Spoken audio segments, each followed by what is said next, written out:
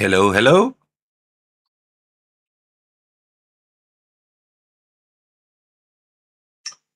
Hello, hello. Good. Everything's working. So, welcome to Six Oscillators, where guitars and synthesizers collide. We're one day late, and I'm gonna, in a very brief moment, explain why. But for many reasons, I decided I'm gonna change a little bit tonight. So, let's first welcome my co-host, Mr. Guitar Fool. How you doing, mate? I'm doing good. Still alive.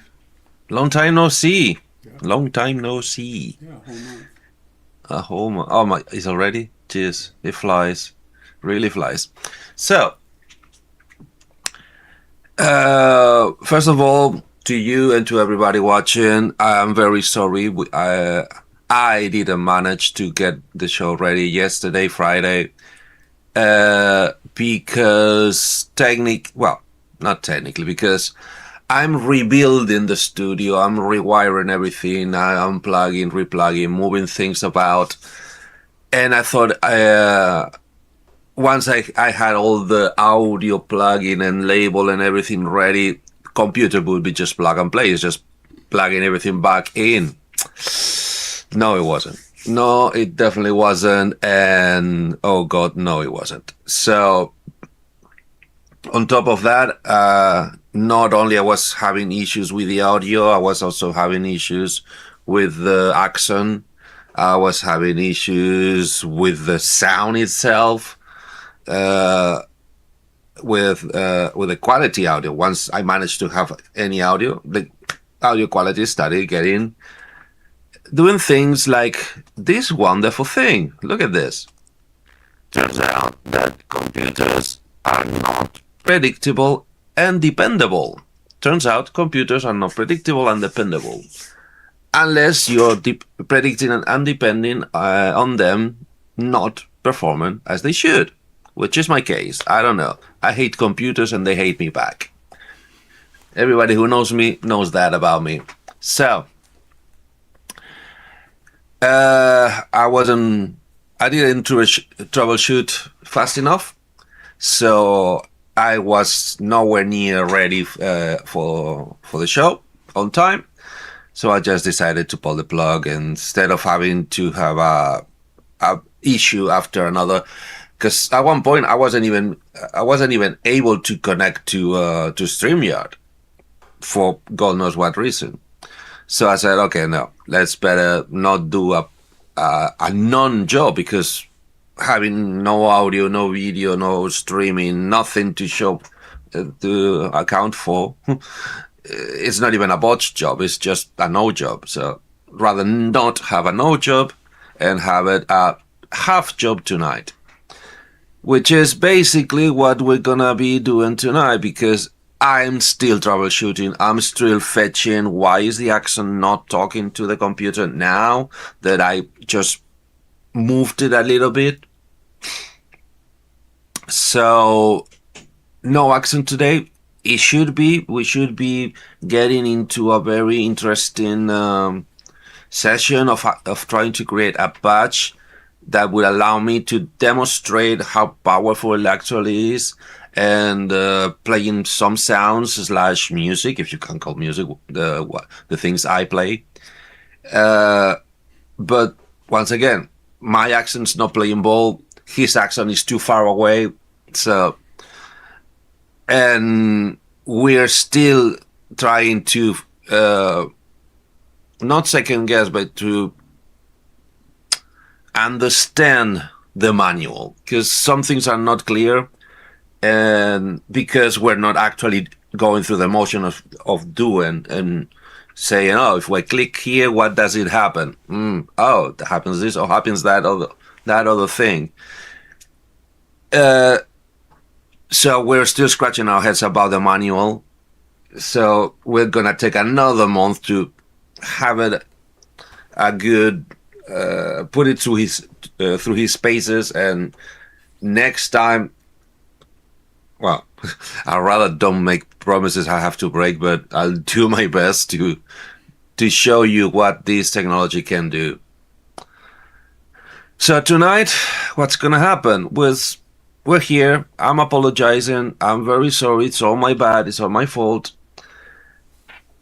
But tonight it's gonna just be the two of us talking about things that we find interesting or things that have happened in this past month. I have a few. I don't know. Do you have anything interesting happen to you in this last month? Because I see a lot of chaos in your studio as well. Well, that's not new.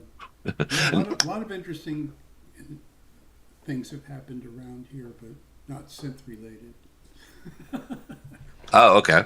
Good. I mean, don't let me pry in your privacy. So anything is personal. Let's leave it alone. No, just. But I'm really curious because I didn't notice first. Now I see two guitar cases in the background. What's that about? Okay, those are, stuff I had to. Well, you know about my hot water heater, but Oh, sorry. No, I didn't. we had to get a new hot water heater, and Oh, that and sucks. I'm down in the basement, and so I had to move a bunch of stuff to clear space for them to get Okay. and move stuff back. But one of those guitar cases was there, I think, but they belong in Yep. the closet that's off camera right there. Okay. Those are It's the second I wasn't familiar with. Yeah, the one that's not quite as tall as the other. I've got two of those. That's for a Martin OM style guitar. Oh, I've nice. got two of them under construction, and the one next to it. What do you mean under construction? Martin made them.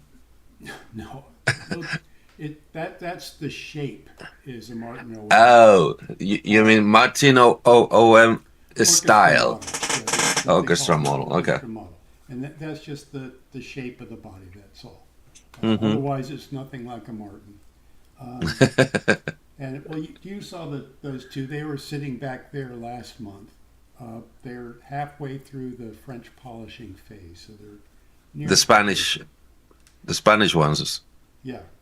Okay. Muñeca and all that. But Mm-hmm. I like the Spanish, terminology of calling it the pad that you rub it with, calling it a muñeca, which supposedly is what ragdoll is what it is. But I like that name better because the French call it a tampon. Oh yeah. Fuck. Well. and the Okay. British- Sorry. And the British call it a rubber. So if you're an American, you can't say either of those names without laughing. So I call it a muñeca. Or which is what the feeling Spaniards- a little awkward in the presence of the opposite sex. Yeah. No, I mean they call it. I believe they call it muñequiña or muñequilla because I think back in war times, the process of making those things with some fluffing inside and rubbing it and making a ball Yeah, that's all it is. as a head was very similar to the process of actually doing children toys. Yeah. So that could be one of the reasons. I'm not sure. Don't quote me on this. That's what I heard, and that's what all the No, I locals know. say. So Me too. I know it's the right name and the translation. Although I'm just thinking it's just hitting me right now. It's called muñeca, but funnily enough, in Spanish, doll, like a baby doll, and wrist uses the same word. Really? Both are muñecas. Oh. So, and I don't know, probably, possibly, who knows by now, the motion of brushing the finish onto the instrument could have a lot to think with a specific wrist movement. Oh, no, it's usually just the whole arm. But I don't know. It's just all. Then I'm just making shit up. I think it's because it's like a doll's head, and That's the one I'm keeping because that's the cute one. So I'm sticking to that. it's not. It's not a funny one. As in, it's not a funny doll, or it's not a funny process. It's not a funny word, funny name, Oh, okay, cool. like the other two, like the British and the French versions. Definitely not those. So, but since we are, please let's put it spend some time in on that subject. That rag doll filled with what do you fill it with? Just with the same rag? Depends Or on who do you talk to. Traditionally, it should be felt or wool, felt or cotton? or well, traditionally what I had heard, back in Uh-huh. the Middle Uh-huh. Ages or whenever they started, it would have been Mm-hmm. felt or wool, Oh, and okay. and the cover would be a fine weave linen, Uh-huh. and it So had to something be very resilient to being rubbed without yes, leaving behind any trace of lint. yeah, Okay. which I found is not really a big deal because you're laying such thin layers of shellac when you're doing it. Mm-hmm. Mm-hmm. When it starts flaking fuzz off of it, it does not Mm-hmm. get embedded in the finish. It just rolls off. Ah, okay. Because so it's that's not a. I don't worry about that too much. Okay. But yeah, that in this country anymore, we don't have fabric stores have gone the way Mm-hmm. of dinosaurs. We don't have them anymore. So getting fine linen Mm-hmm. uh, without synthetic fibers in it, because you're Mm-hmm. using mostly alcohol in the shellac mixture, Okay. which will wreaks havoc if you've got any kind of synthetic fibers in there. Uh, Or coloring tints in the yes, fabric. yes. So, but finding just pure linen fabric is almost Mm-hmm. impossible, and you just have to buy the best uh, or the finest weave of linen bed sheets as you can, Mm-hmm. Okay. and just cut them up, which is what I do. And Oh, they're not.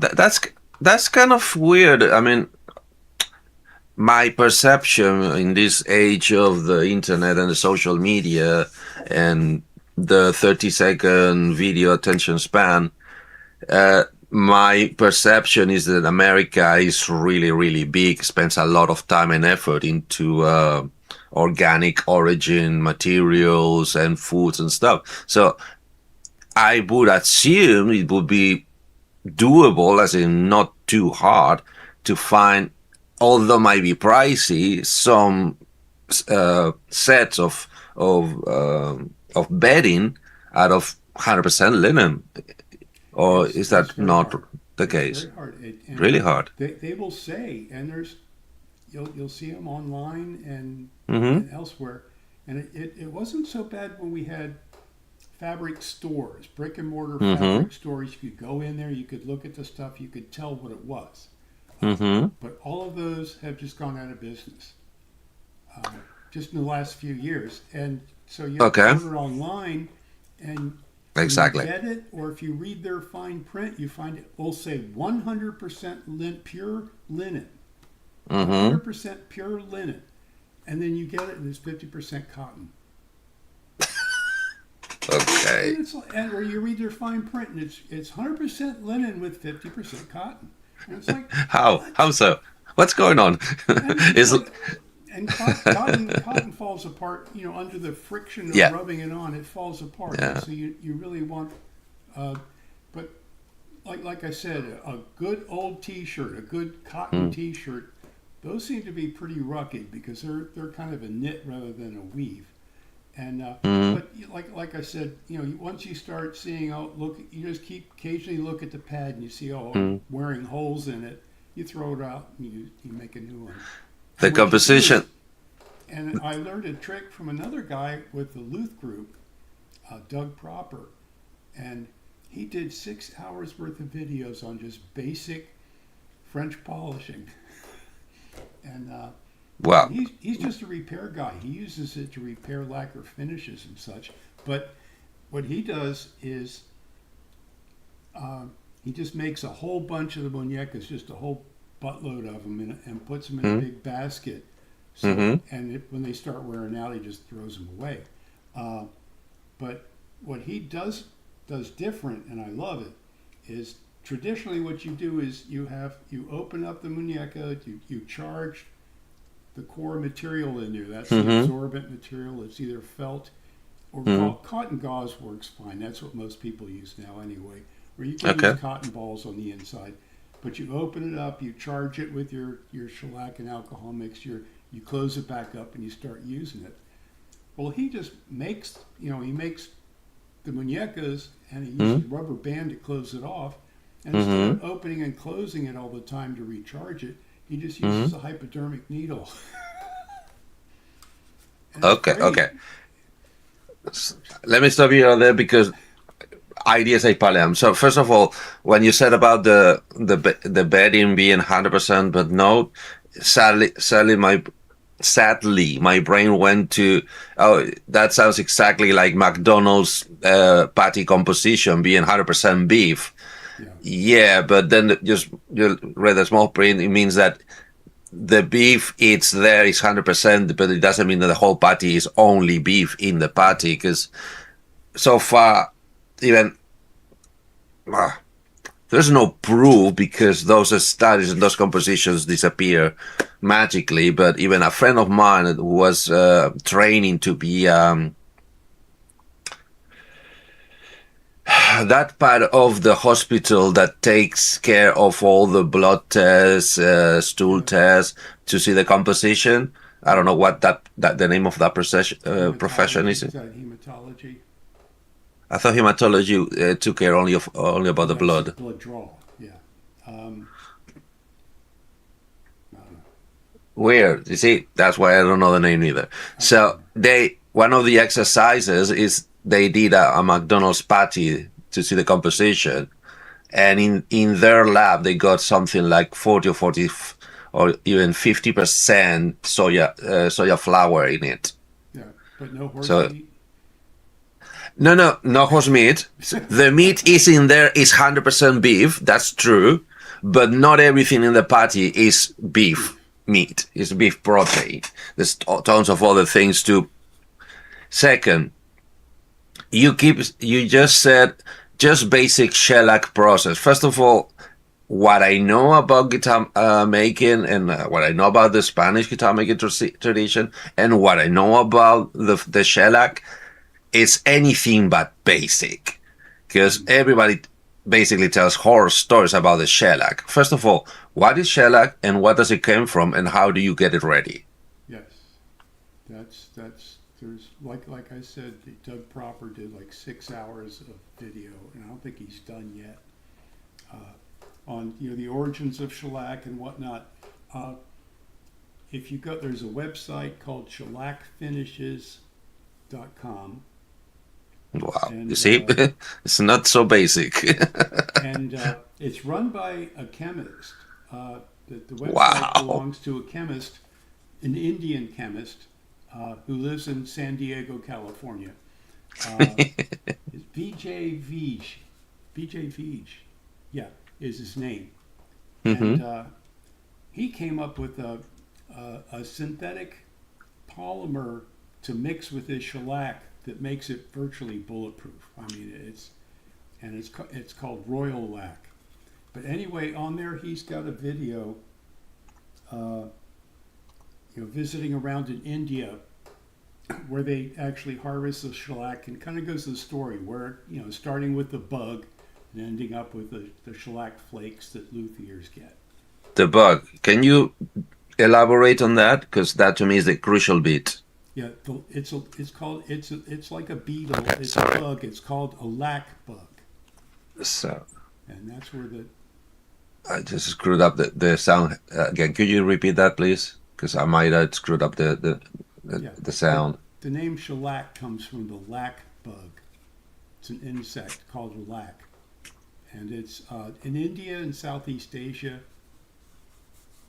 or where they are, and they feed on certain trees, and they in their younger stages Hmm. they excrete the what basically becomes the shellac. So are we talking bug feces? No, it doesn't come out of their butt. It comes out. Okay. It comes You out said of their. It secret. comes out of. It I don't comes know. out of their shell. Uh, Ah. Because And I thought I always thought, I was under the impression that it was made out of the crash bug shells. So you have to well, crash them, no, clean them, dry they actually, them.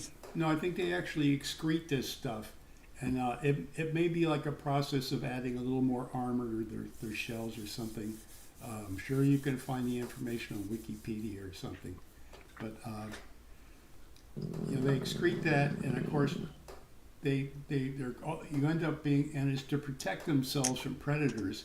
So what you end up with these branches where they've sucked all the sap out of the branch and then excreted all this stuff. You've got these millions of bugs there.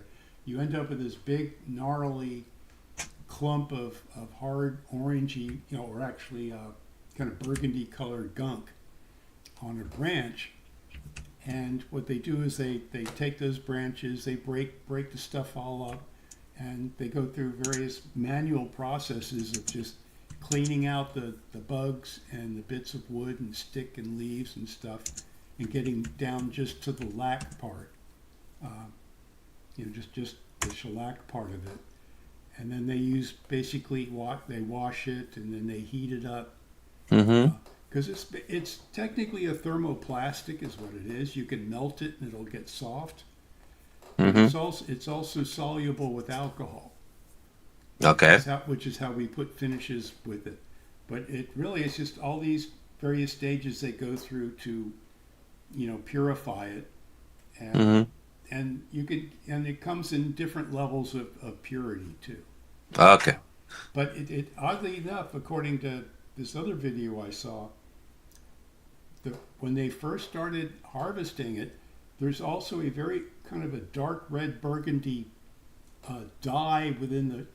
You can separate this dye coloring from Uh-huh. the shellac part of it.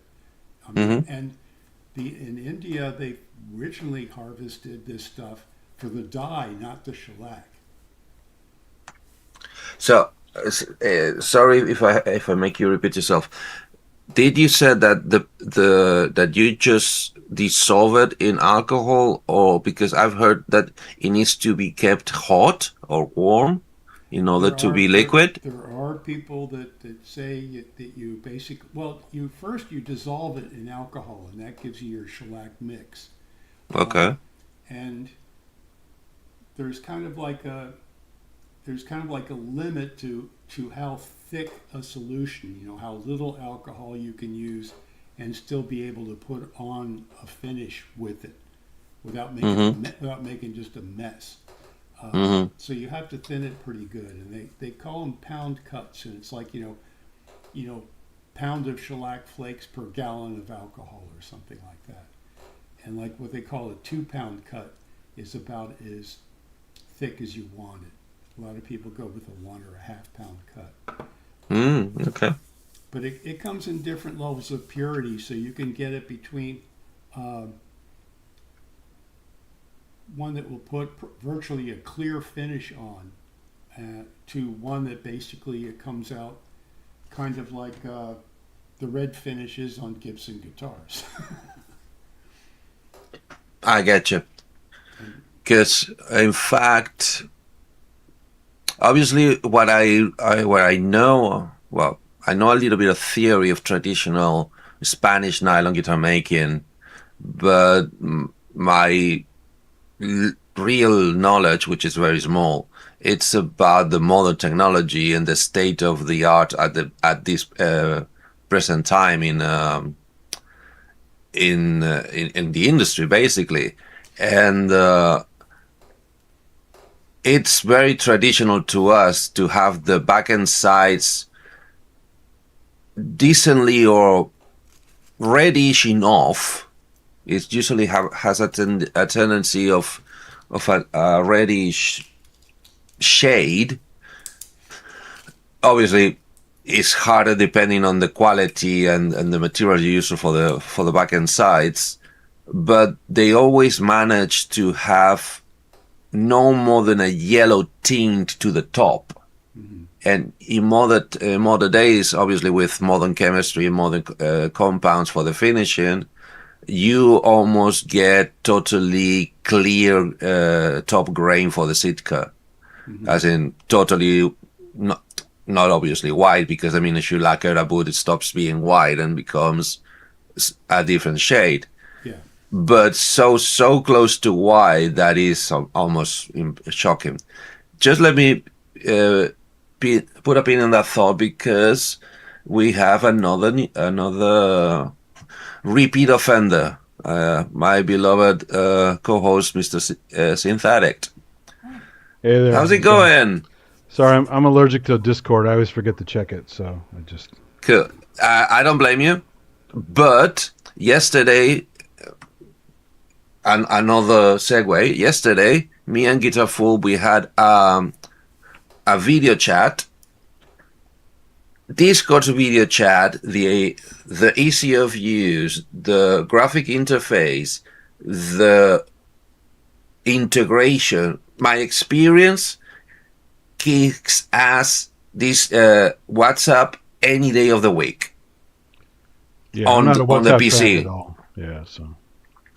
Although I might have to try to convince you to get in WhatsApp, because remember that Meta removed the Messenger app from the desktop. Yeah. So that's why this time I could not send you the link. Well, you can use it in the web browser, though. Messenger still works in the web browser. Yeah, but look what happens if I go to my web browser. I know it's hit or miss. Yeah, with the. Suddenly, my audio gets fucked up. What? Don't You ask turn me into a why. Dalek? What the fuck is that? The whole show goes Dalek. It's kind of a cool effect. You should do the whole show like that. I should. It's all because I need I have to one of those keep. talk boxes that rah, rah, rah, rah, rah, the electrolarynx. I have one of those Play things. your guitar through it, see what it sounds like. I've done it. It's not nice. I was telling Guitar for the beginning, all is because I need to keep a line of sight with the plugin that's processing my the audio of the show, because if I do just little as minimize it, the whole show sound goes fucked up. Wow. So it's you are the IT guy. If you You can could- explain the phenomenon, just let me know. I would say either use a Mac or use an outboard mixer with an audio interface. So- Just say I'm on it. no, but you're I'm still on going it. through. It's your potato that's fucking it up. I'm talking about an outboard mixer. No. I mean, it's not the potato. Now it's the IK multimedia thing. Yeah, but everything's still going through potato, right?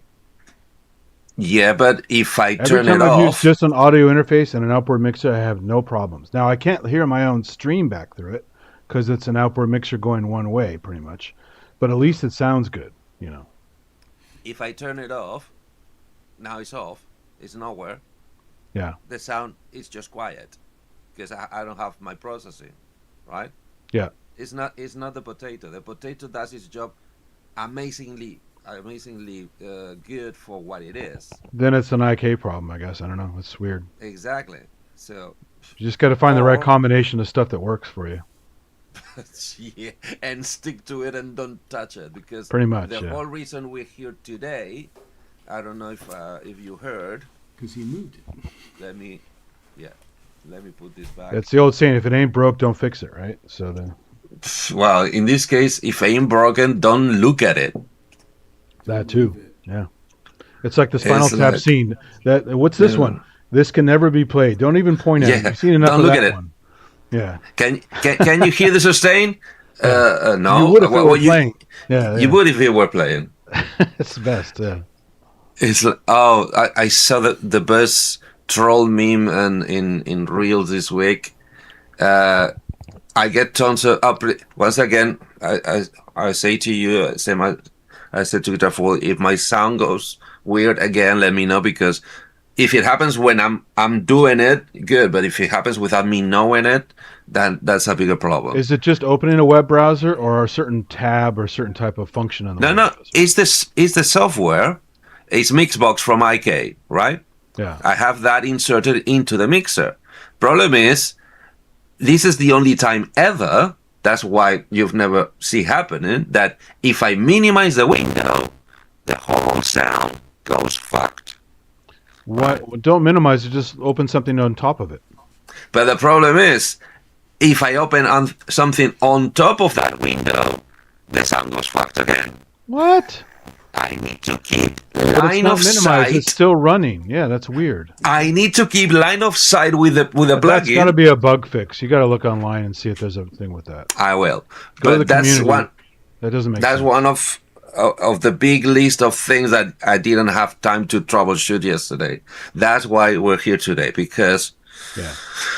I'm rebuilding everything, rewiring everything, trying to make it easier and Yeah, more but you know what happens every time Ken spacious. Spong does that? His whole studio fucks up. So don't do that. Now you tell me. Now you tell me. Well, you should have Oh learned. my Ken God. does it all the time, and every time he does it, it's all messed up. Is it still having that? No, but I mean, that- every time he does it, Yeah. it takes a while to get it back to normal because you're going to reveal other flaws in your system, and it's just Yeah, full of me. I thought that 2 days and a half would be enough to troubleshoot everything. no. No, it wasn't. That's why you got to have less layers, have less stuff to go through. That's what I'm trying to minimize and simplify and make it more streamlined everything, but I didn't have the required time because I had all the hardware going. Now the hardware is all going. It's going with the computer that it poof blew it up. So Yeah. shellac made out of bugs to cover Yes. guitars. Yeah, it's from they're not beetles. It's a true bug from the order Hemiptera. So they're Oh. the bugs that have the little triangle back on them. It's called a scutellum. That's how you know it's a true bug and not a beetle. And Uh-huh. they're pretty cool bugs. But I think they got carmine red from them also. Is that right? Yeah, that's actually we were talking about that just before you showed up. Yeah. That originally they think that it was originally harvested just for the pigment for the dye, Yeah. and Yeah. not for the actual shellac. And carmine red is common in chemistry. It's used for and also in microbiology for staining stuff. So, Yeah. but yeah, it's cool stuff. We use shellac in woodshop. I did woodshop in high school. They And then use there's it- lacquer. There's Japanese lacquer, which is like the lacquer tree, which is like also called Japanese wax. And there's another kind of lacquer. There's all this kind of weird shit out there. It's been around forever. Shellac is used, I think, probably more so than wood finishing. It's used in the food industry. Yeah, for sure. That's a coating on M&Ms. Yeah, because it's obviously food safe, right? Because it's Yeah, it's food. You're joking. No, I'm not joking. It's Yeah. food safe. food safe. It comes from a bug. You can eat it. Yeah. So is the rabies. Yeah, but It comes from animals. But the covering on hard candy, when you see a shiny apple in a grocery store in a market, I always heard it was wax. No, it's shellac that they. You can Same feel thing. it's kind of sticky at times. Yeah, there's a little stickiness to it. Yeah, when it gets warm. Yeah. Yeah. Or alcohol. Expose it to alcohol. Crazy. So crazy. So basically, all my guitars are food safe. there you go. You can lick them anytime you want. Yeah. What's When they say the hot bug licks, you're actually licking the guitar while you're playing. I mean, So- even the the blues they use, everything. I was trying to make the joke. Don't tell those bugs that eat wood. What's the termites? Termites, Don't tell the termites that your guitars are food safe. No, you need to take them. No, they're poisonous. Don't go around. They're Yeah, poisonous. but see, the cool thing is the termites need the microorganisms in their gut to do that. They actually can't digest cellulose. So without see, there's little You microorganisms that live inside the termites, like trichonympha and some other things. And if they don't digest cellulose, termites starve.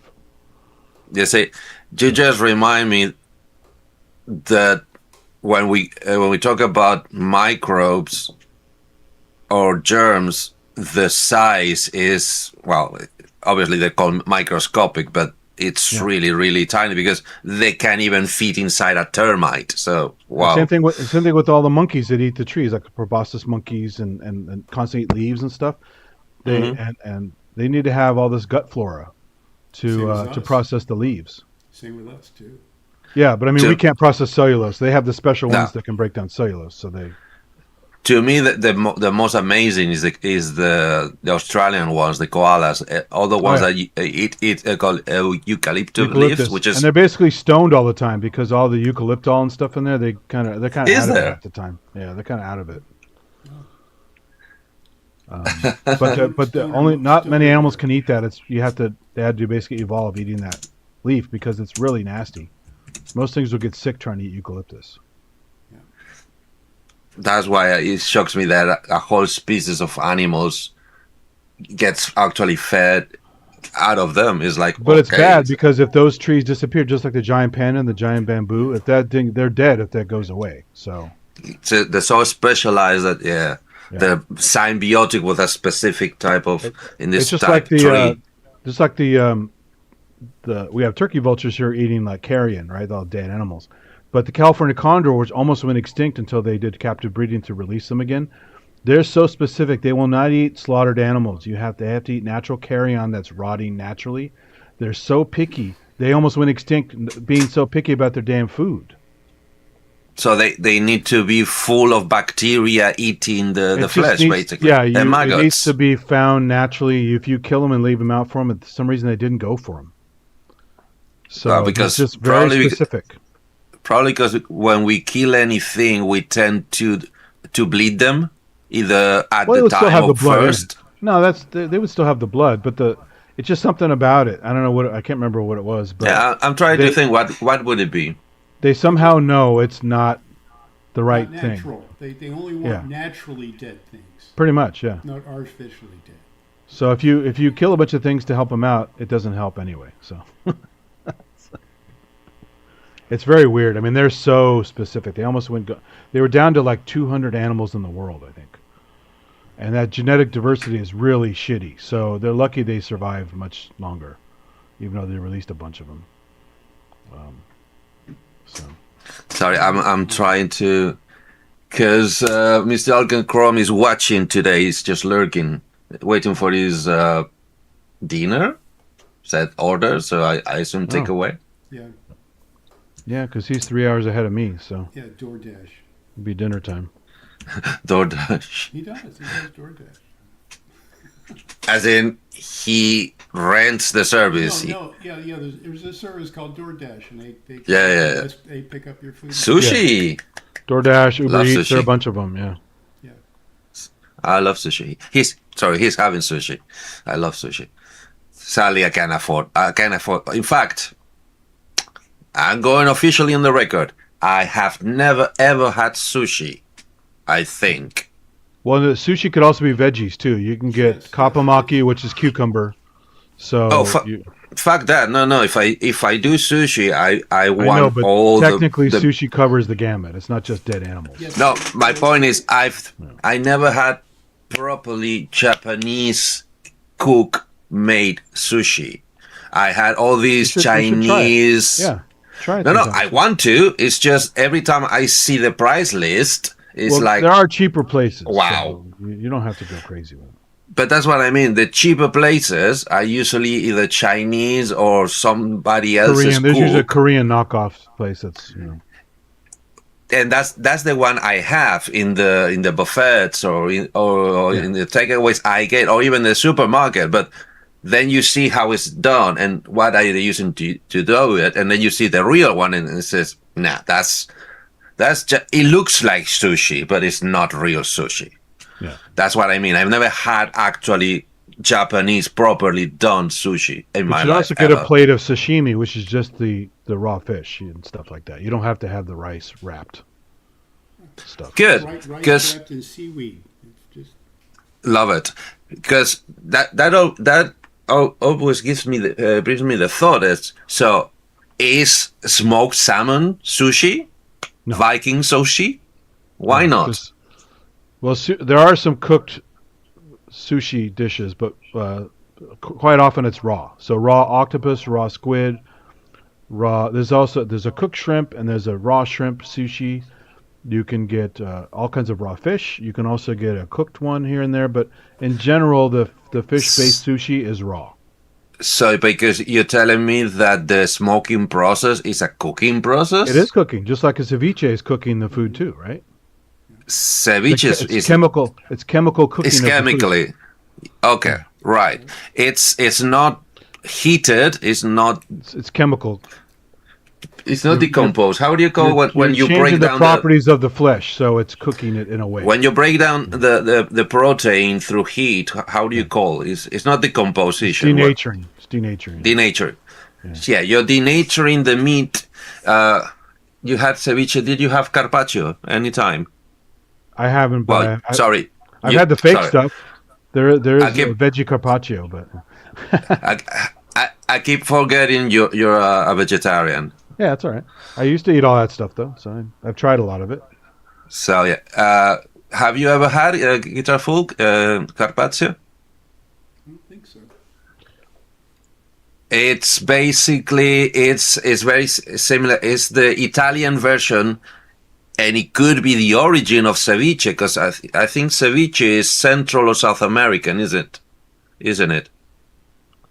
I thought carpaccio was like another version of like Serrano ham stuff. No, because Serrano ham is just dry cured. Yeah, It's seasoned on salt. It's drenched in salt and then just dry cured. okay. Carpaccio, it's chemically denatured Okay. through, I think it's lemon juice and possibly vinegar. Don't quote me on that. Okay. It's very faint, but it's Like ceviche, basically yeah. is veal. Is it a veal or beef?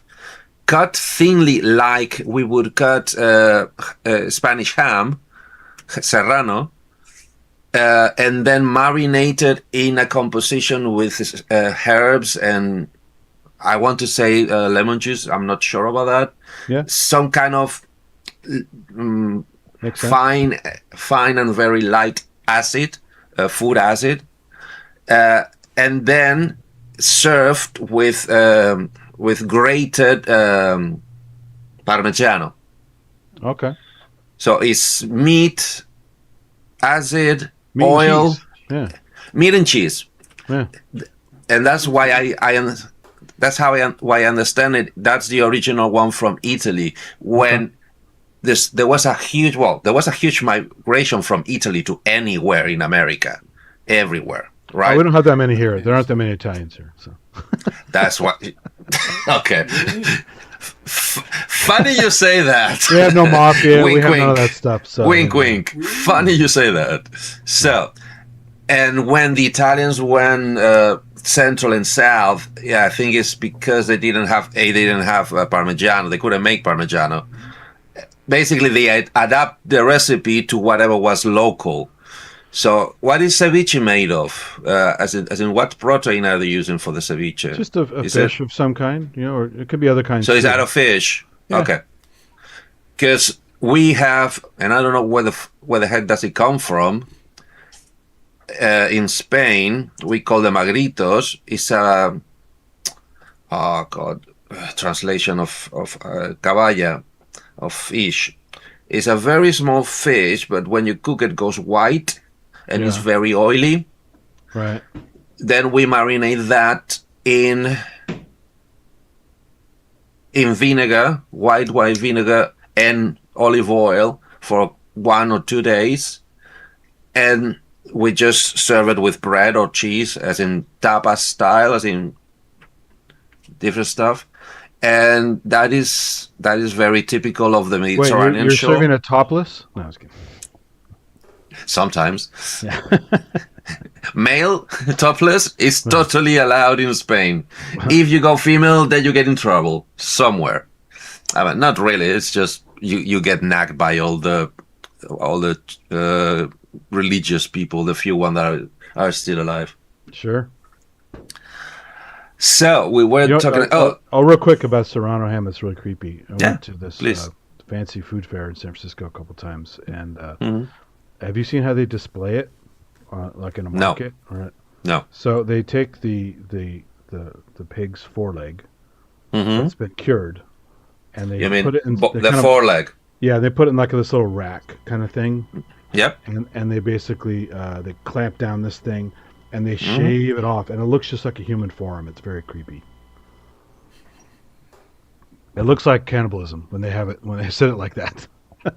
Maybe it is. What do you mean? Well, structurally, our limbs look the same, right? With the Yes. skin off. So it Yes. looks like cannibalism when they serve it. Well, So, first- from what I've heard, it tastes the same. Probably similar, yeah.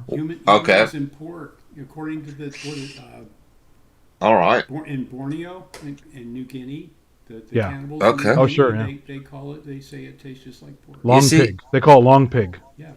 Yeah. You see, I think that's one of the questions in life I'll be happy to die without knowing the answer. Soil and green. But so first of all, let's just start jokingly nagging the Americans with the original thing. Traditionally or mainly, it's meant to be the back leg. Spanish ham is mainly back legs, never the front one. Mostly because it's a waste. It's too much work for too little meat. Right? Oops, what was that? Don't ask. Tantrum time. I saw Do you need something to? White blew by. I don't know whose Do you want? screen it Do you need to take a break? No, I'm all right. Keep Okay. going. So, Nothing to It's see. meant Move to- along. So all right. So it's meant to be the back leg, the leg, and that makes more sense because there's more stuff to it. Exactly. But since you need to make since that is how to put it, for certain places in the world that they don't use the rest of the pork the way we use the rest of the pork, including the front leg, they can make more money out of preparing the front legs the same way that you prepare the back leg. So the taste is almost the same, although the salt sinks in deeper, so it's a little more salty.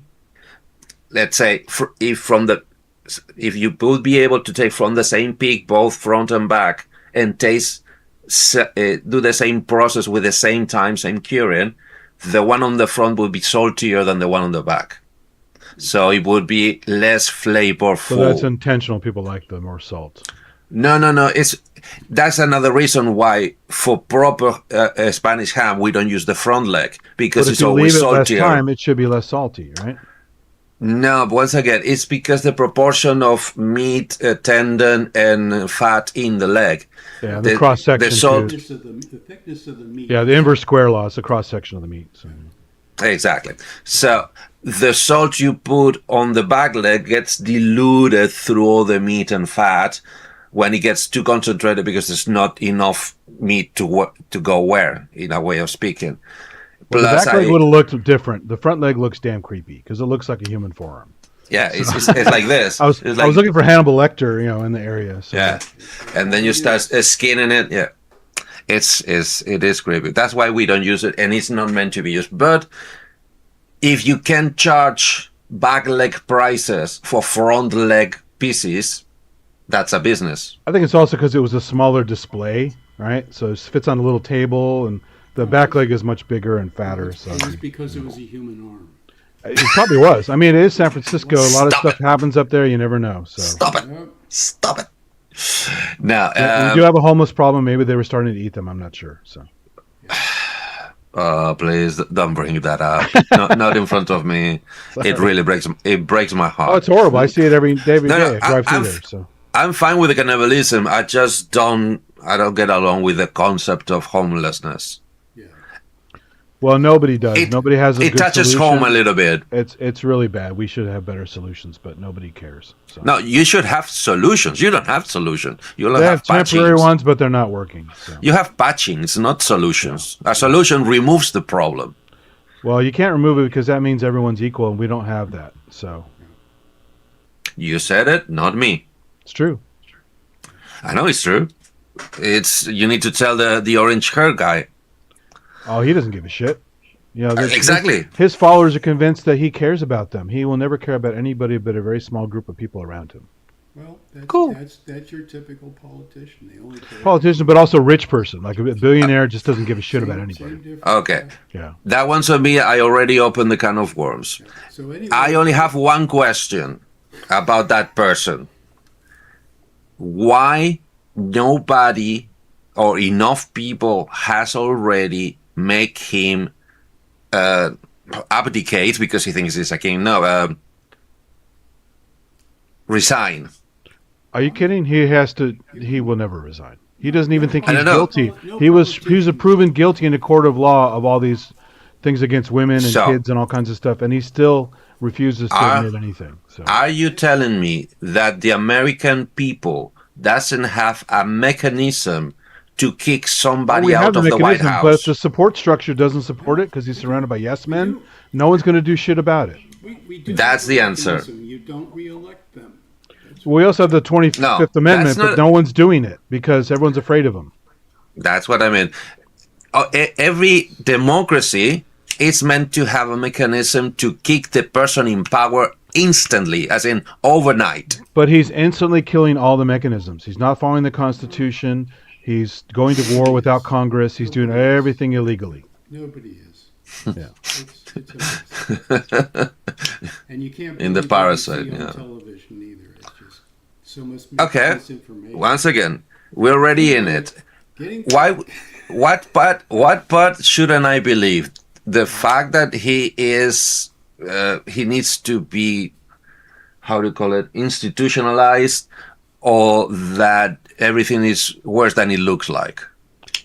Oh, he's clearly medically unsound, mentally and physically. I mean, you can see their evidence left and right, but they're covering it up very well. Anytime you say I've taken a cognitive test 3 times and slam dunked it, you have a problem because it's only supposed to be taken once, and it's not a tough test. It's just to prove you're not insane or completely senile, and you don't brag about it saying you aced it. That's how bad he is. Yeah. Yeah, that on top of everything, I get it. It's not But an yeah. SAT test. It's not an MCAT. It's do you have a heartbeat? Does your brain function? Can you tell different animals apart? And do you know what year it is and what country you're in? That's kind of what it is. Yeah. Wow.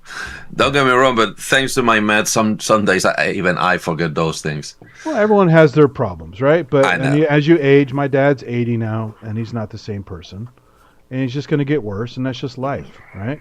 Yeah. But you don't put an 80-year-old in charge of the country. I don't care who it is. Good, you said so. Once again, my life at the moment is everything basically through reels. That's my window to the world, because I choose so, basically. And I love one reel I saw about a lady making the point that airplane pilot, a commercial pilot, is forced to retire, I think, by the time he's 65. Air controller is forced to retire. We're talking about United States. Forced to retire by the time he's 50 or 55. Surgeons get inspected mentally every year the minute they go beyond 65. Why do you allow a 70-plus-year-old guy to control the world? With his finger over the button, right? Well, there's a good With reason- lots of there's a good vendettas. reason for that is because the people are elected officials in our federal government. Congress is actually worse about it than the executive branch. They're the ones that make their rules. Yeah. They're the ones And the ones that break they're them. The ones that govern themselves, and there's no solution to it because the only way it's going to change is if they change it. And why would they do that? Yeah, you have to get rid of the congressional people that are problems, You which have is to. always hard. Which is all of them. Well, I mean, there are some that are moderates, some that can be. No, they're all sociopaths. If They are because whoever wants to be in that position probably shouldn't be in that position. That's an Right. old saying. we But should it's- have a draft, for but- it. but the And You problem said is- it, not me. But the problem is the system is set up that way. It's never going to be totally proper. There is a mechanism to fix that. It's called declaring a constitutional Congress, where you say, okay, we're going to sit down, we're going to rewrite a new constitution, we're starting over from scratch. And The problem that's is- never going to happen. Exactly, because that would imply that you have to wipe everybody in their seats and replace them with different people. I don't think you have enough people that is even capable of filling those seats. Well, we don't have people capable of filling the seats we got now. Exactly. So think about replacing them all at the same time. Well, you wouldn't have to. You would basically, they would. But anyway, You're muted. We lost. Synthetic, you're muted. Oh, sorry. I was just saying it's you have maniacs who are too old, who are self-serving, who have other issues, other things pulling at their strings. It's really bad. You know, it's. I know. We can see even we from the outside, we can see it. So I mean, the whole thing with the know. war. I mean, Netanyahu basically convinced Trump to go to war. It's so silly. Yeah. He wants to be appeased. He wants to be whatever, and he was basically convinced to do it because he thought he would get credit for it. Well, peace And look in how the well Middle that's East. going. So. Peace in the Middle East. Every other president. Well, I'm going to establish peace Yeah. in the Middle East. I'll be famous. An impossible solution. They want to knock it out over a weekend. Right? Well, you can do it with news. Can I make a little joke to lighten the mood? Yeah, please. And sadly, it's a political joke. It's a joke to me. You probably won't understand. The reason why I hate the most this person Netanyahu is because he made me lose my favorite metal band. Because he signed the bomb before they dropped it, right? Yep. Because So in my protest, favorite you have to take those out of your lower lip there. So. theoretically, but I have a loophole. He removed them 3 years before, so I don't have to, because I'm not copying him anymore. So my favorite metal band is Disturbed. The lead singer for Disturbed is a Jewish gentleman by the name of David Draymond, and he has family in Israel. So he's obviously a diehard defendant of Netanyahu. A hard on too. Netanyahu's He's got a hard on for it. So. sometimes of his regime and the war against hate, because obviously he has a lot of meat in that pot. And in a way, I understand him, and it's Yeah, but probably it's not what just having family there. It's basically going against, again, no empathy, right? Just because they're different than you can't just have like even if it's a small genocide, you can't have any kind of genocide and say, oh, I care about people, when they're basically the same. And people want to get mad about this kind of stuff, but Arabs and Jews are genetically the same people. They just broke off artificially into different religions. Yeah.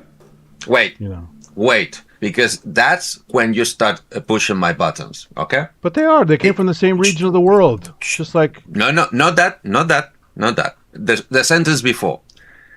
And this is, okay, we're going to get canceled tonight, okay? So Whatever, but I'm just saying, all stops are off. anthropologically, I'm right. And I'd be, let's get into that subject second.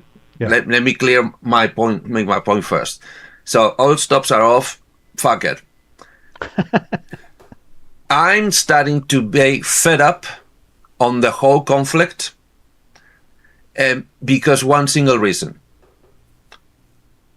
You talk about the war between Israel and the Gaza people and the other people, and the Palestinians. But the minute you say something, it doesn't play well with the Israeli people, they became the Jewish nation. Yeah. When they are confessing or talking about their own war crimes, they're just the Jewish people. But when they get attacked, they're the Jewish nation. So stop fucking around. Make up your fucking mind. Are we arguing with a nation and a country, or are we arguing with a religion? Well, make up your fucking mind. You can't have it both ways. Not to say it's either or. You can't use the never again speech about Nazi Germany and then treat other people just like the Nazis did. It doesn't that on make top sense. of everything. Yeah, because the Nazi thing was against the Jewish nation. Right. But it's the Israeli nationals and military who are killing Palestinian nationals and military who never claim themselves to be, you're killing the Islam. Why is Israel the only country in history that suddenly has a duality? The at the same time are the Holy Ghost and Adam and Eve. They're flesh and blood, and they're saint, and they're sacred. And if you want to make it Why? even crazier, you have the Haile Selassie and the Rastafarians making quotes back to Israel, even though it's Ethiopia. It's just totally crazy as well. Well, that's, Yeah, but that's a little joke aside. But you see my conflict. It's like, okay, the conflict is Palestinians versus Israelites. Okay, why do you put? Yes, we know that because it grants you the favor of so many nations around the world, allies and funding and weapons, you need to be the Jewish nation. But that's not the conflict. The Jewish nation is not going down to Palestine to kill back the children that the Palestinians killed before. Or at least that's what you claim. Make up your fucking mind. Are we talking about a holy war, or are we talking a territorial war? the jihad.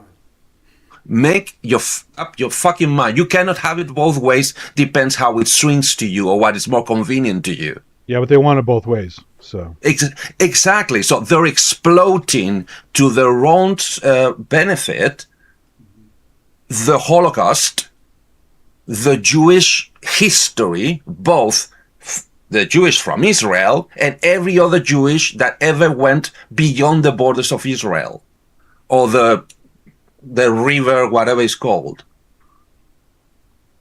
Sorry, no. well, that's why I love when a Jewish person who's actually a practicing Jew from the U.S. says something against them. They're suddenly anti-Semitic. I'm like, excuse me.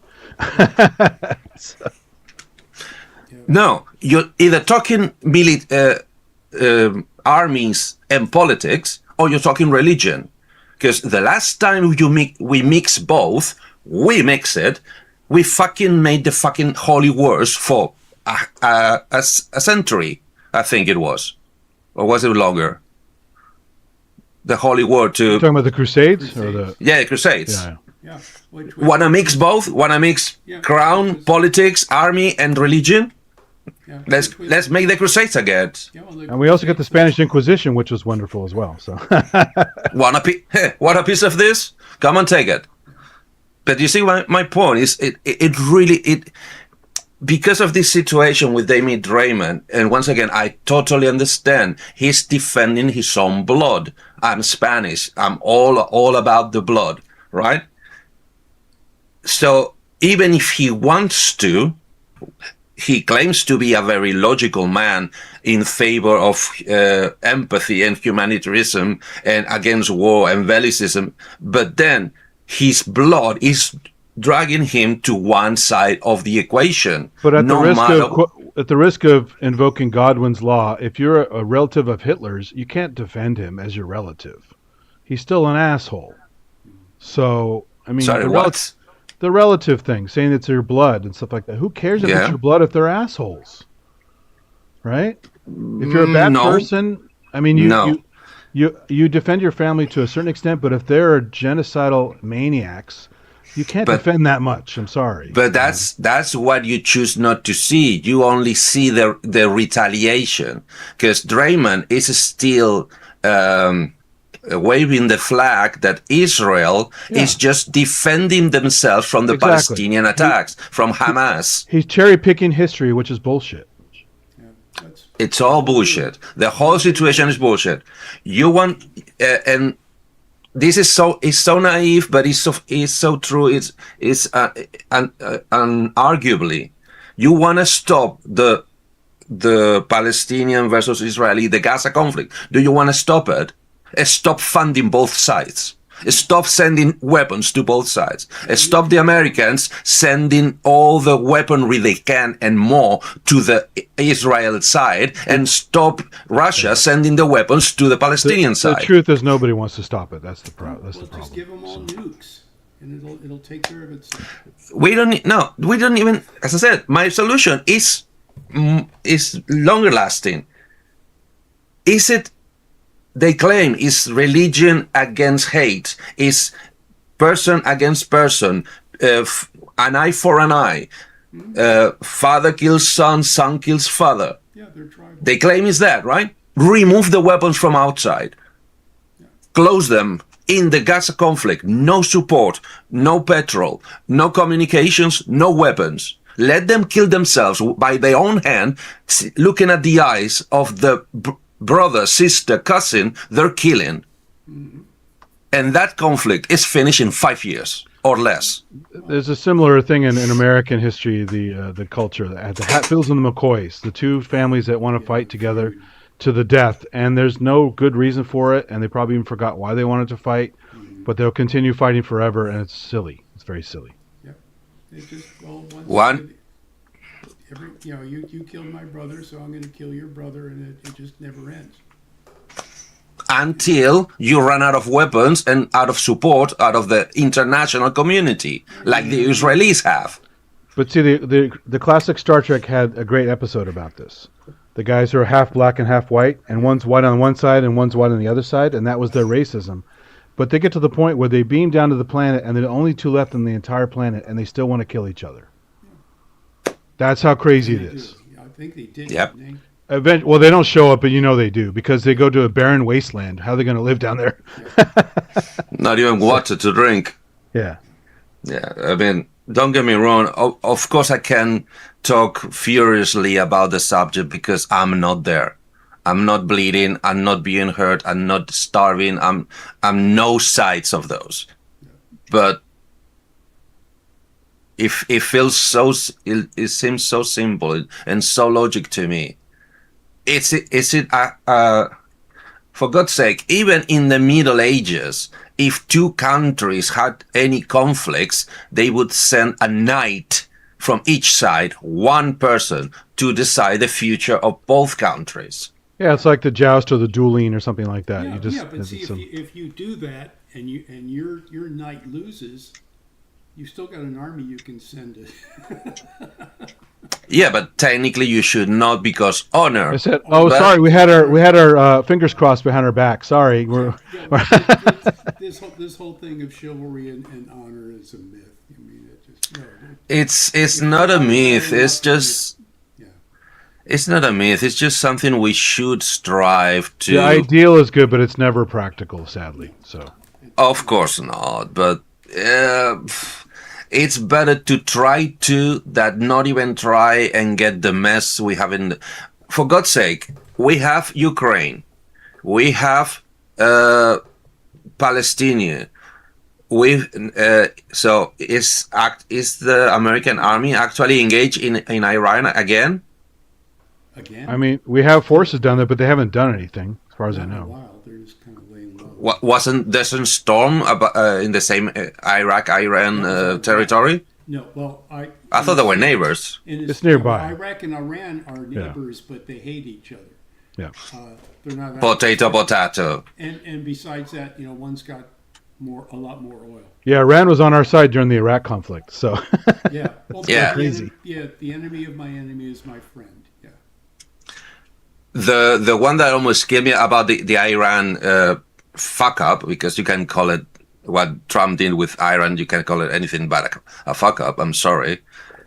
Is not only that they're cutting the provision of oil to half of the world, which we're gonna pay dearly any minute now. It's also that they control the internet, because the main cable connecting all the continents goes through their strait. And they're already threatened that if they don't stop being hostilized, they're gonna go and cut the cable. although thank goodness a good portion of it is satellite based now, so it's not fully cut. That's what you think. No, it is. I mean, It is. yeah, that's what Starlink is, right? Yeah. So Well, that Starlink is kind of, but no, it's there's so many cables and so many satellite links. It's not funny. It would be very difficult. Now, basically, a nuclear explosion in orbit that would really cause a lot of damage, and the Chinese have experimented with that. Yeah. They Talking about they set off a nuke in orbit. fuck. Well, they have. I How, mean, how they far? did that in Escape from L.A. The silly No, sequel to no, I'm Escape from New talking York about with for the real. EMPs, global EMPs, and just make everything go back to the old days. We fry all Yes, electronics in the world. China's got that capability, and they demonstrated it. I mean, we could do it They too, but Yes, that was yeah. about 5 years ago, and the press was quiet about it, and yeah. nobody in Congress said a word. Another to me shocking news about satellites. Have you get the wind of that? The last rocket attempt. Well, it wasn't an attempt, a Oh, the launch one that in a blew up on the tent. pad? That one. Did you see that one? No, that was, but apparently it was spectacular. Yeah. No, it was. Rockets when they're testing the engines the day before the launching, they make a, I think they call it a burnout trial or something. Yeah. So the rockets actually bolt down, so it's Yeah. affixed to the ground.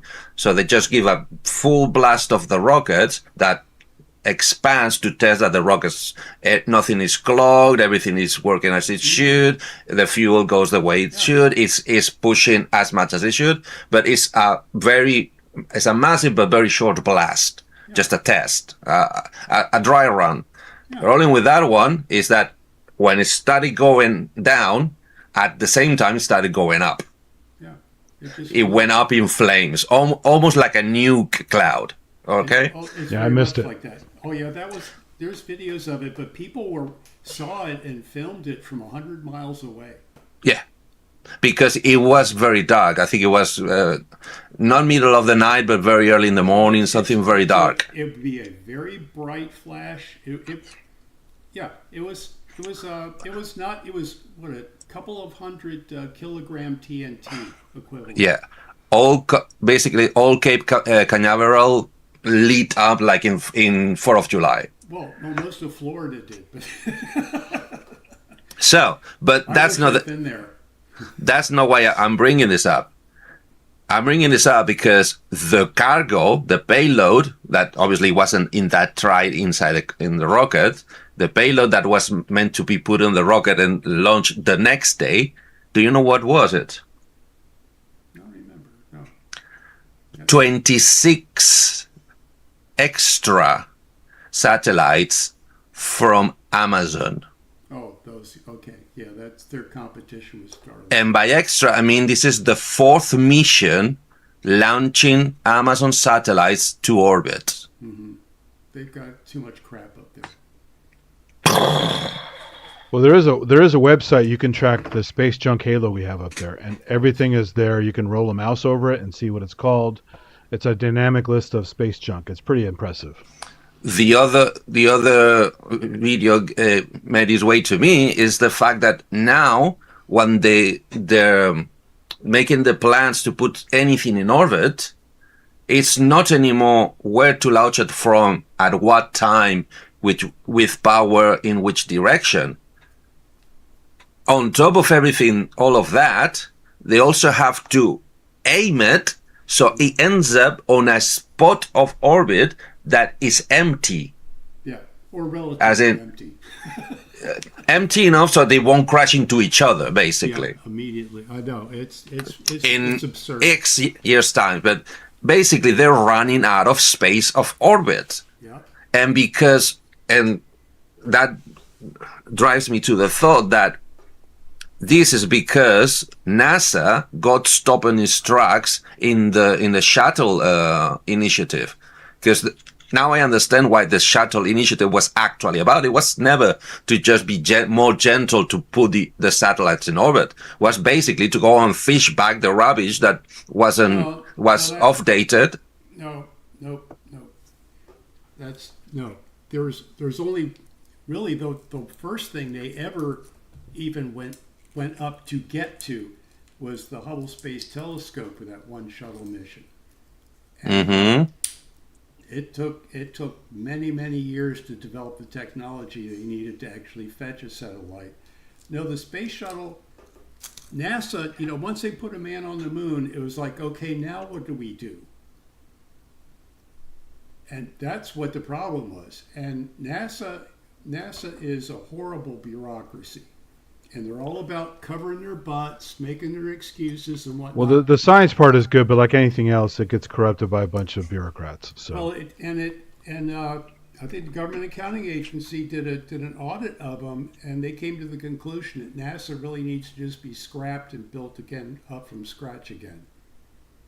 but you don't want SpaceX taking over all that shit because I don't trust those guys either, especially with the guy in charge. He's a piece of garbage. Well, my main complaint about SpaceX, as far as the technology, I mean, they make NASA look like a bunch of idiots. But that really it's the But not leadership. JPL though. JPL was really on the top of their game. So I don't. They're not. They're getting kind of bureaucratic too. But the problem with SpaceX Is the way. the whole the idea, the concept of Starlink. Okay, satellite high speed internet for the masses and the poor. Okay, that's a great idea, but the number of satellites they put up there is just outrageous. I track them on my It's astronomy obscene. app. It's really crazy, and they cause a lot obscene. of problems for Well, photographers.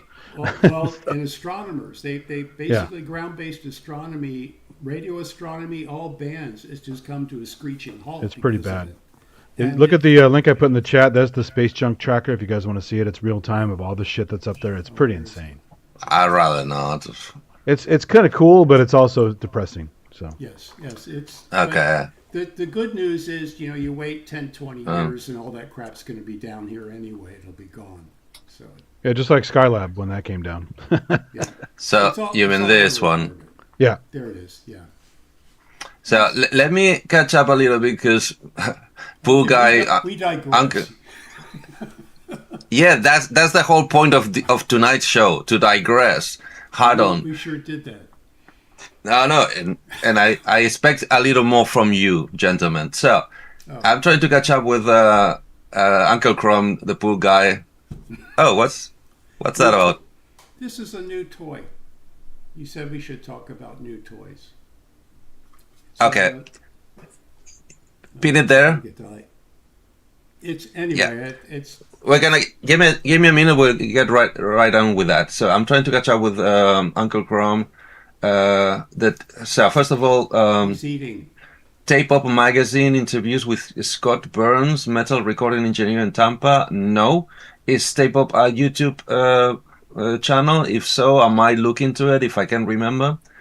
Have you heard of Morrison's studio for 90s metal bands? No. Another one that flew out of my radar. Let's not forget Tales of the Start. Oh, let me just remove this.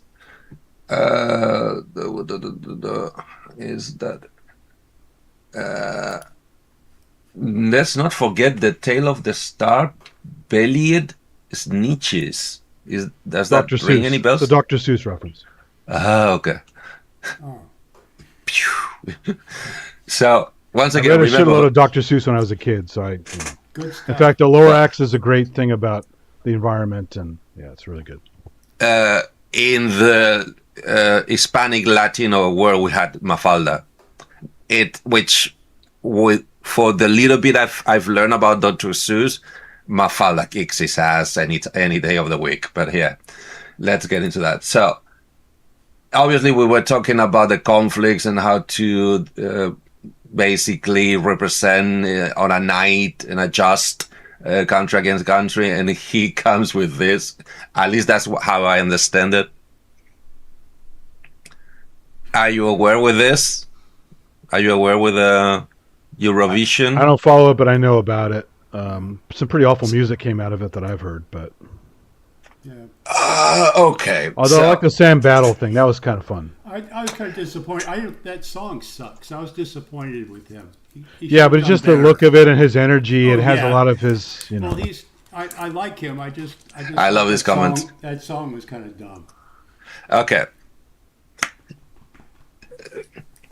Sorry, you kind of push me because I want to. It's my show. So it.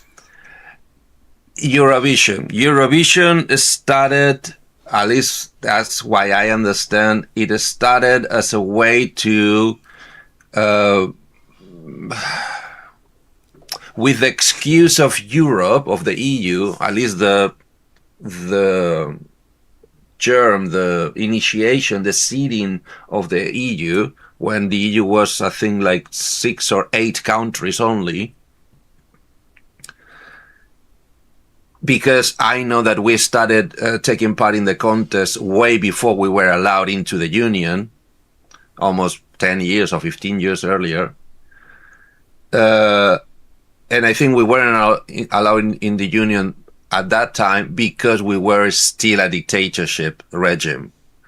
So one of the conditions for us to join the system was that we had to become a democracy. And that's what happened in the 80s. We had to wait until Franco died, blah, blah, blah, blah. History, That's okay. history, We're going to take history. your place for that, though. We're getting a dictatorship very soon here, so just wait. You might enjoy it. It has its ups and downs. So, but as a means to start creating the concept of Europe, because remember that Europe is the original brother kills brother. Each country hated the guts out of the next border country, and sometimes, and they still do somehow, and they would kill each other at the minimal excuse just for, I don't know, land to plow, basically. So to create the concept of Europe and the common market, and let's now all be friends, one sign of friendship, one olive branch in the mouth of the is it a pigeon or is it a dove? The dove with the olive branch. I think it's a dove. Dove. It's a white dove of peace. Yeah. Exactly. So it was the contest. So what is the opposite of war? Music.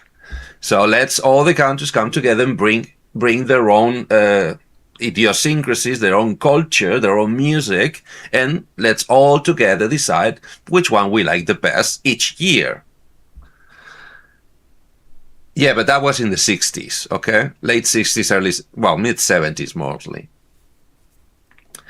The thing has degenerated so much that by the late 80s, it already started stinking like a political maneuver, right? All about the politics. And by now, including the Sam Battle inclusion, it's nothing but a popularity contest amongst friends and or foes. The fact that in later years they decided to include, let participate Israel or Australia, it's befuddling because the whole point of Eurovision is in the freaking name. You need to be in Europe, or at least touching Europe somehow, right? But it's meant to be for the common market, the EU zone, the Eurozone. So Israel, why? Turkey, why? Because but after Brexit, why can you guys still compete in Eurovision? For the same reason that Australia can, because I'm pretty sure that they accepted Australia as a deference to the Commonwealth. What about Canada? Well, are they participating as well? No, but they were part of the Commonwealth at one point, right? Part of the British yeah, but they're Americans. They don't count. we were part of the British Empire once too. Yeah, but you made your own war to get away from. But not the we Commonwealth, changed our right? minds. That was later, I thought. What do you mean? Much later. Yeah. Yeah. Yeah. It was the British Empire. Yeah. Yeah, exactly. So I'm not sure, but I wouldn't be surprised if India would be participating, and they might. Well, then that means we can, then, right? If India. Why? You're not British adjacent. You're not Europe adjacent. We're not a colony, at least we're not anymore. So. Well, no. Canada still had the Queen on its money who lived there. Yes, I know. Yes, we know. So, basically, but the problem is, at the same time that the winners became a political act, so you kind of knew who would be in the top 10 just before the contest because of the political situation. Go figure. 1 year after the conflict started, Ukraine won Eurovision. Go figure. Okay? So, but then because of that, because the music took a second place to the winners, every country is starting to go a little wilder in their musical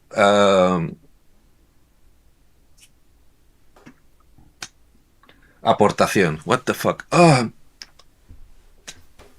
In the musical offering. And this is, sadly, this is not that I have anything against it, but sometimes it rubs me the wrong way that at one point it started becoming a gay parade. Another opportunity for the community to have their saying and their ways. And it was kind of a competition to show who country is more inclusive in a way of speaking, right?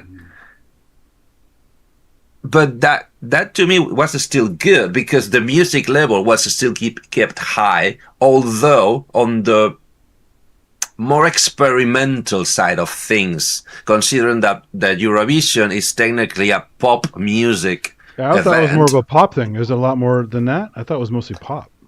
Yeah, until I think it was 11 or 12 years ago, Lordi, a Swedish heavy metal band with mask and latex a la War, won the festival with a not really heavy metal song, but a harder rock type of song than anything ever before. Well, if you look like Gwar, you got to give it to him because everyone loves Gwar, right? So I mean, don't it's get like me Jim wrong. Henson mixed with metal, right? So No, yeah.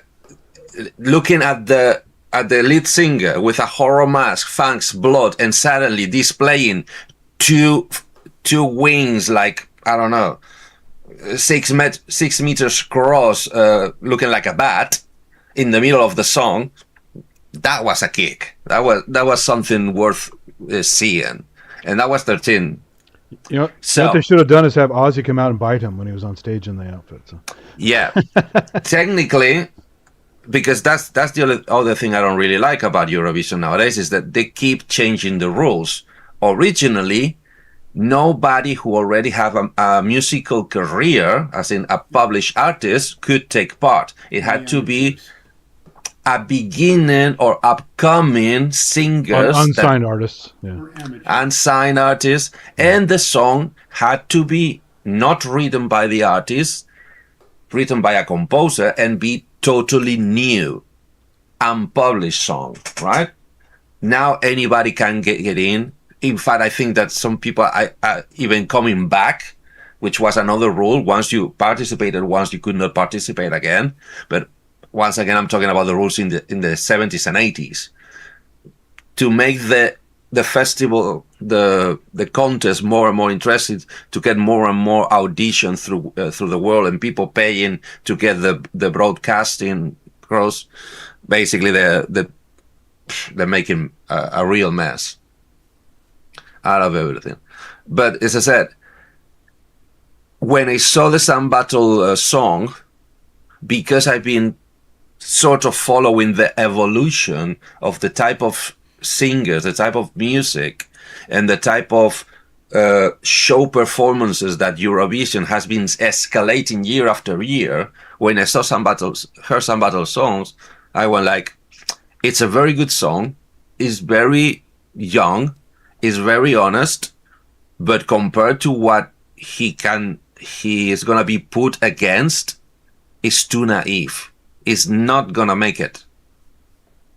And when I saw people like Robbie Puricelli from PSN, ProSynth Network, hoping and wishing that he's gonna do alright because the song is very good and the music, and I could say, dude, it's like you're not aware that the contest is not about the songs anymore. The music is totally irrelevant. It's just an excuse. The winners are always politically addressed by whoever and whatever socio-political situation is ruling the world. But also the fact that, for instance, this year, not that we had any chance to win anyway, but this year, and I learned. Luckily, I learned of that 1 or 2 weeks before the event. Spain decided to boycott the event because of the Israeli participation. Not only probably because we don't really see eye to eye with the Israelites, as in Spain, Israel, the governments, or the countries even, but also because Israel has been having tons of personal conflicts in the contest in previous years, to the point that there's voices going around saying that the Israeli participants have been bullying other participants from other countries, sometimes to the point of xenophobia. So they hadn't been playing nice with the rest. So that was a fact. But then with the new Gaza conflict, the new extent, I'm not really sure what was the official reason why we decided to boycott it. But our contestant didn't appear, didn't show up, didn't perform. Even after we presented the song. So by the time, because you have to present the song like something like a year in advance or a lot of months in advance, and you Really? usually That far in do. advance? I didn't know that. Yeah. Wow. Basically, Eurovision, in some levels, is preparing itself 2 or 3 years in advance, right? The only thing that needs to happen in a year, I think it's a year, yes, is the logistics, because it's not until the end of the contest that you know who is going to be the host the next year, which country.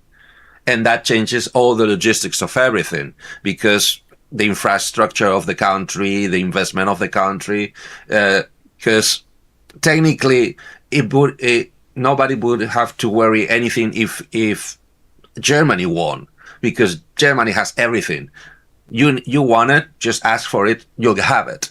But for instance, when Ukraine won, everybody was, yeah, but we're not gonna make the contest in Ukraine.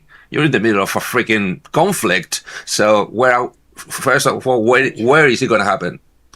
Yeah, but you get a free light show if you're in the Ukraine. That's already going on. So yeah, but sadly, the light shows in the Eurovision room are greater than anything that the Russians can put out. Trust me. No, it's really bonkers. I mean, have you seen?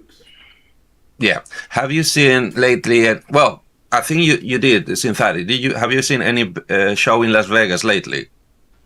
Oh, not for a while, but just walking around there, the shows are great. I mean, you have the dancing waters at the Bellagio and all kinds of shit going on. And is it Las Vegas, the one with the ball? The Sphere, yeah, I've been there, yeah. Okay, think about that quality of LED show image and show in a room with capacity with 1 or 2,000 people. I doubt it's that good though, because they actually are bankrupt practically because it was so expensive to do that. So the Eurovision contest I think is moving more than 2 billion euros every session. It's a lot of money movement. Because they're supposed to open a second Sphere at some point, but I don't know what happened with that. But they're ready to close. I heard they're losing so much money. They're hurting big time with the Sphere. Mm-hmm. So it's a cool show, but the problem is when you do flyovers of stuff of nature and like drone shots and stuff like that.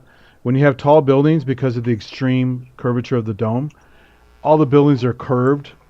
You know, it looks really weird. So although it's cool to be enveloped in it. Mm-hmm. There's a dome theater in San Jose at the Tech Museum that's a little less extreme and probably more fun, I think. Even though it's just classic projector stuff. Mm-hmm. Do you read that? No, which one? On the screen. Oh yeah, I heard they were going to build a second one somewhere, and they have a prototype one in L.A. where they built it, with the company that's from. No news. I'm still amazed that the ABBA show the ABBA show was designed to be a touring show, but they had such a massive success that they decided to make it steady, having one steady in London indefinitely, and then create a second one that they could tour around. So, Guitar Fool, that little box you showed us, now's the time. Oh. It is called U6 MIDI Pro. Mm-hmm. It's probably a mirror image, isn't it? No, it's fine. I mean, my screen reads fine. On my screen, it's mirrored. Yeah. Yeah, okay. But it, Oh, you can turn that off. There's a setting in StreamYard to mirror your screen. Where is it? Tools, settings. To your video settings. Yeah. I think it's in. Got it. Yeah. Got it. Got okay. it. Much better. Now, okay. Yeah. It's a U6 MIDI Pro, $50. Nice. It's got 3 MIDI in, Mm-hmm. 3 MIDI out ports, Mm-hmm. and they call it MIDI interface and MIDI router and filter. And I think It's like a merge it box does- too. And So it you can does, merge. it does mapping too. Yeah, nice. But the MIDI filter is what excites me, because we were talking about doing the fret splits and Yep. the string splits, Mm-hmm. and I think with the MIDI filter you could do that with this thing. You basically take, okay, you've got these 2 strings coming in. I mean, I haven't played with it yet. It comes and it's like your Axon 50. It's got a really nice GUI to program it with through the USB port. And I'm hoping basically what I can do is, say, for instance, only use one of the input ports for the MIDI coming from the Axon. Is that on Amazon? Where'd you get that? No, I got Yeah. this Sweetwater. Sweetwater? And I think and everybody Amazon. has them. It's, Yeah, What's the that's name one more that- time? I want to look it up. What's the name? It's That's it. CME is the brand, and it's a U6 MIDI Pro. U6 MIDI Pro. Cool, because that filtering is very important. I have a few devices that send spurious CCs, and you need to block them. Yeah. So I have the MIDI Solutions event processor that will do that, Mhm. but you have to program it. It's a pain in the ass. Yeah. Well, this So- thing you got to program too. But This. yeah, and and you get the MIDI tools software for it. Yeah. that This comes one. with it. On screen. So, because I think I have the same. I was just wanting to check if you have the one with the wireless or it's just the wired one. It's just no, it's not, you mean wireless MIDI? MIDI? So they No, sell this is one this is just wire MIDI. on the same platform. Is the same chassis. They have one that the one you have is 3 in 3 out, but they have another that is Fewer ins and outs. no, it's the same hardware, but also has a WD inside. Yeah. So you have the physical connections, the 6 ports, 5 pin, but you also have, I don't know how many ports through WD. It's possibly another 2 in, 2 out on wireless, and that one is just, I think it's like 5 or 10, probably $15 dearer than that one. So what you got here, the filter, it's really powerful. It's almost more too powerful. It's very, very similar. I haven't checked, I haven't ticked all the boxes to compare thing by thing if they can actually do the same. But my Moto MTP and this, they really go toe to toe. They're almost clones of each other. So on the filter, you first need to choose the channel on the port. Well, first of all, what Synthetic said, router.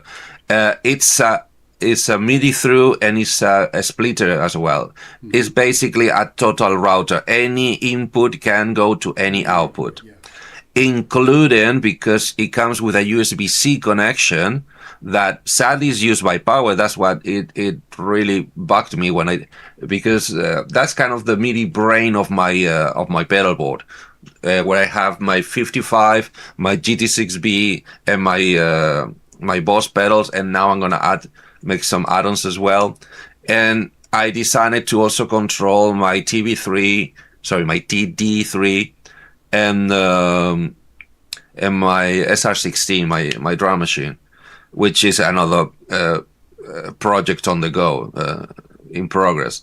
But through the USB, I can see it's already 4 ports through the USB.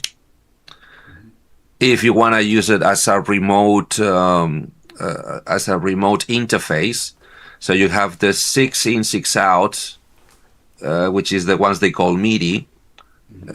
You can see my pointer, right? Yeah.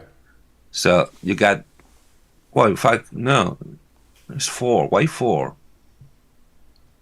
Huh. Yeah, that's odd. I thought the 3 and 3 was the biggest they went. Unless the USB-C is a 4th in and out. Ah, Or can you use USB only and have 4 DIN out with the routing? Once again, through Maybe I can expand the USB, you're meant to. You do the link through Dragon, so you can. Is it? Wait. It's not letting me. Why is not letting me? Probably because I don't have the unit connected. That's why it's not actually letting me. It's only showing me the panels, and that's probably what it's showing me 4. because it doesn't know. Because it doesn't know how to restrict it. Maybe they're planning a 4. No, they already released a 12. 12. Yeah, it's a slightly bigger than that one, but they don't have 5 pins. It's all TRS. TRS and USB-C. Well, that's just connector thing. I mean, Yeah. that doesn't bother me. If you go to Sweetwater should have it because it's already out. It's on sale everywhere. If not, Amazon also had it. Check it. It's really powerful. It's almost the same brain, but each USB-C basically is a 6-port Joby, but each port is 1 in, 1 out TRS and 1 USB-C. And the USB-Cs could be either MIDI in and out or USB hubs. So you could, I think, at least 4 of those can be at the same time used as USB hubs, being plugged with MIDI keyboards, MIDI over USB-C, whatever. It's really mighty, to the point that I did put my name down for the pre-sale, for the pre-production, but at the precise time they asked me to do the payment, I didn't have the cash, so I have to opt out. Although the pre-sale was, I think, only £30 cheaper than the final price, so it's not like it's gonna break the bank if I get them now. So my only problems with all this CME technology is too small. As in, it's as you showed, it's tiny. So for industrial applications, or stage applications like I kind of wanted, they become awkward. I mean, for my pedalboard, it's fine because that's all the space I have. My only problem is I would rather have a system like the ESI. Let me just. Well, you can always rebox it. Have you ever heard of the brand, the German brand ESI? I probably Okay. doesn't ring a bell. It's kind of a weird one because what they've done is really significant, but very left field, very German. Like the accent. Kind of. I thought the accent was British, but hey. Well, no, the accent, the Blue Chip. Oh, Blue Chip was, okay. They were Blue Chip was German. And I think that, which is probably why it doesn't work. No, it did work and it does work. It's just they couldn't keep up with whatever. I've had 26 years to figure it out, and I haven't figured it out. Let me see. When I do figure it out, I'm going to be shocked, probably. Oh, where was it? Is it here? No, it's not here. Where did I put it? It's not here. Or is it? So basically, ESI and is one of the things is here in its troubleshooting. Yeah, here. I'm gonna show you in a second. Let's try this. I'm doing this wrong.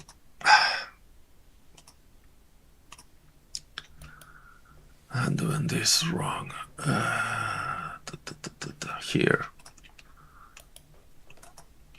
They did an interface, which is the part that it pissed me off after I bought it, because I bought it according to the promotion things, saying that it had standalone operation, and that's what I was looking for.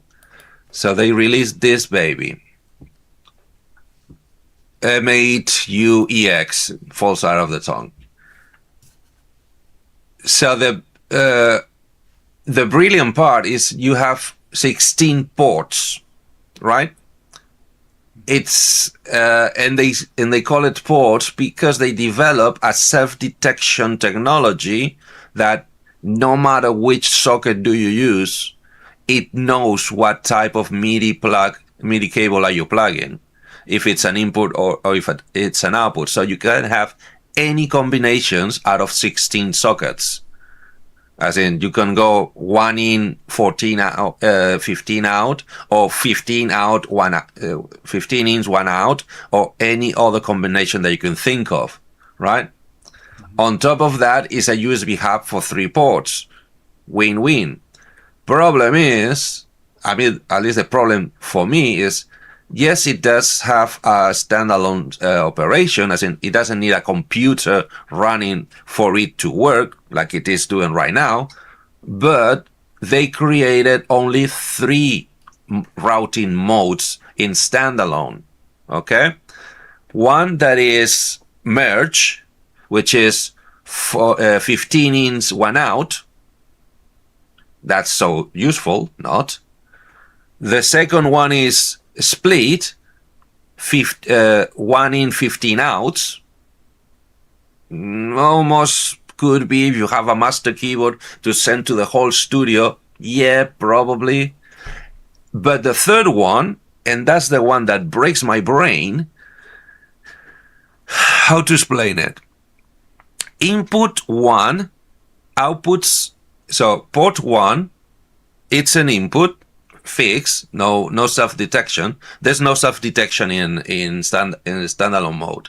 Okay, so input 1 outputs in port 3, input 2 outputs in port 4, input 5 outputs in port 7, input 6 outputs in port 8, and the same on the back. Who can do anything with that shit? Really, who thought that would be useful? And the biggest problem is, if you populate all these sockets with cables of things across the studio or your house or whatever, and if you wish you go to this weird 2 to 3, 1 to 3, 2 to 4, etc., routing, when you turn on the computer and it goes in self-detection, well, I guess, yeah, it would do the same routing, because then it knows what it's an in cable and an out cable, but it's not going to link them, because the linking, it's relays on your DAW.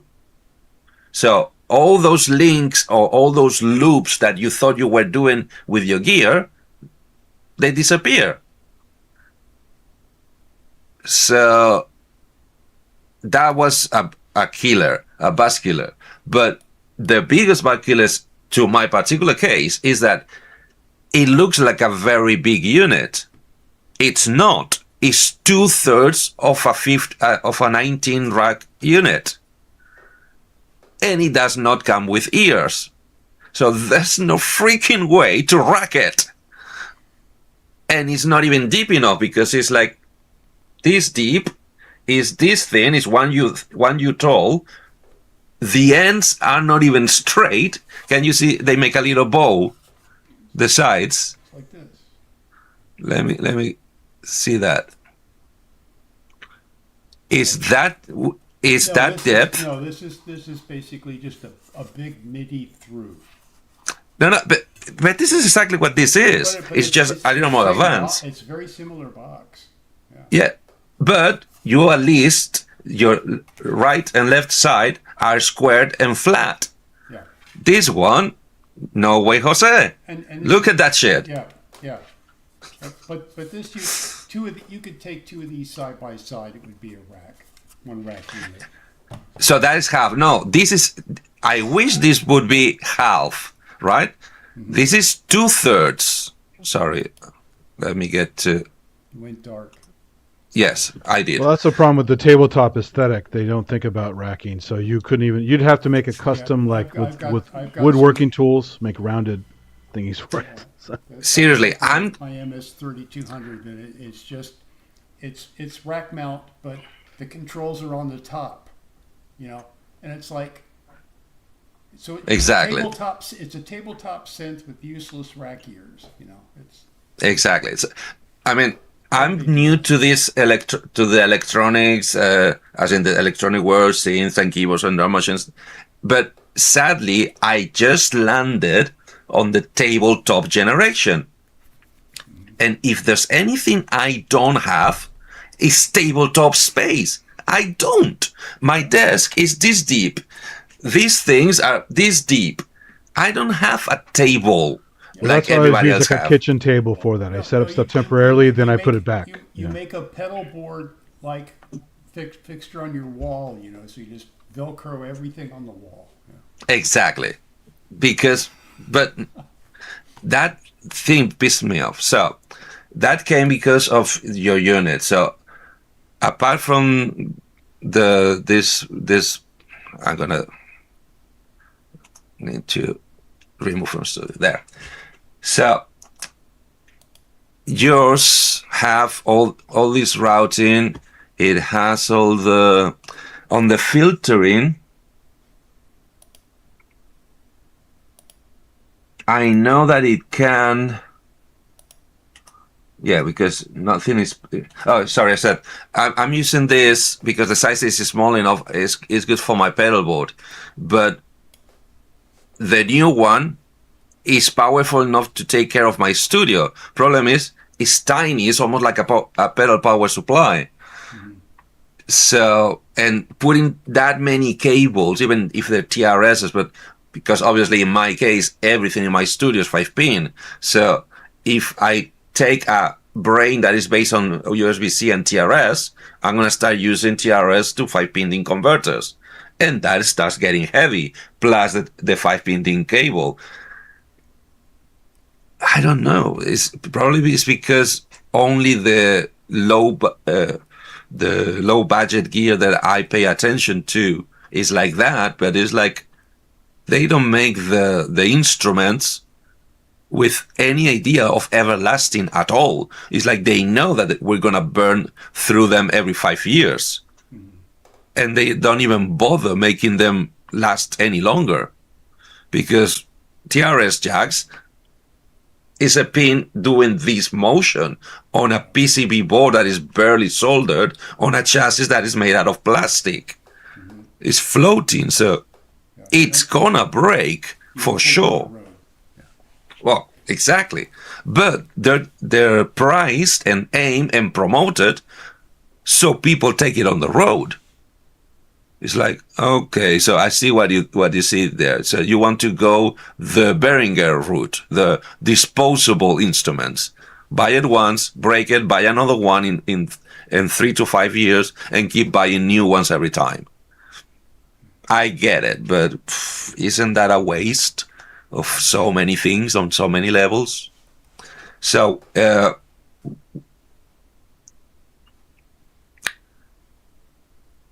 I think I have the notion that this CME units, this software they use for the filtering, etc., it can do what I call translations. It can read one message and translate it into a totally different message, which I think is the use you're intending to do with it, right? Yep.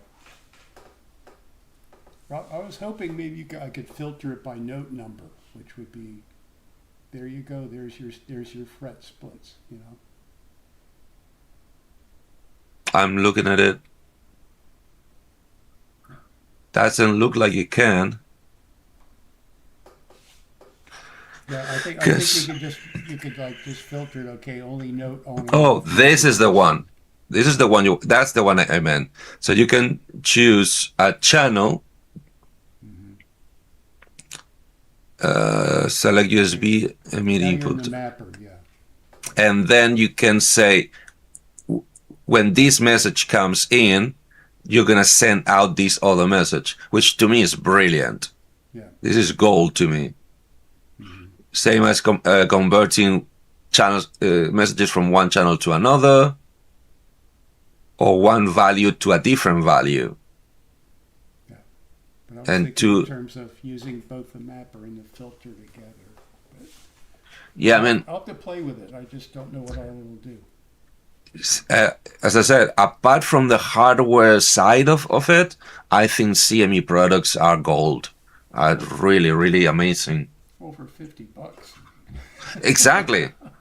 Even more if you consider the investment. Because, yeah, if that one breaks in 5 years, oh well.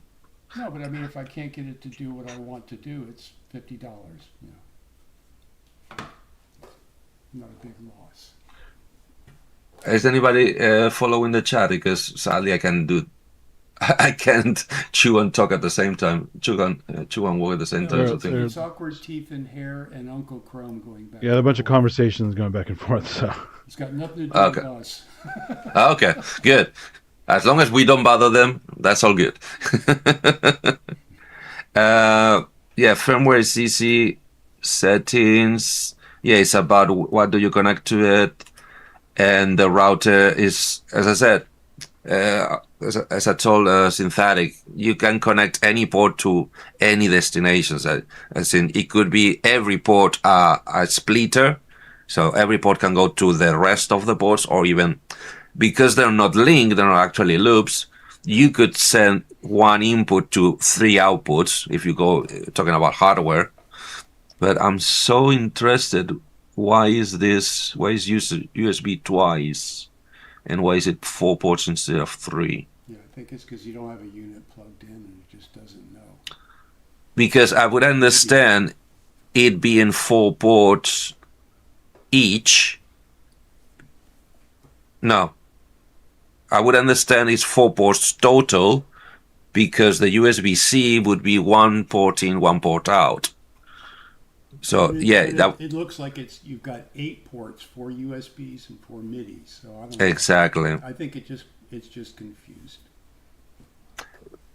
My best guess is that this is the generic for every product, Yeah. and when you connect it and it knows what is it talking to, then it just removes options.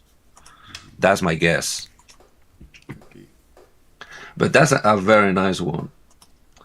We were talking at the beginning about Lou theory and building guitars and going through the shellac and the process of doing so. I've spent the last days on a project. A friend many years ago gave me a guitar he gave up on trying to fix, and as in trying to put back in certain working order, because it's as you said, it's a solid body electric, right?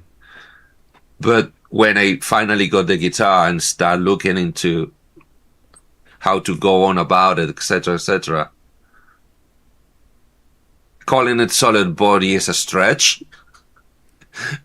Because the first thing I noticed actually today when I was working on that area is that, first of all, it's a Gibson Les Paul shape. It's trying to replicate a Gibson Les Paul. But the first difference is that it's a bolt-on neck, like a Strat, Yeah. like a Fender. It's an Aria, you said?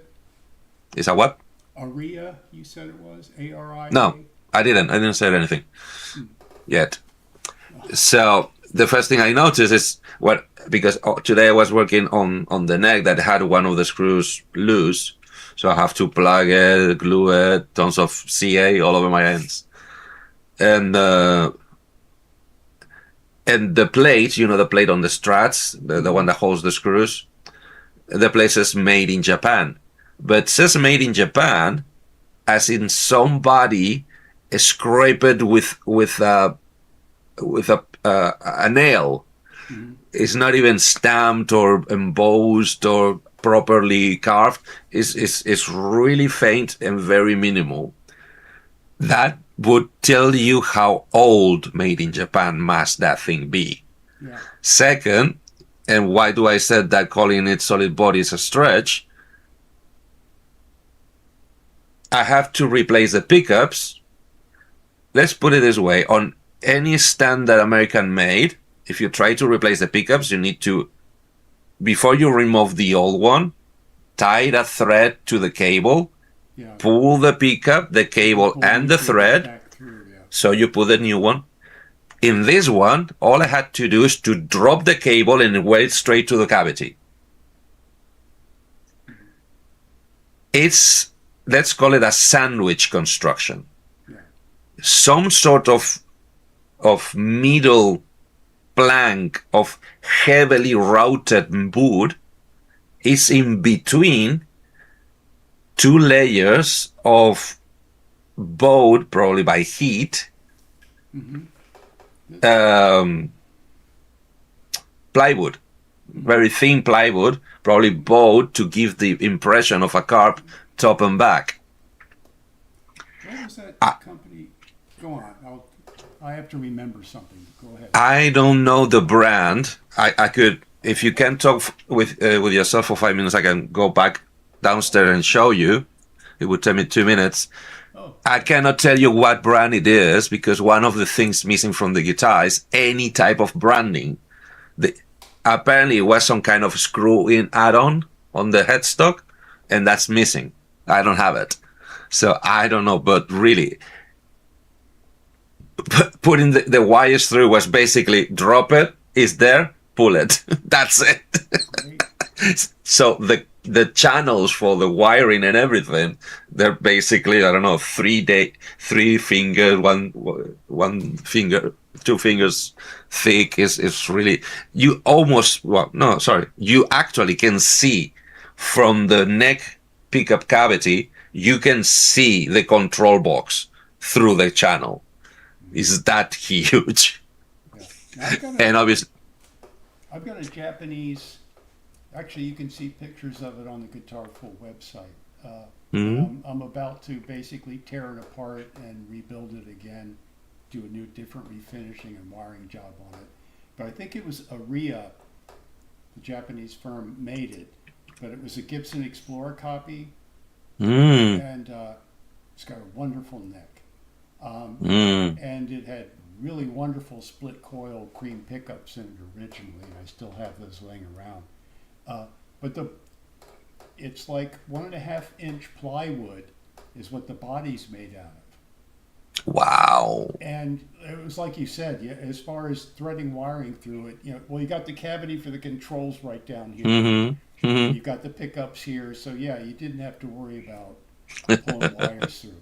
But the company, Dan Electro, I mean, their guitars, it was basically, it was a plywood back, plywood top, and then a solid wood in between. And they're almost semi-hollow body. They're almost not even solid body. Guess who the Japanese learned from? Okay. Please correct me because I don't know if I told you the last time, told you people and anybody there. At work, we're allowed to use headphones to listen to music. But what I rather do is to listen to basically YouTube videos of any subject I'm interested, or any interview, any conversation that I find amenable or amusing.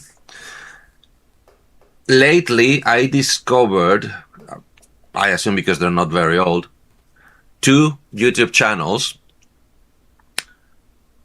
which are based on telling stories about manufacturing companies, how they started, and why they passed away, why they stopped being in business.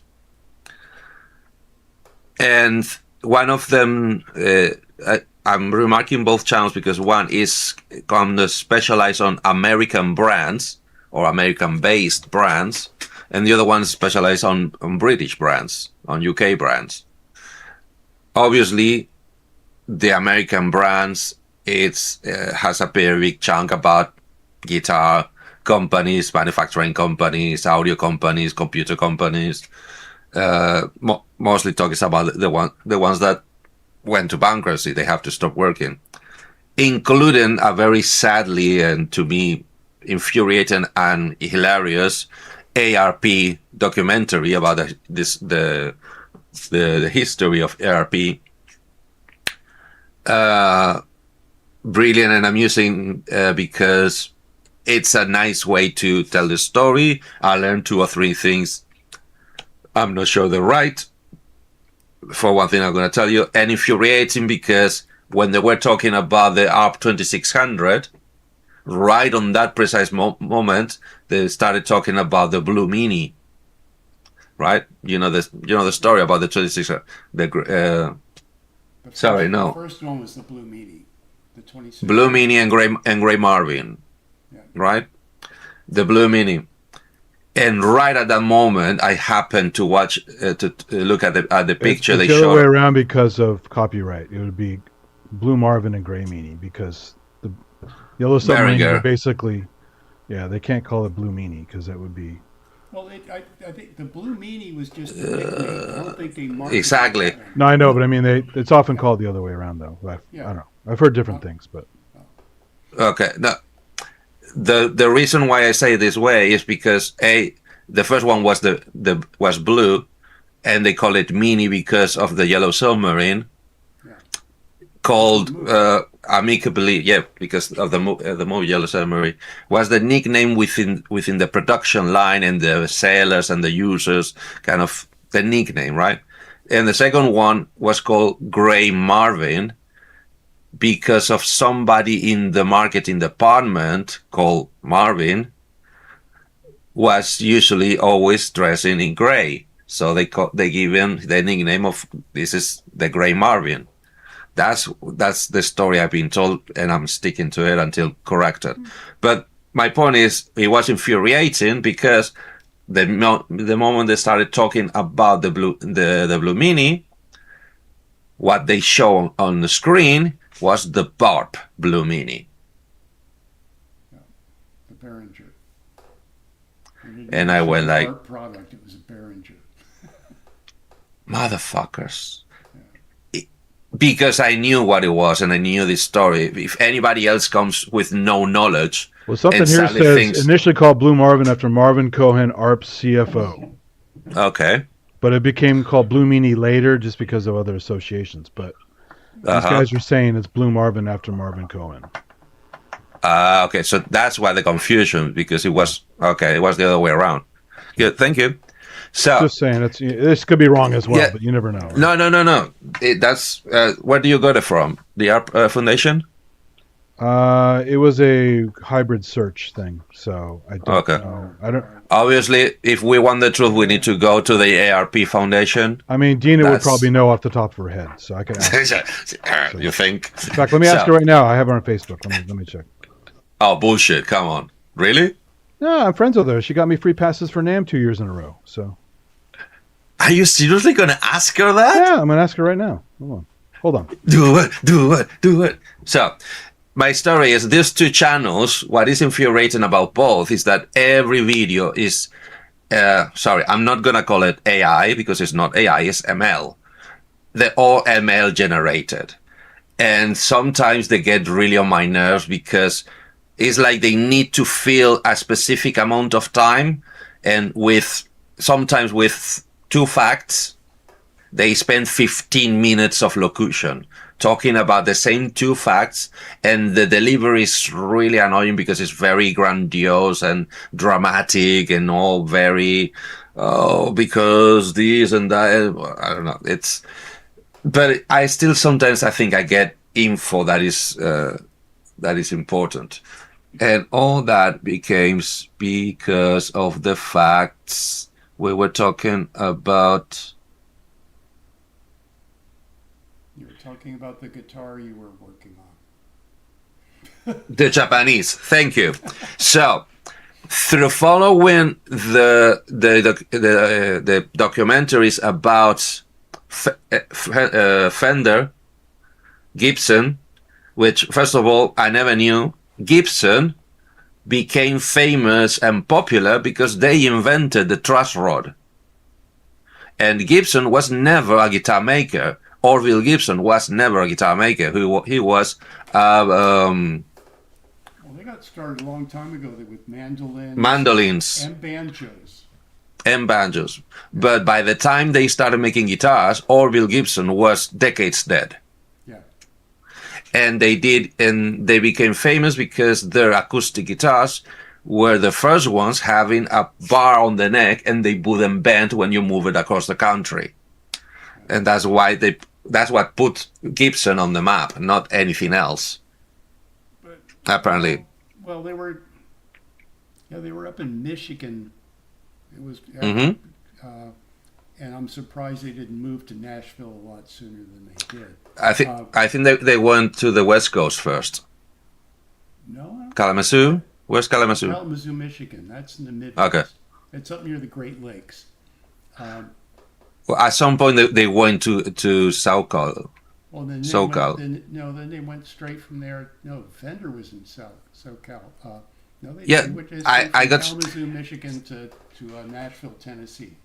Once again, because the ML generator, they could be the same as saying that the 2600 is the Behringer 2600. That type of stupid mistake. So I'm ready for that. The was made by Moog. Yeah. Exactly. There's also one documentary about Moog, and even I noticed that they got a couple of things wrong. So basically, several guitar brands that they all either had to sell or be acquired or go corporate. The American guitar brands are the ones to blame for the lawsuit era. Oh, that, yeah.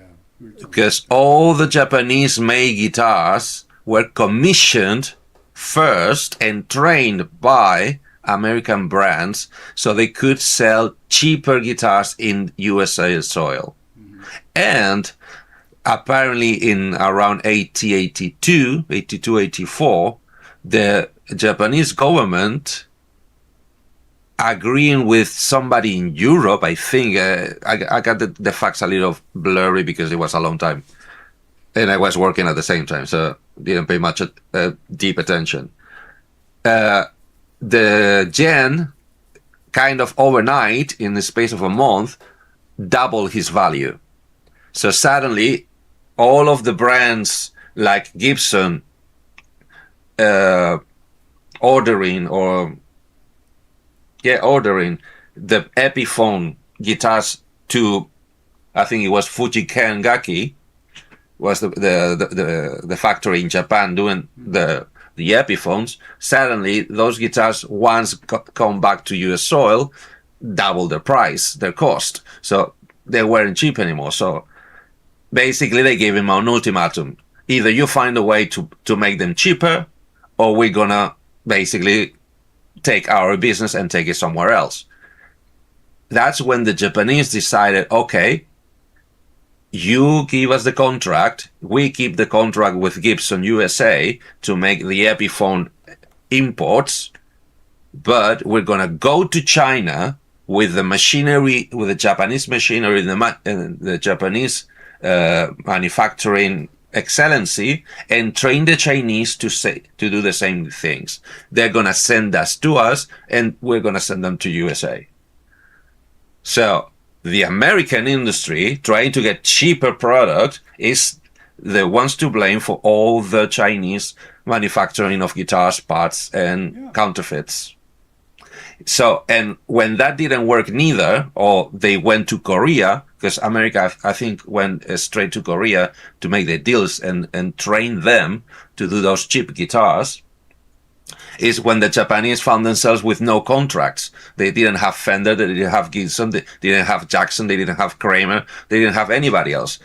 And that's when they decided, okay, then we're going to get the same things we're manufacturing for you, we're going to sell them with our own brand. It's our own product. We're not counterfeiting, we're not using your trademarks. So, and that's when the whole, obviously Fender saw that they were building higher quality, because the only thing keeping the Japanese production lower quality is the fact that they would not pay more for the units. So basically they got the quality they wanted, a lower quality at a lower price.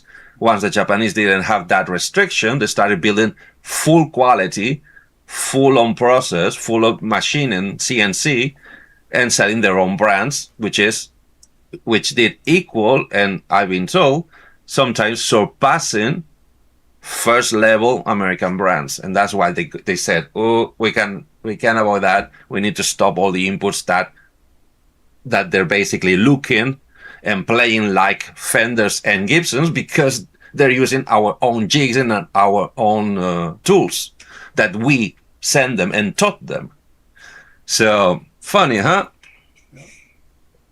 But see, Fender just got, I think that was the fact that they were in Southern California anyway. Mm-hmm. They just moved their manufacturing down to Mexico.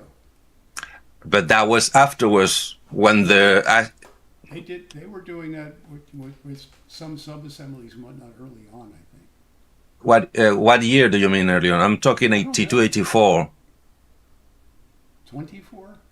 No, 82 or 84. 1982. Well, I think I've got a Strat that was a Fender Strat that was made in they call them MIMS, made in Mexico. Yeah, in Mexico. There was for a couple of years, all of the Fenders were made in Mexico. And well, that was late nowadays. That was late 70s, early 80s, I think. Okay, so the at the Mexico same versus time. the Chinese one, what was the difference? Was they that different? What do you mean? The quality of the again? Mexican versus the Chinese Strat, how were they different? Careful. Well, You need to. The Mexicans You need are to. Strats. They are branded Strats. They truly are Fender. Okay. The situation right now, you need to be very, very careful the wording. If you say Chinese quality, because it's been ordered and commissioned to be lower quality, it's lower quality. It's all the Well, inputs. mine was lower quality because I had a Squire, so it was a cheap one. But No, the Squire Yeah, is but- Mexican. No, The both. Chinese? Both Esquires are coming in 2026 are coming from Ensenada. I'm coming from China. I'm coming from India, and I'm coming from Korea, depending By the on way, the I had level it. of. I had it, but it was stolen, so I don't have it anymore. So Sorry, No. it's all right. rest in peace. So Ensenada, the Mexican factory, is doing Fenders and is doing Esquires. Is doing mid-low price Fenders and all the high price Esquires. So the higher quality to price ratio, that's Mexico. American factory at the moment is basically doing the first of all the custom shop. That's what's keeping their lights on. Well, that's a And pro then- shop. I think Fender calls theirs the pro shop, and Gibson it's the custom shop. But yeah, it's the same deal. Potato. Yes. Extra ultra overpriced guitars that are not worth the money you're paying for them. Yeah, I agree. Right? And I think the top, the highest price Americans and the signature models. That's the only things, and I'm not sure about all of them because most of the signatures had been sent already to Mexico. So basically, it's the cream of the crop. That's what's left in California. From there down to half price or the upper third price of Esquires is still in Mexico. All that is Mexican made. from the top third to the bottom, it's divided, I think, between China and Korea, depending how much you want to pay for what. The Squire just lower cost, or was it actually smaller or different in other ways? Squire was always. It's like Epiphone, I think, originally was a separate company from Gibson. It was. Sure. But they're basically, you got the Gibson, and then their lower price was the Epiphone. And but Fender, it was Fender, and Squire was their lower price. And Roland had Edirol. But no, careful, because I've never heard of guitars Edirol. Edirol was just for interfaces. I'm saying for computers. Equivalent synthy MIDI stuff is. Check it. It's cheaper. Check it. It was always cheaper. Basically, Edirol was the IT side of Roland. That was Edirol. That's the notion I have. So, Squire. Squire was originally one of the former models of Fender. They have the Fender Squire, right? But it was short-lived. It was kind of some sort of an entry level, kind of the junior for Gibson, right?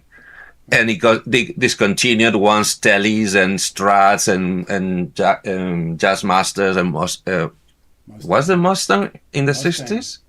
Mustangs, yes. Etc. took over basically, where they went for excellency and price and glam and bling. The Squire was too simple and they couldn't charge enough for that one. So that's why I think they stopped making them for a while. And when the whole import competition started, they needed a brand to compete with imports or to just make it cheaper. That's when they decided to bring back the name Squire as a sub-brand to first label all the imports, because I don't think Squire started being built in America ever. I think those were all Mexican to begin with, weren't they? Either. The knowledge I have is that the Mexico plant was kind of an answer to, we cannot build in Asia anymore because it's too expensive. So we need to get the same craftsmen for lower prices. And then they found out that Mexico, coming from the Spanish tradition of guitarrones and mariachi, having a very extensive luthier experience, were already half trained to do so. They only need to be taught to do solid bodies. They should have rebranded. The high end was the Knight and the low end was the Squire. So exactly. And then Epiphone was the competition. Gibson bought Epiphone to get rid of the competition because I cannot tell the reason why yet. Epiphone basically didn't manage the business size too well, because nobody had never heard any complaint about Epiphone, original Epiphones from the 50s, 60s, and 70s. In the 30s, 30s, 50s. Thank you. They may go. I know they go back to the 40s, maybe even the 30s. I think. Cool. Yeah, they mismanage other stuff too, right? Then they buy some tech stuff, some MIDI based or synthy based stuff for a while, and then they sold. Okay, wait. Because when you go into the Gibson thing, sadly, exactly the same as the Fender thing, which we're gonna get in a minute.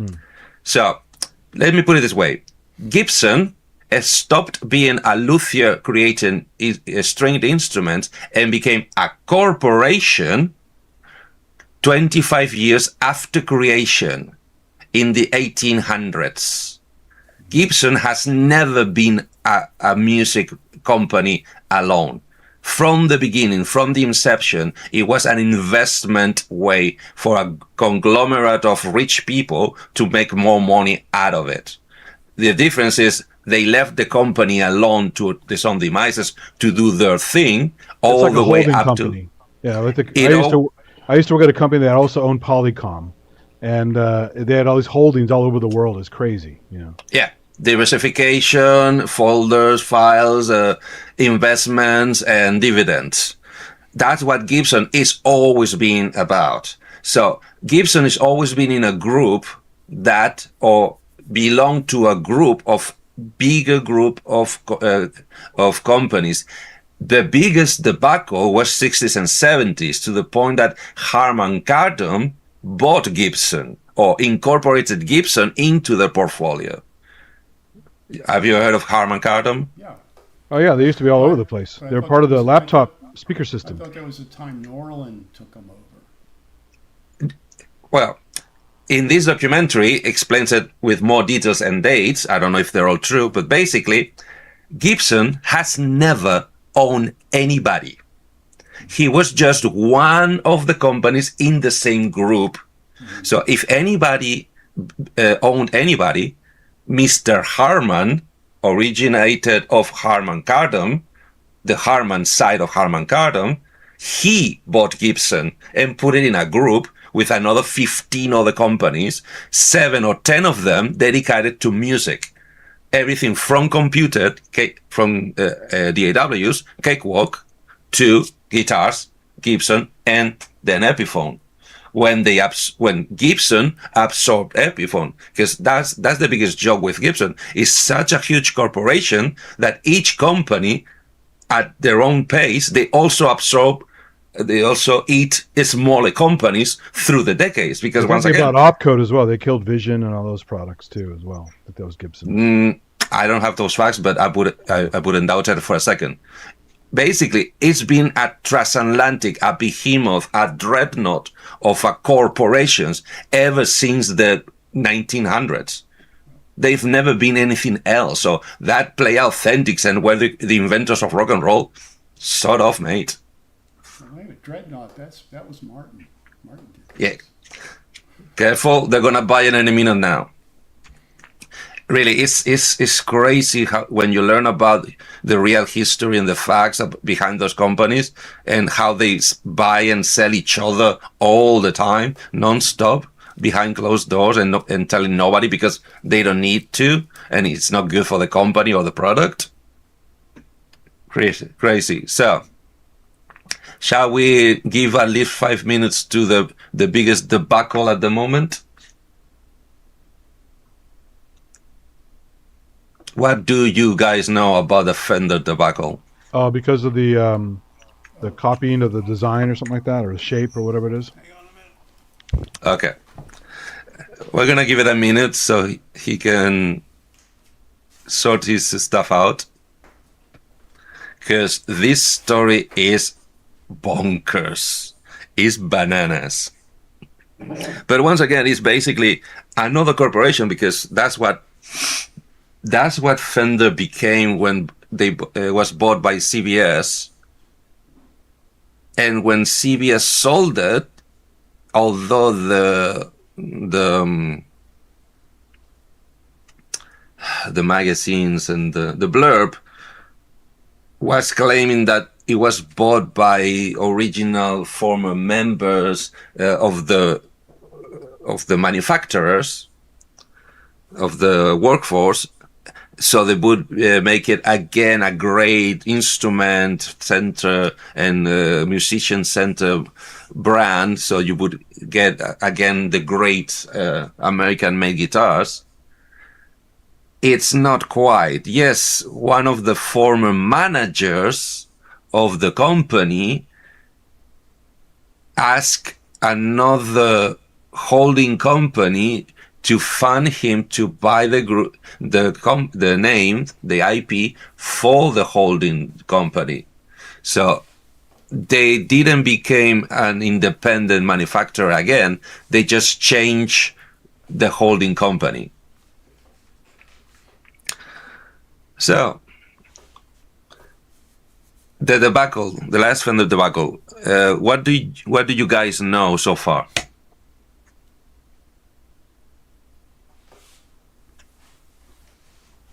Pretty much something like what Uncle Chrome said, the shape or the style or something like that. They want to now copyright it, where it's like, you're too fucking late, guys.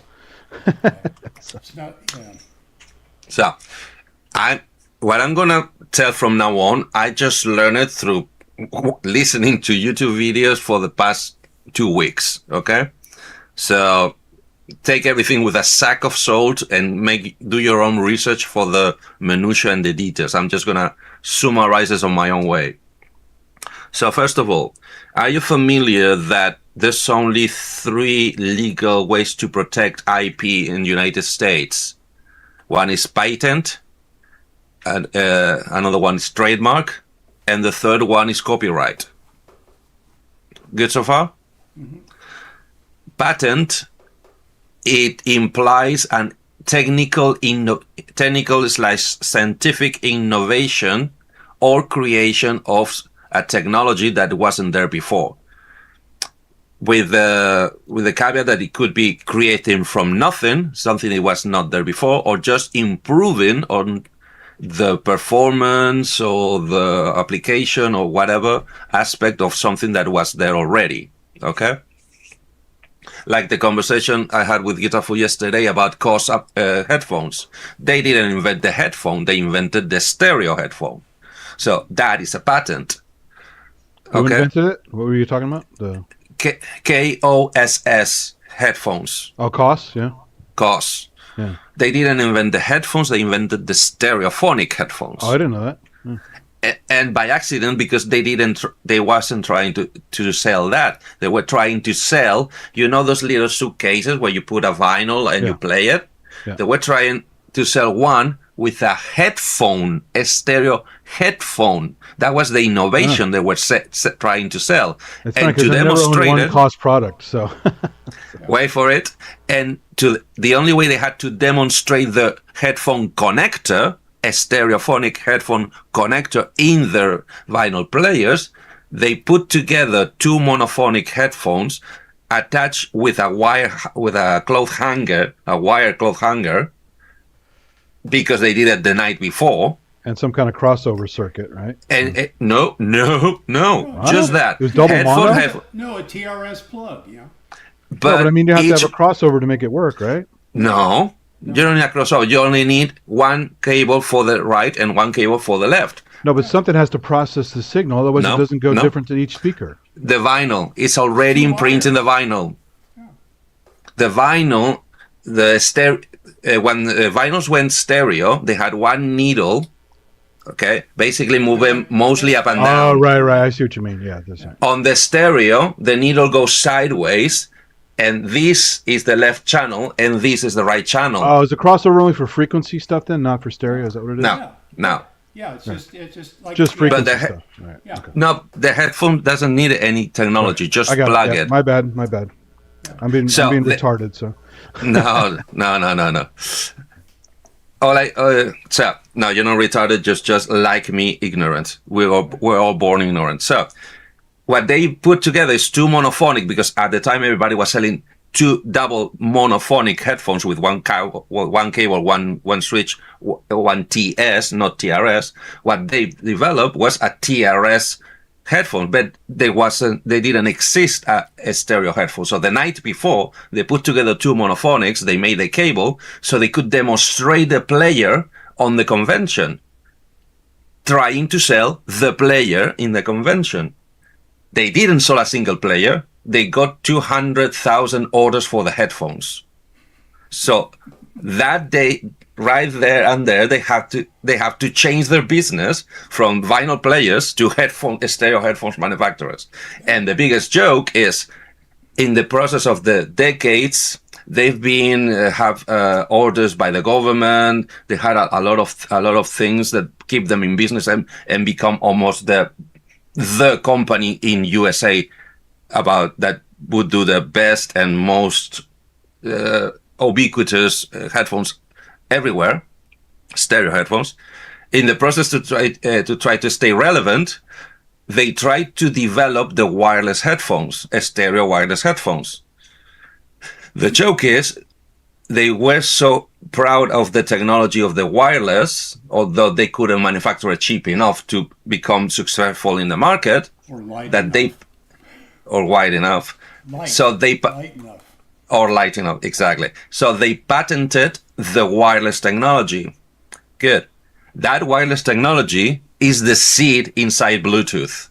So every Bluetooth headphones that you buy nowadays is paying royalties to COS headphones. And that's what keeping them nowadays in business. that's the same tech that's using those wireless transmitters for guitar performance. Is that? There's several there. There's several there. There's several I different th- ways for that. Because those are radio frequency, right? Not No. Wi-Fi, not Bluetooth. Yes. no, Yeah, no. Some of They- them are. There's because they're all instant, over the right? place. There's no delay. There's no computer involved. There's just No, there is delay. There is delay. It's very small. They're all over the place. Some of them are VHS. Yeah. Some of them are UHF. Some Oh, are okay. Bluetooth. No. Wait. Some are He's talking Wi-Fi. about. No, he's talking about the modern bugs, the little tiny ones. no. I'm talking about the The- stuff in Spinal Tap. Like he goes to the Air Force base and it's using a radio Oh, frequency yeah. and it gets messed up. So everything until the possibly 90s or 2000, everything it was RF. Yeah, Yeah. Okay, either UHF or VHF. and that had Okay. latency, or was it pretty fast? I thought that was- Nothing. No, that's instance. Those Yeah, right. those are the ones that are instant. So nowadays, the pocket ones that is basically two bugs that you plug one bug in the amp and one bug on the guitar. Those, to my knowledge, are all digital. But Guitar Fool is right. Some of them are based on, and I'm talking out of my ass because I don't really know the science behind it. Okay, but my understanding is half of them are based on Bluetooth tech or frequency, and the other ones and the best ones are based on Wi-Fi frequency or tech. I don't know really what's the difference. But the just the dongle type that just plug into your guitar, there you can get UHF and VHF of those too. And if you I've go never on- seen any of them. If Wait, you go on- if you no, go on- sorry. Yes. Samsung released, because I have the Samsung one. In fact, I understand they were the first ones who did the dongle for the guitar, but the dongle was not flexible; it was rigid. You had to either buy the 90 degree for Les Pauls or the 45 degree for Fenders, for Strats. Yeah, a lot of them won't even work on a Strat because of the cavity. So, Okay, so with And that in those mind, which are is the RF. better, UHF or VHF? what is your needs? I don't know. How many Just that- how many meters? I mean, you want to buy Because- one ideally that works for most of your situations. So, Both of them are flawed. Okay, RF is instant, no latency, but the frequency is compromised. The frequency range and the frequency response is compromised. and nobody sells them anymore, right? Is that it, or no? No. You still can buy that RF. You can. Okay. But the problem is, for instance, here in UK, RF is restricted to two bandwidths. Okay, and by two bandwidth, I mean two chunks of the UHF bandwidth. UHF, right? One that is free for you. One that you can rent, and you must rent. That's the one they push you to, and and one that is totally open and is free to use, but is hair to hair, cheek to cheek with the Wi-Fi frequency. It's around 800K or 800 megahertz. It's almost Wi-Fi frequency. So you're not going to So- get ham radio guys coming through your shit, right? It's different. Not ham radio, but you can get a lot of cell phones or texting, Right. or because it's free, you can find that the other band in the same bill you are is using the same frequencies as you are. So both of you start interacting. That is on RF. Then the digital ones, the audio is not compromised, but they have latency. The more you pay for them, the smaller the latency. And technically they're encrypted. So even if the other band has the same set on the same frequency, because the units are paired digitally, a little bit like MIDI. Yeah. And so you pairing get your of- latency because of the encryption. So because of everything. yeah. Encryption, how is it called? The compounder. Well, the fact that it's digitized and then it's like MIDI messages going out. Exactly. And in other words, you It's converted. There's a- Conversion there's and a- all that stuff. yeah.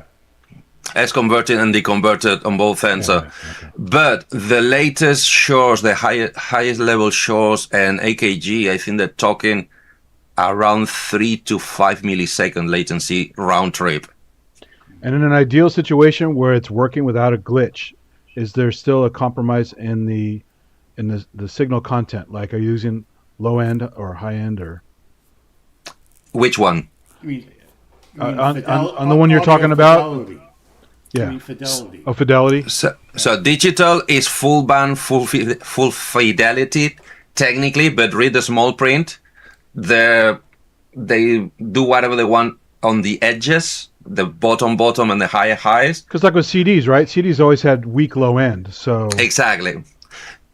They sound better and they are fuller and because the problem with RF, because of the compander, the mid range sounds weird. It doesn't sound like when you plug the guitar straight with a cord in the amplifier. It doesn't sound bad on an RF system, but it sounds different. And that different might be a turn off to you. Could you not like it or hate it or whatever, or not get along with it? That's why so many rock stars are still working on cable, right? And with the digital, the problem is the latency. But if you're working on huge stages like the rock stars, the latency you're getting through the digital system is almost the same latency you will get acoustically because you're freaking 300 meters away from the amplifier, right? So you're going to get that no matter what. On top of that, you're already getting a stupid amount of latency on your in-ear system. So if you can get with one, you get along with both. It is a compromise. Yes, it is a compromise, but it gives you longer ranges, cleaner signal, no dropouts, and never to get the ham radios into your system because it's blocked and is digitally linked. Right? So they're both flawed, and the problem is that governments are pushing the UHF ban to go silent because they need that for military and other stuff. So yeah, I always use wired headphones for iPhone listening. I don't listen to earbuds much because they just sound like shit. Yeah, that's really because I mean the transducers are so small. Well, not just the size of but even the wired earbuds sound better than the wireless earbuds, just because the technology of the conversion and all that shit and the latency. Yeah, well, all that. All of the above. Yeah, but interesting. One thing that, if you look, you can go online and look. There are the radio frequency bands there's all these little ones like these are reserved for military, these are reserved for aircraft. This band is reserved for hams. Oh, yeah. I just listen to my scanner all the time. It was fun. But anyway, there are bands that are bits of the parts of the band that are reserved for government use, and you know how like people think that government's got mind control and whatnot, and you wrap your head with aluminum foil to keep it from controlling your brain. Some guys, two grad students at MIT. This is a true story. Two guys at MIT, grad students. They've got an RF anechoic chamber, and you know what an anechoic chamber is, But they're ones that are basically it's like wire mesh and stuff. So the Faraday cage, yeah. Yeah, but it's for like a radio frequency anechoic chamber. And so they went in there. They had basically a mannequin head.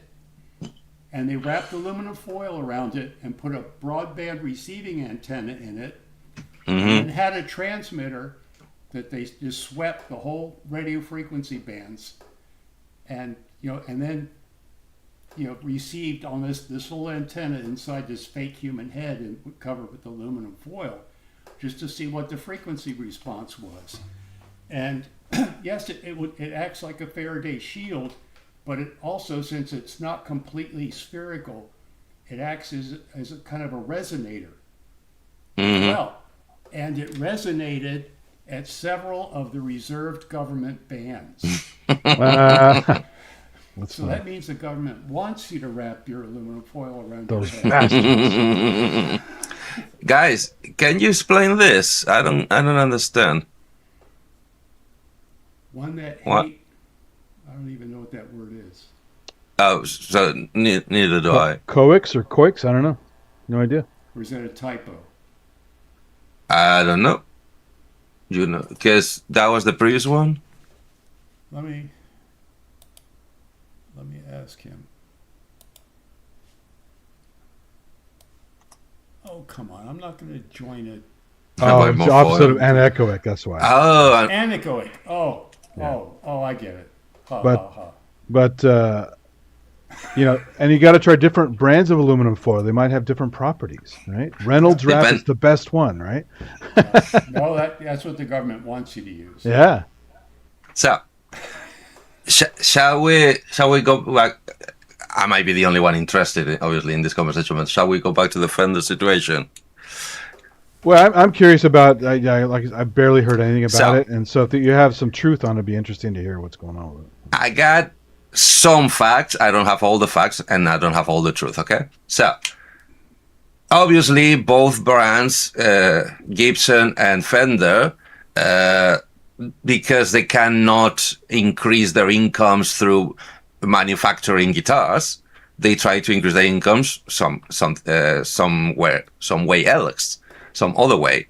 And one of the ways is preventing anybody who wants to buy a Fender or a Strat to buy either a knockoff, a clone, an actual counterfeit, or anything that might deprive, in this case, Fender from selling a Stratocaster. Not acknowledging that the only thing preventing Fender from selling Stratocasters is the bad quality of the Stratocaster. They're totally zoning over that fact. So, obviously, they're trying to say, so if you're going to try to sell something that looks like a Stratocaster, you better pay me because that's my invention, that's my property, that's my IP. They try many times to put it through court in America. They always fail because, among other things, Fender has failed to reinforce their IP through the decades. Mostly because Leo Fender, when he started, he patented. What's the past of patent? Patented. Patented, yeah. Patented. Most of his on the wrong syllable. Thank you. Patented. He patented most of his inventions because they were improvements over things that already existed, like the guitar, like the tremolo, like the single coil pickup. His tremolo is the best and the simplest too. Exactly. So Still is. Fender being Which assigned. tremolo is the best, Defender? Yeah. Say what? On the Stratocaster, yeah, the Is it? tremolo. And it's by the way, it's not tremolo. Leo called it. It's vibrato. It's vibrato, and then Right. on the tremolo. On the amplifiers. Yeah, because on the tremolo is just turning the volume up and down. Basically. Yes, and that, but the circuit in his Fender amplifiers that did that, the tremolo, he called it vibrato. He reversed both names. Both of them. So, Synthetic asked you which vibrato system or tremolo system is the best, and Guitar Fool meant that when it was released in 1954, it was the best, easiest to manufacture, and the best and the most accurate of the time. Now in 2026, there's at least 30 patents that makes the Fender Stratocaster tremolo be a toy, a joke. I don't know. I still think it's great. Also, doesn't it sell more strings because you stretch them out too fast, right? And you have to buy more strings. No. No, that's one of the flaws of the Fender. It doesn't. Yeah, and if you put a roller nut, which Fender started doing just the last couple of years, if you put a roller nut on there, so the strings don't get hung up on the nut, sliding across the nut as you're stretching them with it, it'll stay in tune. Yeah, but aren't you prematurely stretching them because you're bending them so much so often? It kills me. They tried all kinds of gadgets to clamp the strings at the nut so that and all that. Floyd Rose? All they had to do is put a roller nut on there, which you will see on every steel guitar. Oh yeah, I noticed that I was trying to adjust my strings when I still had the Casio PG that was stolen. It had the Floyd Rose because it had that fucking locking thing at the top. I'm like, God damn this thing! I thought it was annoying. I didn't know that was normal. It is, but all they had to do is put a roller nut on there, which you could buy. Other companies were making them for steel guitar players. Well, the roller nut was not Leo Fender's idea. Was somebody else from a company outside Fender. Then Fender they did their own version of it. It was even before Fender. Every steel Was it? guitar, every pedal Okay. steel guitar has a roller nut.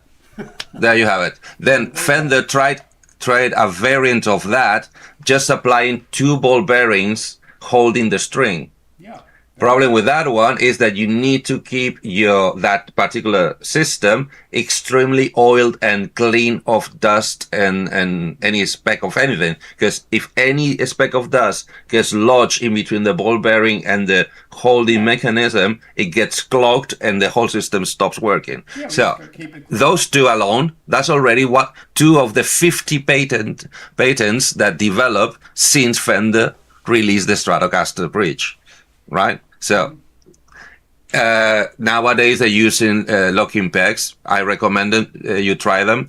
The tuning, tuners, yes. the Yes, locking ones. Yeah, I got nice. I got some for my Strat. I just haven't put them on yet. And also try either gliding or rolling string trees for the Strat. Also improves a ton. But as I said, in 1954 was the best in the market. Yeah. So they can make any better guitars. That's why there's so many other brands that made a career of improving the Fender designs and manufacturing quality, which is the thing that has kept the company from expanding to the most degree. Because it's not that the designs are bad; it's just that they don't build them as well as they did, as they used to, when Fender was on charge. When Leonidas Fender was in charge. So because he was a scientific mind, he didn't trademark anything. He patented everything. So by the time those patents were about to expire, is when they transitioned from Fender, can't remember the acronym, to CBS Fender. Yeah. And CBS assumed, because they had been selling them for ages, that they had been upholding the trademarks of all the things they were selling. So they didn't bother checking. They were too busy trying to make bean counting and pencil pushing. Too busy trying to make money, not holding on to the money they were going to keep.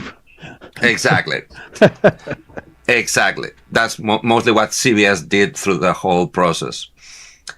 And by the time somebody thought, hey, what's happening? Why is so many people copying our shapes and our IP? Is exactly when CBS sold it to the next conglomerate. And they went, oh shit, nobody has moved a finger trying to enforce their trademarks about these products because they were never trademarked in the first place. It's funny And how the that was in lawyers the miss that 80s. though, because lawyers are usually pretty draconian about that stuff. So, But that's CBS didn't have budget for lawyers. And by the time the next conglomerate brought the lawyers and they start checking, well, that's you when they shouldn't found buy out. a corporation if you don't have money for lawyers. That's stupid. But Tell CBS. Yeah. Tell that to CBS. So these new corporate lawyers, they found out, hey, nothing has been trademarked since the 50s. The patents they were done back in the day are all expired. So all we can do is now, 20 or 30 years later, try to claim and trademark everything Fender again.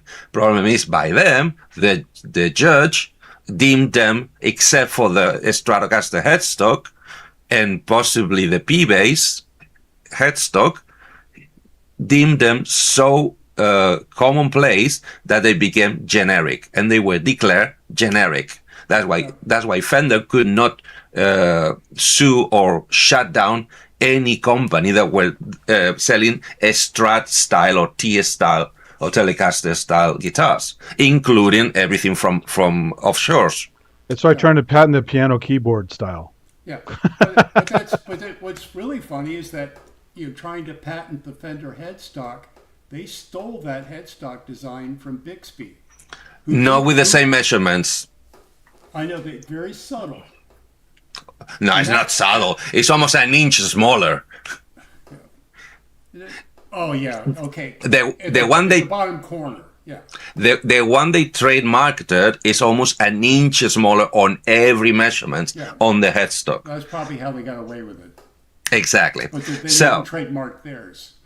and that was the only trademarks, 2 or 3 trademarks on the headstocks that they could reinforce. So from that time on is when the war on the imports started, because all the imports, because they were using Fender's tooling, they were doing exactly the same headstocks. So all those companies from Japan, China, and Korea, they had to change their headstocks then. And most of the American brands that started almost at the same time started designing their S-types guitars with a different headstock, right? So that, but even so, Fender Corporation and Fender legal system has been trying to sue manufacturers that came too close, or trying to trademark again or reinforce the trademarks in American soil ever since, all through the 80s, 90s, and 2000s. Always with the same result. They're too generic, it's too little too late, you can't do anything about it. Sorry, mate. Next time. Right. So, this debacle that happened this past month is about a German law firm hired by Fender America in Germany managed to purchase a Chinese guitar counterfeiting a Fender Stratocaster in German soil. So with that, they sued a cease and desist against the company in one of the 4 or 5 districts of Germany.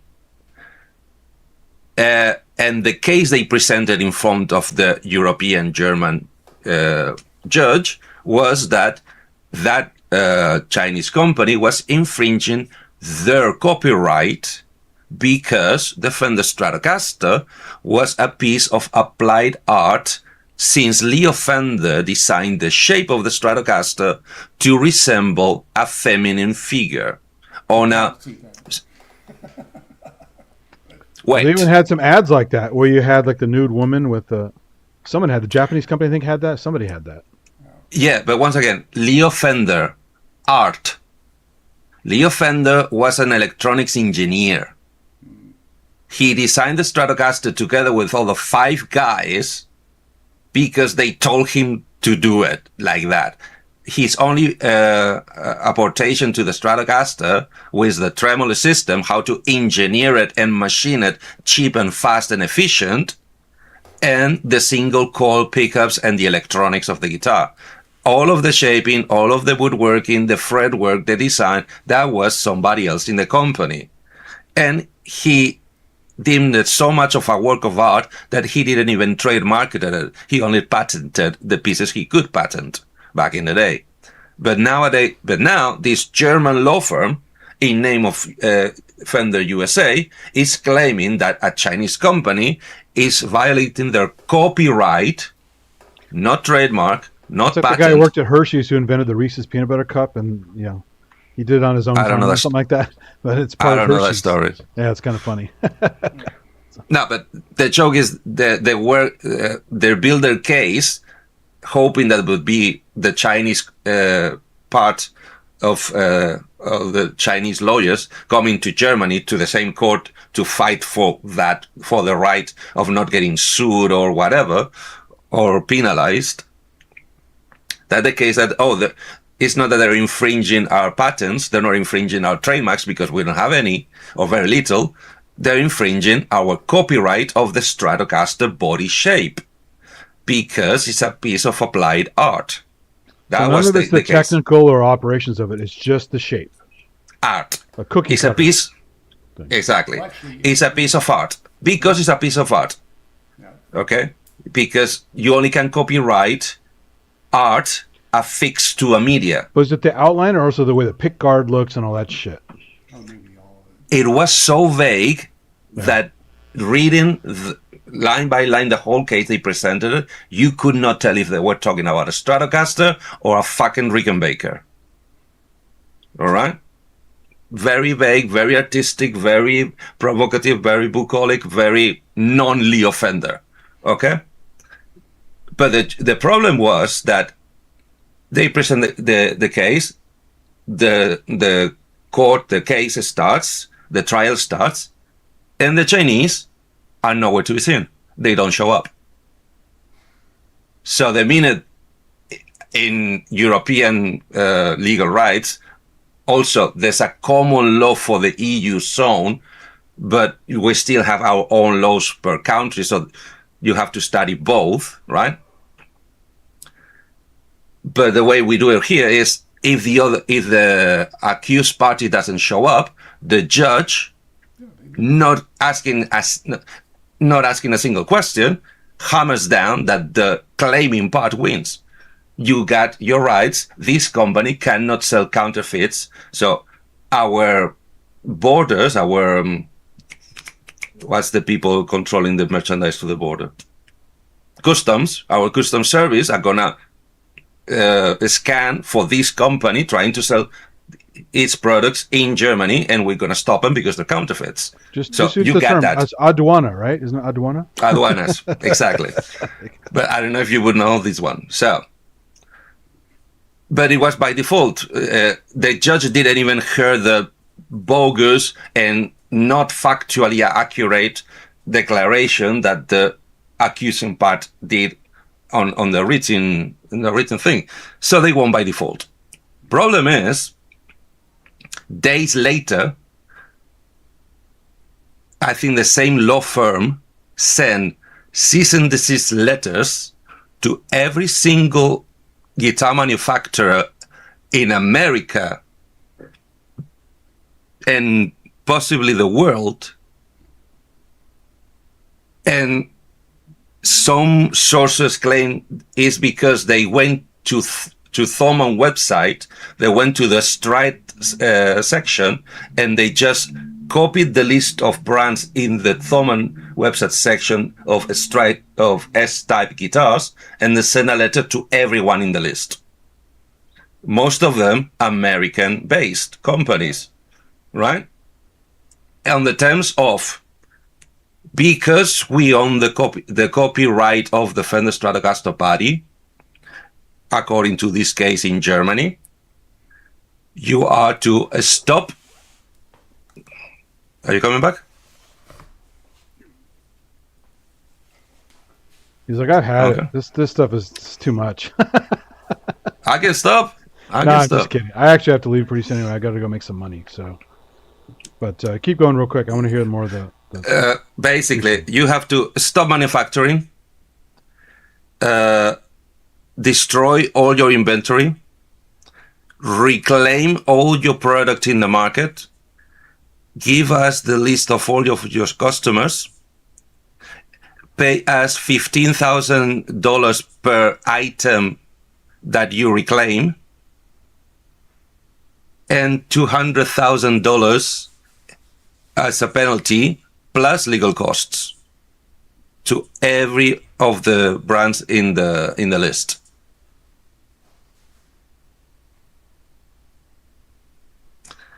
All based on a default But sentence. does China really care about copyright anything? I mean, look at Behringer, located in China. They don't give a shit about copyright either. That's why they didn't even show up to the trial. Exactly. They don't. Who's going to tell them what to do? The problem is not China. The problem is they sent that letter to all the American manufacturers.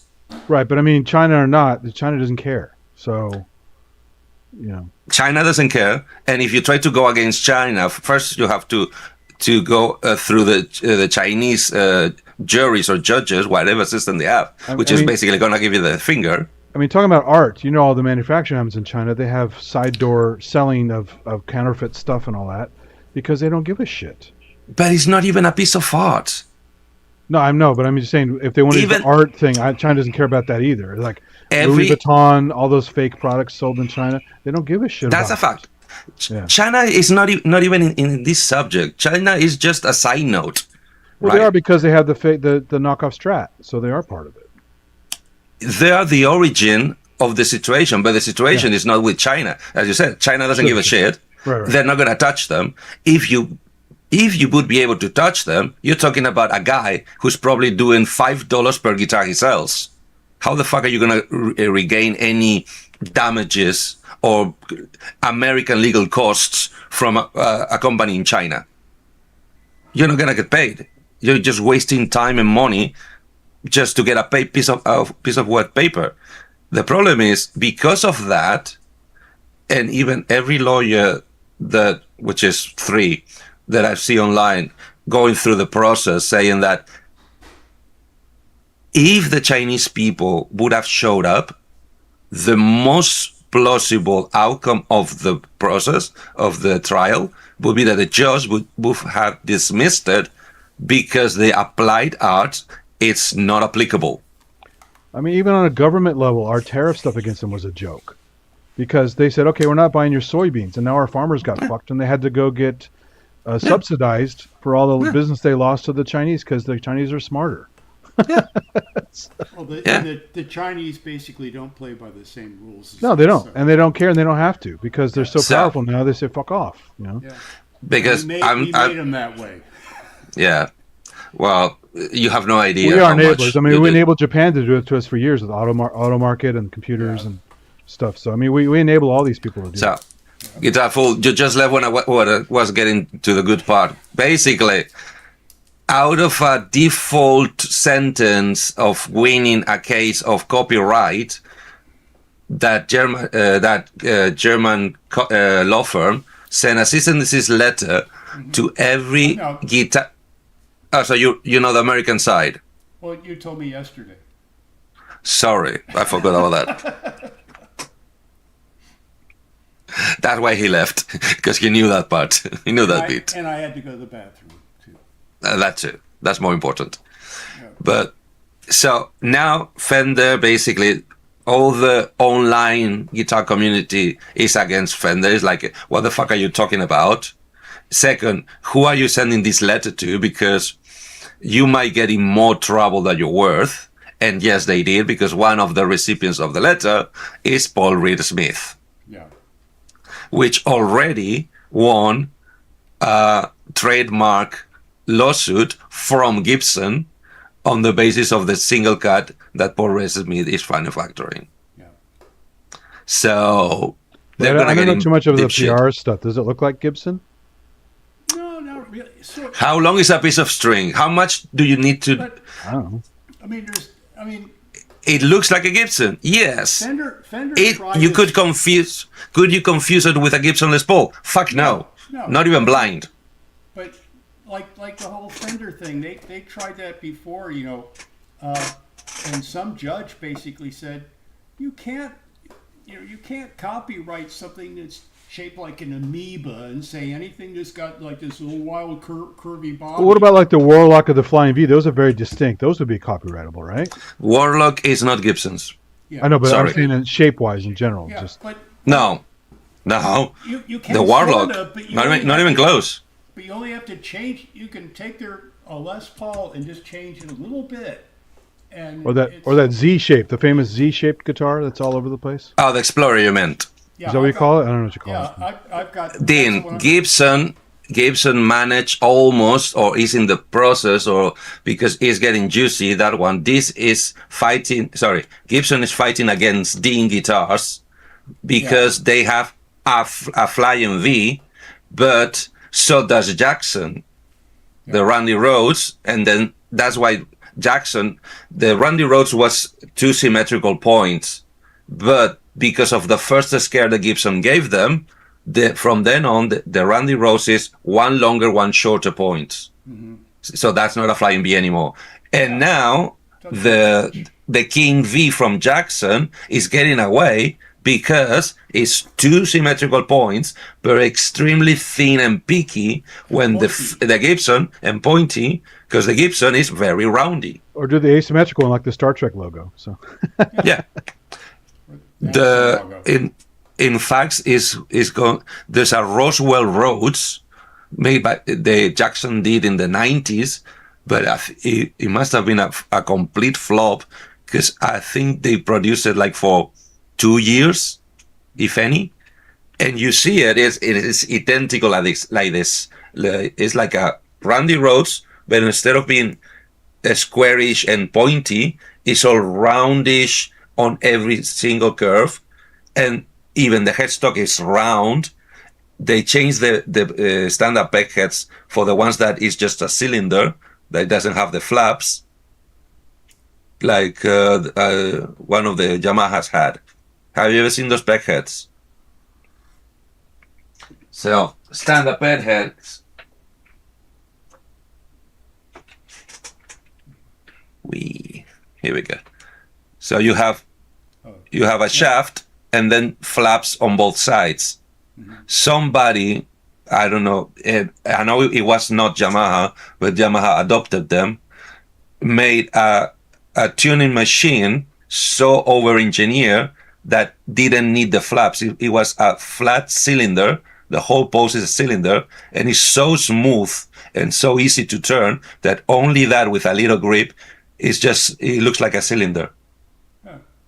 It doesn't look like two wings. Yeah, but I mean, you're still winding the tension on the string. Yeah, but that's the point. It's knurled like a tone note, like a volume I note. can see that, but unless you have an incredible gear ratio on it, it's going to be hard to turn. It does. Your As I said, fingers it's get sore. that's what I mean. It's so smooth and so over-engineered that it doesn't need the flaps. Just with the cylinder, you can very easily tune it, and I think it has a. Well, now I'm talking on my ass. I don't know. It could be I don't know. No. I mean, let me show you. But think about it. It's whatever. Unless you use I know. ultra light gauge strings, it's No. It's going to hurt. It. One thing I can tell you, there's not a bass version. It's only for guitar, only for electric guitar. I believe it. But I mean, Okay. if you use awfully light gauge strings, it would really get Sorry, your I'm fingers sore. Sorry, I'm trying to. Wait, is this gonna work this way? So wait a minute. Well, who makes these now? I'll look it up. I don't know who does the aftermarket ones. I know that Yamaha has them in a model that they did for a while, a very futuristic one, and sometimes they bring it back.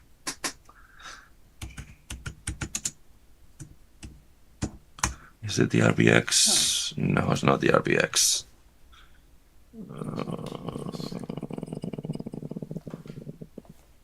Are they like piano pegs where you have to have a key to wrench? No.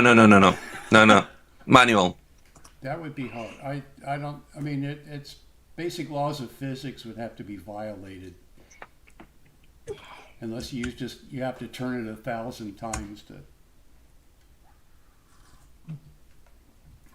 Wait, did they? Or it's a really big knob. No. So Yamaha RGX8. Wait. Did you? Yeah. Well, look, this one here. They look huge. Yamaha RGX82.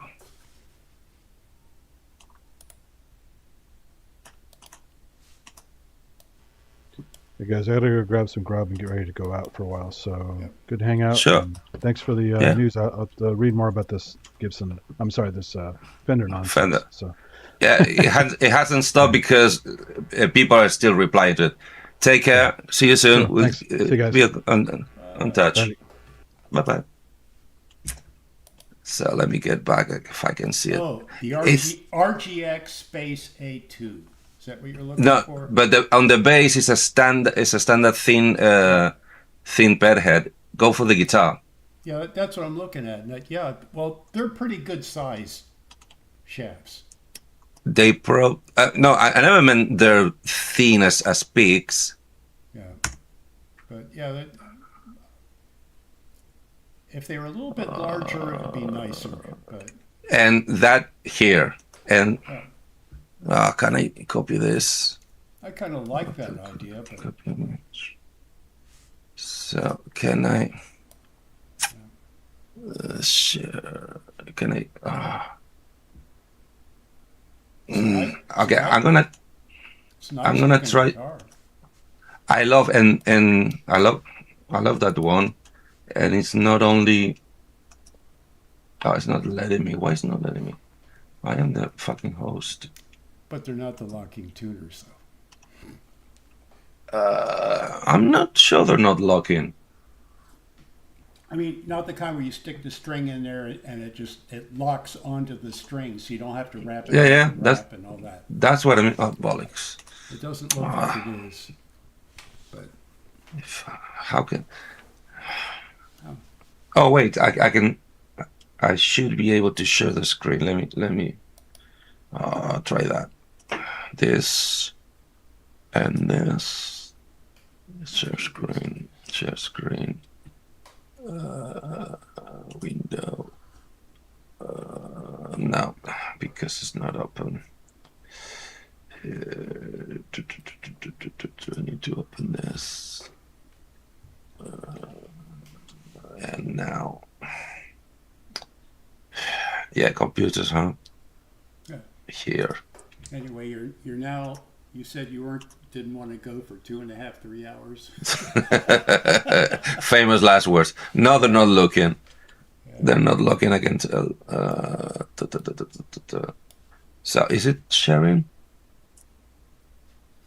Come on. Ah, jeez.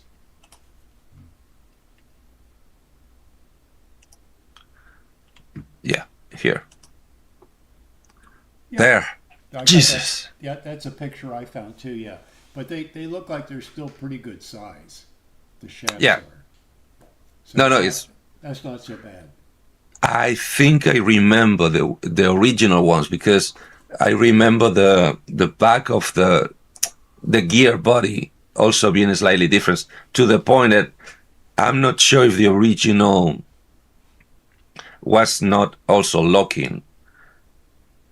Because you know that some big brands they license a tech or a hardware, and when the license expires, they just, for instance, Yamaha, because they have total vertical integration, they decide just to design something that works or looks like it with their own escaping the license or the patents of the original guy. Yeah, well, I have that same website pulled up, and one of those other pictures in there, they show the front, and Yeah. it looks like they're. It doesn't look like they're locking, but I don't know. They could be, I guess. No. If it's locking, you're gonna see it on the back because that's well. Except there's one version of locking that the screw mounts from the top. Mounts from the top. Right, but these just have a hole straight through them. At the moment, apparently the cheaper way to build them is the screw from the back of the headstock. Right. I just bought for this Les Paul I was talking about, the one that is meant to be solid but is mostly hollow. Just because I like the color, it was a set of 6 machine heads, 2 pickups with rings, Mm-hmm. 2 pneumatic bridge with bolts and posts Yeah. and studs, and the string retainer with all the hardware. What else? And I think that's it. But it was all finished in aged bronze, more like very aged copper. Mm-hmm. So brown reddish instead of the traditional colors. It looks awesome. The only thing I'm a little wary about, because I haven't managed to plug it out loud yet, Mm-hmm. is that the ground wire from the pickups Yeah. is basically a smash between the body wood and the post for the string retainer, Mm-hmm. because technically that connects the jack to the pots, to the bridge, to the string retainer, through the strings to your hands. So you act as the biggest ground in the whole system. Well, the whole I've got a big argument against that, and I think Good. it was a mistake. As you should. The way both Fender and Gibson tried to attack shielding and grounding issues, Hmm. and Your body is not a ground. Your body is a big capacitor. Okay. And that's why you remember the old TV sets with the rabbit ear antennas, you could hold Mhm. on to it and get better reception because you're a big I never understood that. Okay. Because you're a capacitor, you're not a ground.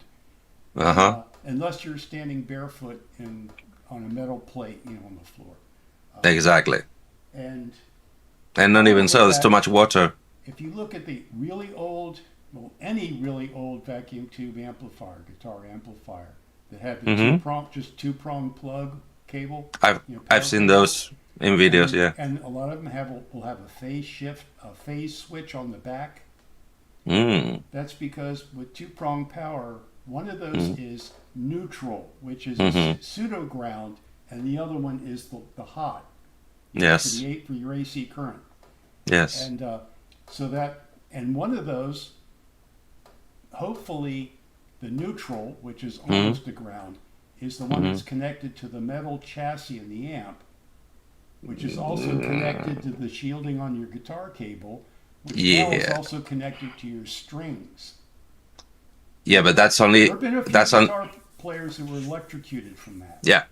But once again, that is also assuming that the electrician who do the installation in your house put the right wire in the right pin. No, but Because the in the USA, the two-prong power plugs Mhm. were symmetrical. There's no difference. You could plug it in either way. It doesn't matter. And Same in doesn't Spain. matter- So it didn't matter how well you wired your house. That's what the phase switch was for, to make sure that it wasn't hot going to your chassis ground. And it doesn't help with the only thing you can do if you go to my website, and I did a whole big page on how I rewired and rebuilt my EDS 1275. I go into all the ins and outs of how you shield a guitar. Yep. And it's very simple. It's based on just two principles, and that the most important one is a star ground. In other words, any point that's supposed to be grounded in your guitar has got only one conductor to the ground side, the barrel side of your jack on your guitar. And Yeah.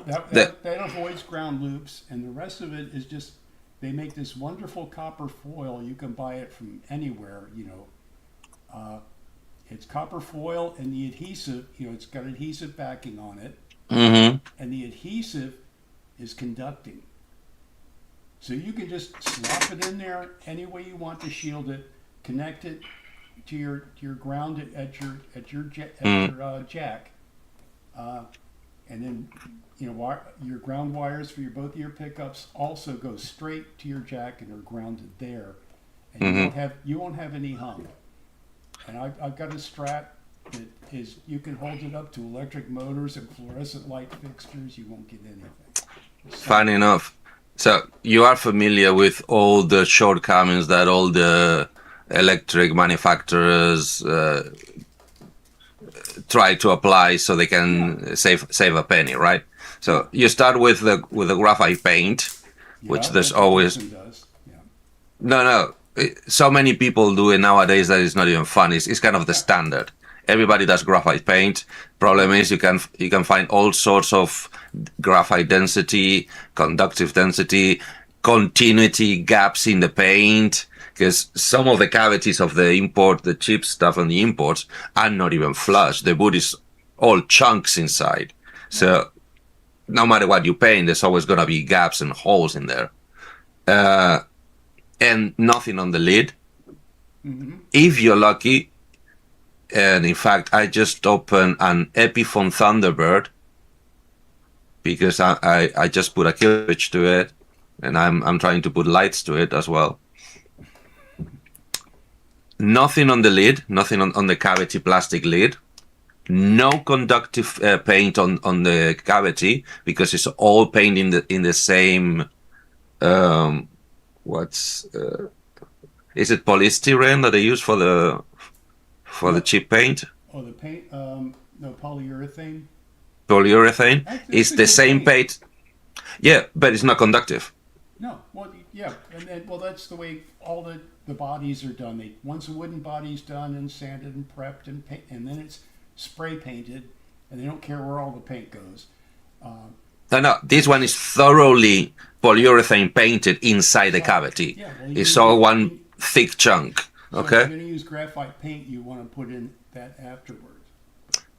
they didn't. The only shielding the whole system has is the pickup cables are shielded, as in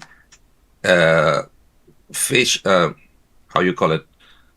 It's embroidered cross fiber shielding, Yeah, woven. woven, but it's not woven. It's metal. It's fully metal jacket outside Yeah. through all the cables to the pots to the ground of the jack. No. That's the whole. I know, but And I've used a lot everybody of- does that. They like round it to the metal can around the pots and all that, Mhm. and you don't need to do that if you just put copper foil everywhere. But that takes. and That's more expensive and takes more time. No, it's a fact. It's more expensive. No, but I mean, there are professional luthiers that build guitars, handmade guitars. That do that. Yes, but remember that the entry level market, you can get a Fender Stratocaster for $70. Yeah, way back. That was a long time ago. No, today. Go to Amazon. You can get obviously it's not a brand Fender, but It's a Chinese knockoff. obviously, no, not even China. China's too expensive for that. If you want 70, no, I'm not joking. The market now is Indonesia is basically 0 to 100. Korea or China, they're kind of head to head right now. 100 to 300. 300 to 500 is basically higher grade Korea or lower grade Japan.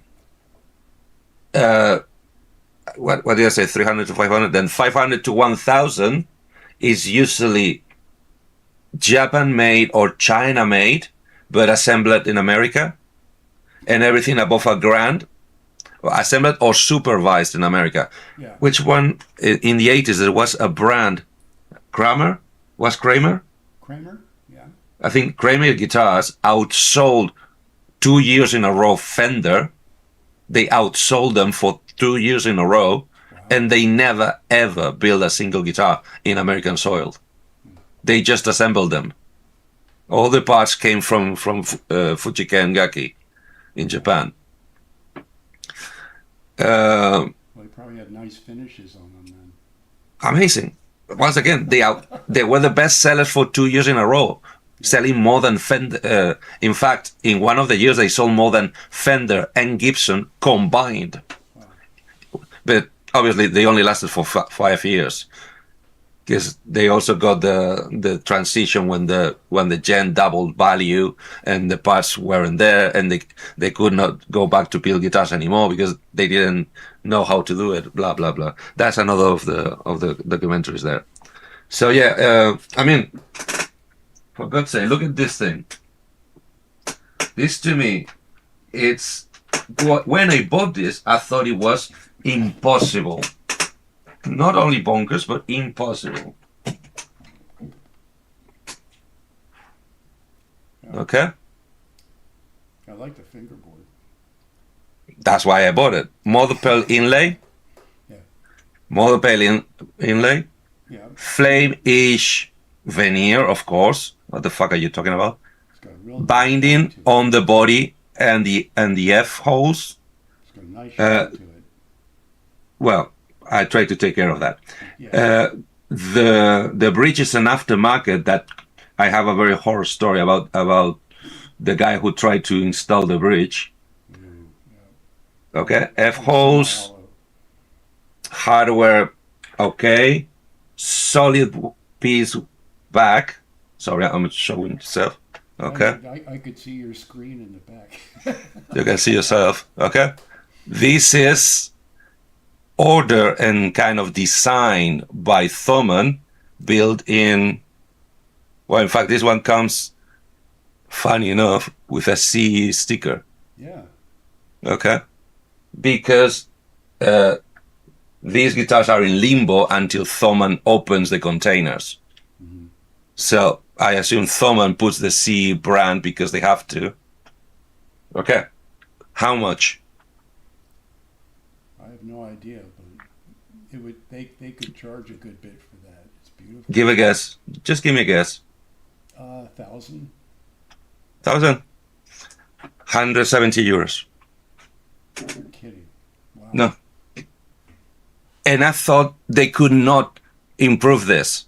The Thomann Harley Benton Fender Stratocaster Basic, as in vintage specs, as in with the cheapest hardware, cheapest electronics, So, I think today is 95 euros. Wow. A Fender Stratocaster with a Strat vibrato system, 3 pickups. You might get full-size pods or just shrunk pods. Oh, Fender doesn't use full size anymore, I don't think. Exactly. I mean, God, if I had it open. There's nothing Well, wrong with that either. They're good. let's make it just an example, because I got the app here. Give me a guitar you wouldn't mind owning, as in a design stereotype. Oh, Firebird. Not too many You wanna- people make those. Okay, electric guitars.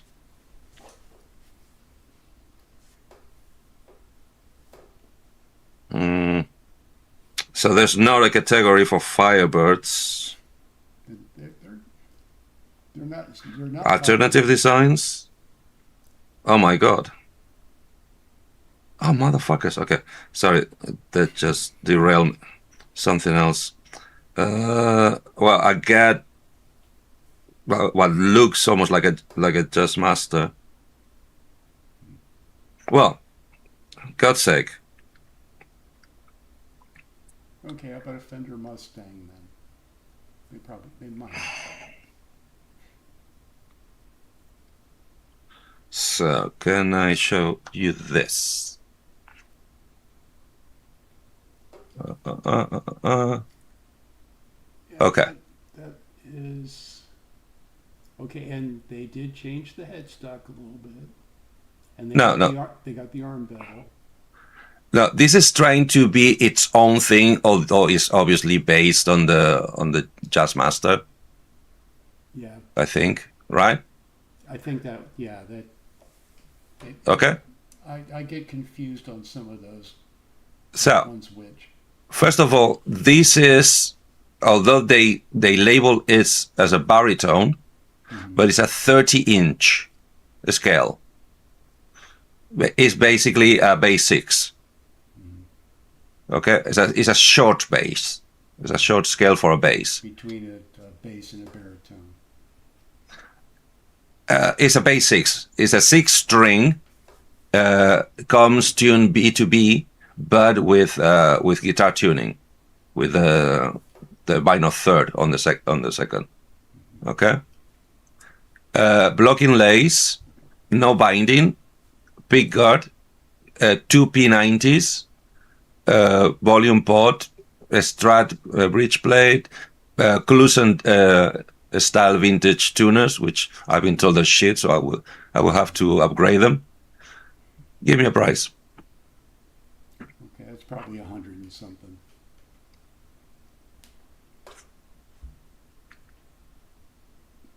And 75. And because I'm ordering 2 other things, shipment free from Germany to UK, including import tax. I don't pay an extra penny. Oh, but they got to get it to Germany, right? Past the No, from Germany. Yeah, but don't they have? Does the manufacturer have to get it past the Fender lawyers in Germany? That's not a Stratocaster. But yeah, but as I said, the entry level, obviously, what I keep, this is something, 2 million, your porn sites. Okay.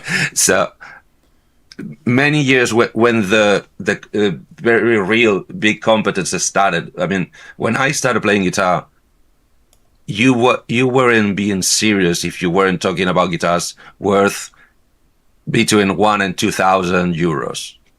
Okay, you weren't being serious. That's not a guitar. That's a toy.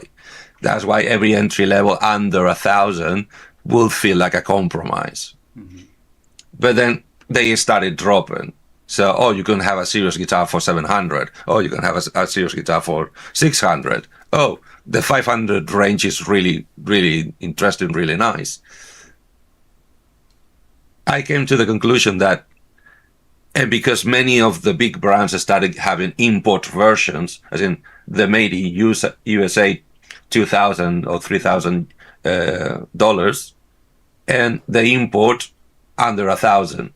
And on the picture, they look identical. They look like the same, even the same colors, same finishes. I came to the conclusion, yeah, I hope, or I thought I understood that on the 3,000, what you were getting is a longer lasting instrument because the curing time on the woods were better.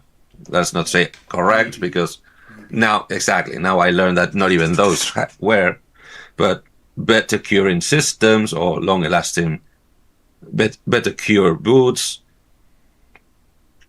better hardware that would take bigger abuse for longer years, better pickups that you wouldn't have to upgrade because they would feedback or wouldn't sound nice at all, and a human master luthier, I thought, checking the final product when the other ones were just cookie cut, put them together, put them in the box and send them. Obviously checking that is not unusable, but not so fine attention to it. And I still believe that that's the case.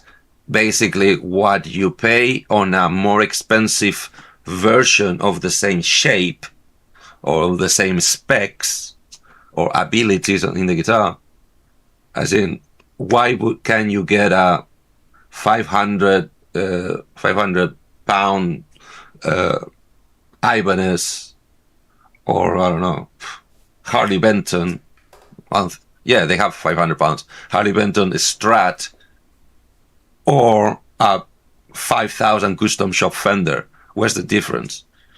Technically, the 5,000 custom shop is gonna last you for at least 2 decades more. Maybe. Exactly, maybe. Because that's the problem, and that's why Fender is in such big troubles nowadays, because of the maybe. Because it was granted all the way up till the 70s, but after the 70s, nothing was granted anymore. Yeah. Oh, so what's the name of this brand you were talking about? Which one of them? Like the one you just showed me, and the one that you have, the bass that you have. Harley Benton. Harley Benton. Harley, like the motorcycles? Yeah, Benton. I get it. Yeah. It's a made-up name to sound American-ish. Yes. Yeah. That's typical. I mean, Yeah. Same as Boss was, I think, was formerly called Acetone, I think. So the original brand of Yeah. Boss was Acetone. Acetone goes way back. Exactly. Yeah. But somebody decided to call it Boss because it would sound more authoritative and more pleasant to the American market. To me, it just sounds cheaper. I mean, Acetone was kind of a tacky name too. But Yeah. anyway, speaking of, paying extra because you're getting it from Fender Pro Shop and it's so much better than a Squier and all that. Way back in the late 70s, up from the Fender Pro Shops, they had a limited edition Fender Broadcaster, which is the original name for the Telecaster. Uh-huh. It was the, what was it, 1955 they came out. It was the very first Fender production guitar. And, Telly, I think, is 3 years earlier than Strat, and they're claiming that. It was 53, I forget. So when it originally came out, it was their first guitar. It was the Broadcaster. Broadcaster, I'm checking right now, but my impression is the Broadcaster was 49. 49? Yep. Okay, so the it's the and it was the original Telecaster that was 53 or something like that. I forget. But anyway, they were going to reissue it. They were only going to make 1,000 of them, Mhm. and we're talking about late 70s, and I think I paid $1,500 for it, which was astronomical back then. That was more than a Les Paul standard. So, sorry, come again. I think I paid $1,500 for it, and this is like 79, 80. Wow. And they were only, it was limited edition. They only made 1,000 of them. Mhm. Right? They were only going to make 1,000 of them. And what really pissed me off is they didn't stop at 1,000. As a matter of fact, they're still making them now. And so basically, but mine was when the first 1,000. You know, it was like the 100th one or something like that. And but the workmanship, I mean, the finish on it was pretty good. I mean, it was a very good spray lacquer job, and I don't think the original is probably not the same kind of lacquer. I'm sure it wasn't the same kind of lacquer that they Sorry, originally because I was trying to do two things at once. So are you telling me about a reissue of the Broadcaster that you bought when? I think it was 79 or 80. Okay. And Okay. federally, Yeah. they're only going to make 1,000 of them, and like I said, Yeah. they've made millions of them. That pissed me off. Although But, check the qualities on the later units. but anyway, well, the quality on the one I bought was crap. So I mean, I'm a Squire Telly would Hmm. would blow it away. As far as I'm not talking about the parts, I'm talking about the workmanship. okay. The spray lacquer job was done right, but you know it's Hmm. on a flat slab of wood. How Hmm. can you not do that? Yeah, Don't ask. It was a swamp ash, so it was heavy. Uh-huh. And what kills me is they're making the signature model Telecaster that Jimmy Page played with his paint job on it and everything Hmm. is going for about that same price, today's dollars. But, So I the seem workmanship on it was horrendous. I mean, the first string was right on the edge of the fret. ouch. The neck was set wrong. Yeah. And it was like, 'Cause- this is terrible. So I bought a Strat. I sold this one to a used guitar dealer for only a couple $100, for about $1,100. So I didn't lose Okay. too bad on it. But That's true. I was glad. To But get still, wow. That's. Do you think is because I think both. Well, it's the Strat is worse, but both the Telly and the Strat, they're lacking. How to put it? On the heel where the bolts attach to the neck. Mhm. On the upper horn, you have half of the heel covered, but on the lower horn, almost the whole Yeah. heel of the neck is uncovered. So that allows for the neck to dive slightly down. No, I think if the neck is put on correctly, it's not going to move. No, what they did is the neck. Hmm. I don't know if the neck was like off a little bit.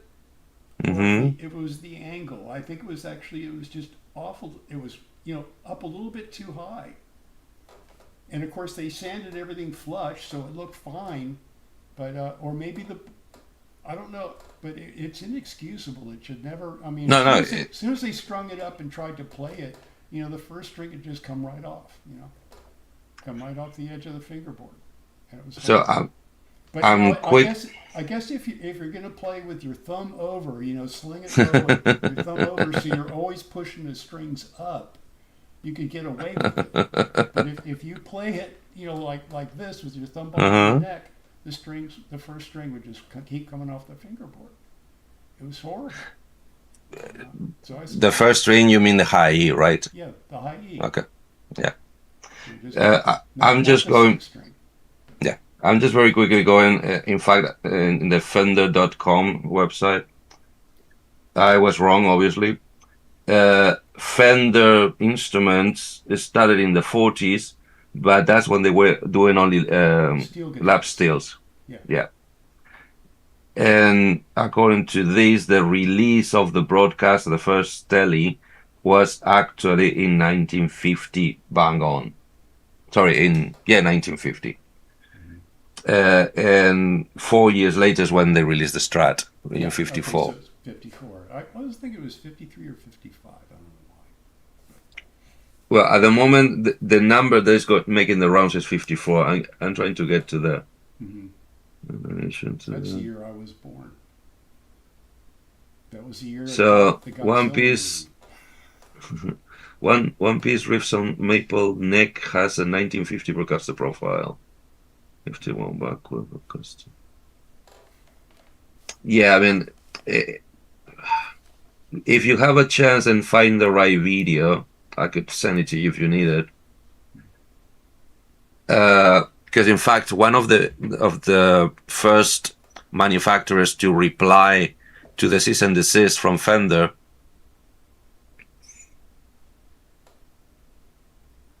it was undisclosed which manufacturer, but it was one that hired the same law firm that did a previous action class trial defending or against Fender, and they won. So it was already a law firm that was in the knowledge of all the guitar story. Yeah. Plus, as I said, if you can go and find the video information that shows you the original.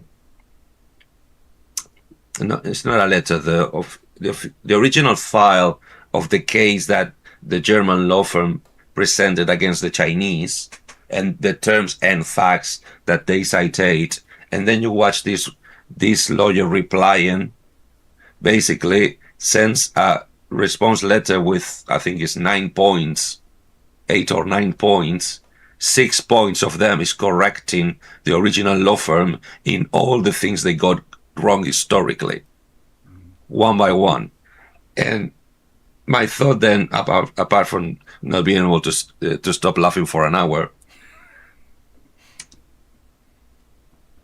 the reason why it was so flagrant is that Fender themselves had been making a point on teaching Fender's history to the dot, to the comma, to the period, since they started trying to sell us reproductions of the vintage models and the aged reproductions of the vintage models. Sorry.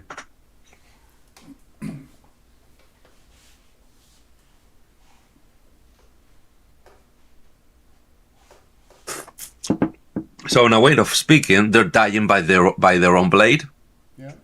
Good. It's like, because I think they said, oh, probably you were right, because that's what the law firm said, that Fender designed the Stratocaster in 54, and it probably was released in 53 or something like that. Yeah. But yeah, the situation is, everybody agree. Oh, sorry, everybody that I've watched / listened so far agrees it's not what they're doing, because what they're doing is right, and they should have done it decades ago. Is the way they are doing it, and the very, very thin case they're basing it in, as in a default win against a Chinese firm in Germany, doesn't grant them shit, even less in America, in the United States. Well, they should have known that's the way it was going to go anyway. If they knew Yep. if they were competent lawyers, they should have. The way I see it, I believe they are competent lawyers on litigation, not so competent on Fender history, and they're a little too cocky on international law. Yes. But because the way my own reading is, the actual goal of Fender Corporation, the guitar manufacturers, which I think is Fender CMI, but don't quote me there. That's another foggy fact I have in my head. It's not actually to prevent anybody in the world to manufacture anything that looks like a Stratocaster. It's more like put some fear on the spirit of all those that do, and end up signing licensing contracts with all of them. As in, yes, it's okay, you can keep doing, Just give me some money. but give me some in return. Give me, I don't know, 1% on every sale. Yeah, and like I was saying yesterday, that's what the Wright brothers tried to do. Exactly. So that's my 2 cents.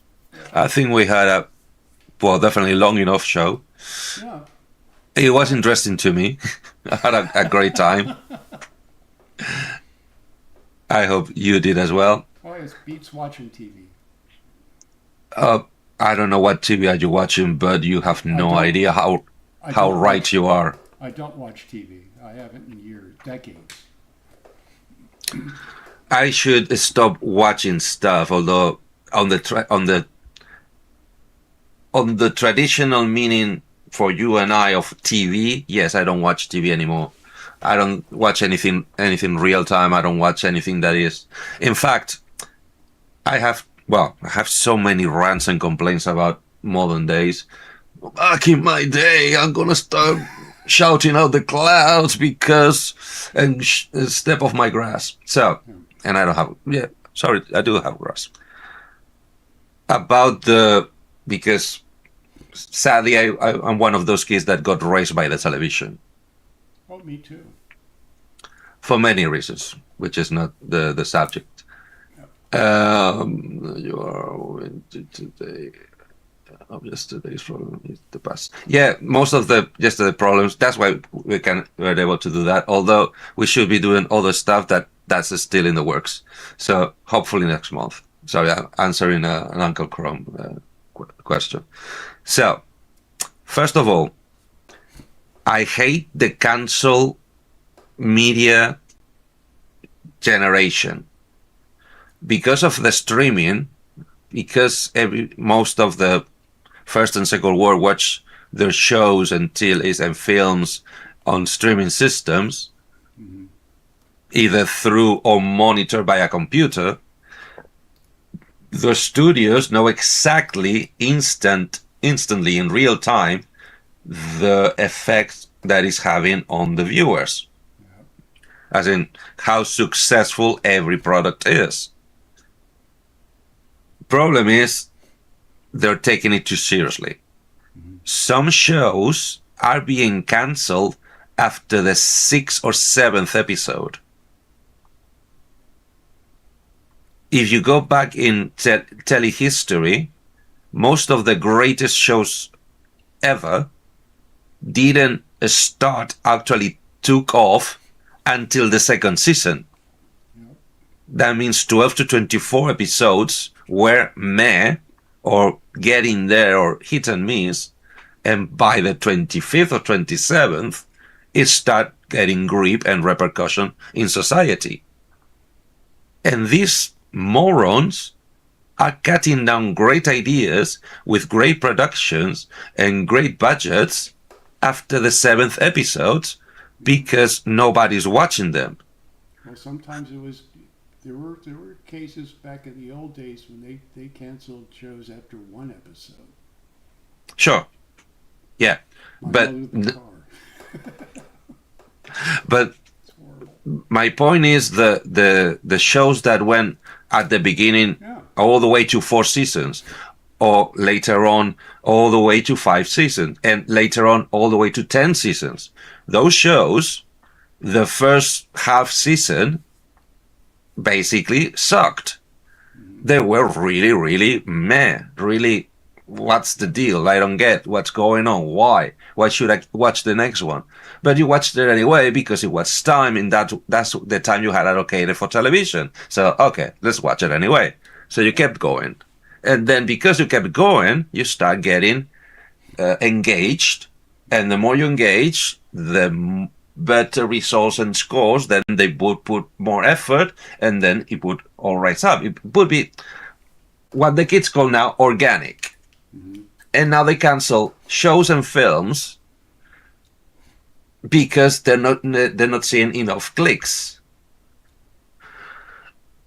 Yeah, 10 seasons. Obviously, I'm thinking about things like Friends. Well, Doctor Who's a rarity.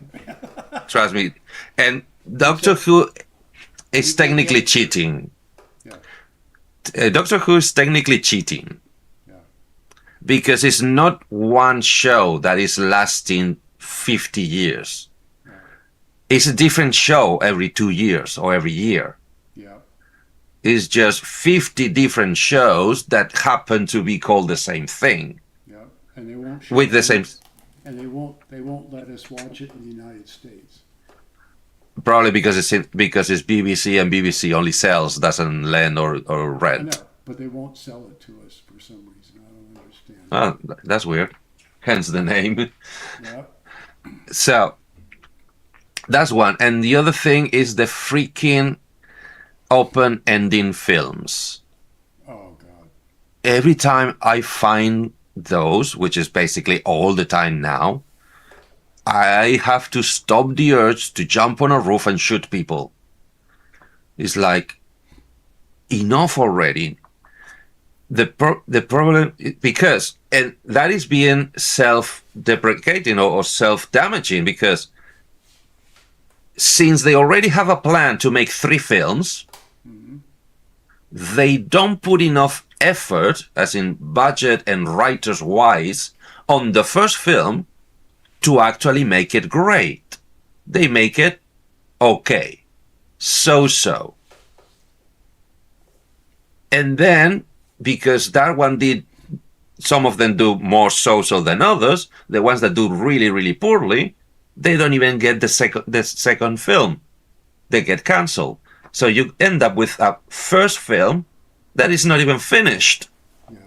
And then you complain when it failed. And how much money did you put into that great idea? But moron, you're stupid. You didn't finish the freaking idea. I didn't have the time to understand what is your point. Because you didn't finish the fucking point. Because you left the fucking open ending for the second part. Seriously. And trust me, it's not that there's not good ideas for films and shows and stuff. There are great ideas anywhere but in the States. But the States is like committing creative harakiri on a daily basis. Yeah. Every single great idea they have, they manage to destroy. Well, it's the whole Hollywood industry. It's like, Uncle Chrome brings up Star Wars, and I couldn't. The Star Wars movies, I guess the first couple of them are okay, and I just could not stand listening to John Williams' music anymore. He was a horrible composer. I don't understand why anybody thinks he's such a great composer. And he stole all his ideas from somebody else. There was an Errol Flynn movie called, I think, it was the first of the swashbuckler movies back in the 40s. What was it called? The Seahawks. The Seahawks. And if you watch that, it sounds like it was scored by John Williams. And it sounds, oh, wow, this is Star Wars. And it's like, the music was so inappropriate for the movie. It's just horrible.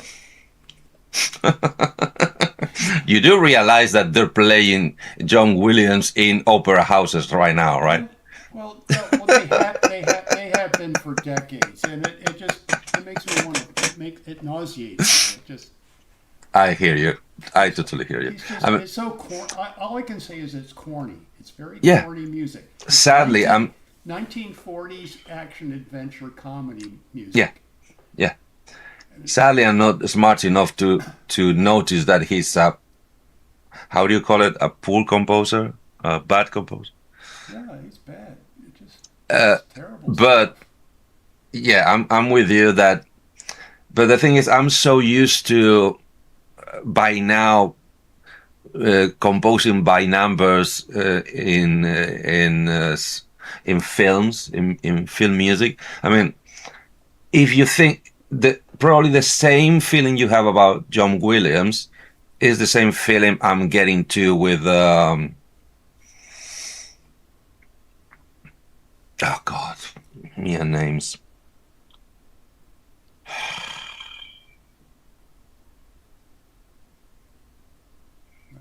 The German guy. Oh, jeez, I can't even remember. Are you talking about the guy that did Das Boot? I don't think so. But what was this?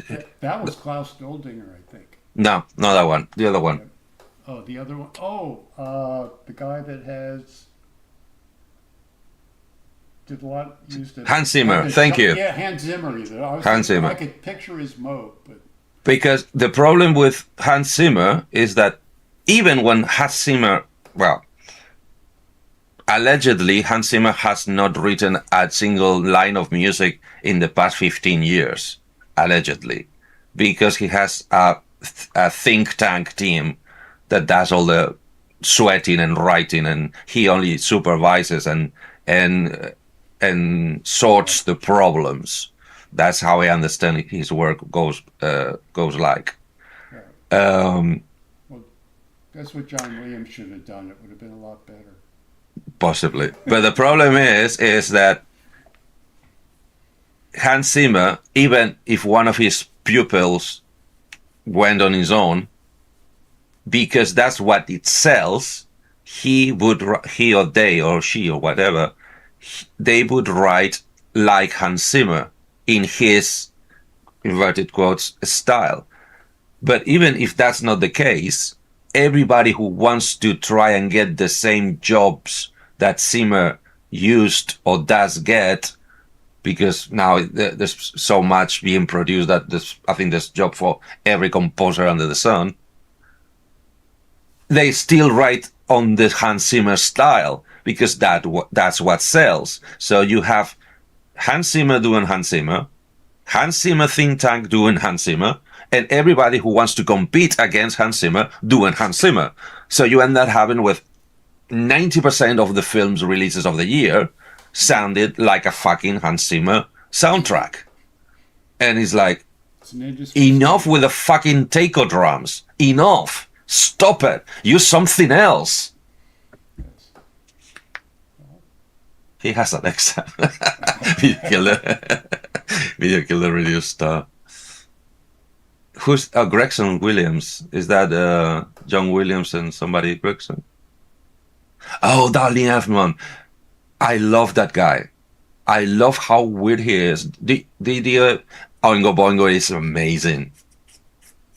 Yeah, it's way better than the Buggles. Are you familiar with Danny Elfman? I'm not. Have you ever heard the band Oingo Boingo? Probably. But... Very likely because they had 2 or 3 very good big hits in the 80s. Do you remember a film called Weird Science? Yeah. Can you hear the themes? I don't remember the music though. Then you haven't watched it enough. Dead Man Party. If you have a broad palette enough for techno pop, I would call it not folk, tribal music, really check Oingo Boingo. To me, they were at least 5 years ahead of their time. Possibly the most fresh and original band of the first half of the 80s on the pop side. And the story of the guy itself, of Elfman, you wouldn't believe it. It's one of those things that you think only can happen in books, in novels. Yeah. That's his life. I quit listening to any kind of pop music back in the early 70s. Good. Anything on the radio, it just wasn't worth listening to. Please write it down and give it a shot. Oingo You Boingo. might thank me later. Oingo boingo. Yeah. Okay. What he has done lately, he has married his talent with Tim Burton. Oh, he's still active? Which one of them, Burton or Elfman? No, well, they're coming back, I think. Mystic Knights of the Oingo Boingo. Late 70s, late band. Yeah, late 70s, early 80s. Yes, that's the cat, the period. Yeah. Elfman hasn't stopped working because, among many things, for instance, he did the soundtrack for Pee Wee Herman, but also he did and sung the soundtrack for So he wrote Nightmare Before Christmas. what's that song? That really stupid song that in that Pee Wee Herman movie. Yeah, all of them. All that you heard on the first Pee Wee Herman film, that's Danny Elfman. Tequila, that Tequila song. I thought that was like a 40s song, 1940s. Dun, dun, dun, dun, dun, dun, dun, dun, dun, dun, dun, dun, dun. No, that's a popular classic. That's not his. Yeah, He might I have thought. versioned it.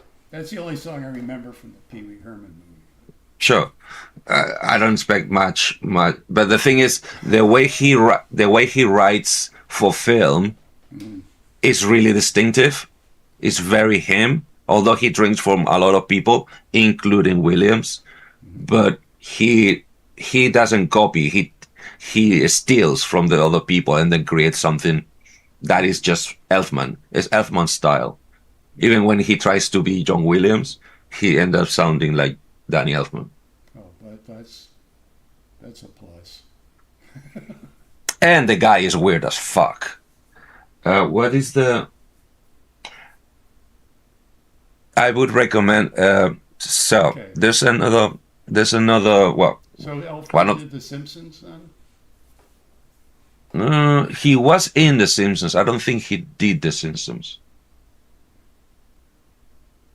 Yeah, the opening theme tune for The Simpsons is kind of the style of Danny Elfman, Yeah, but I don't think he did that one. yeah, that for a TV show that was very good. That was good music in The Simpsons. So, are you familiar? He did. Oh, he did The Simpsons. Okay.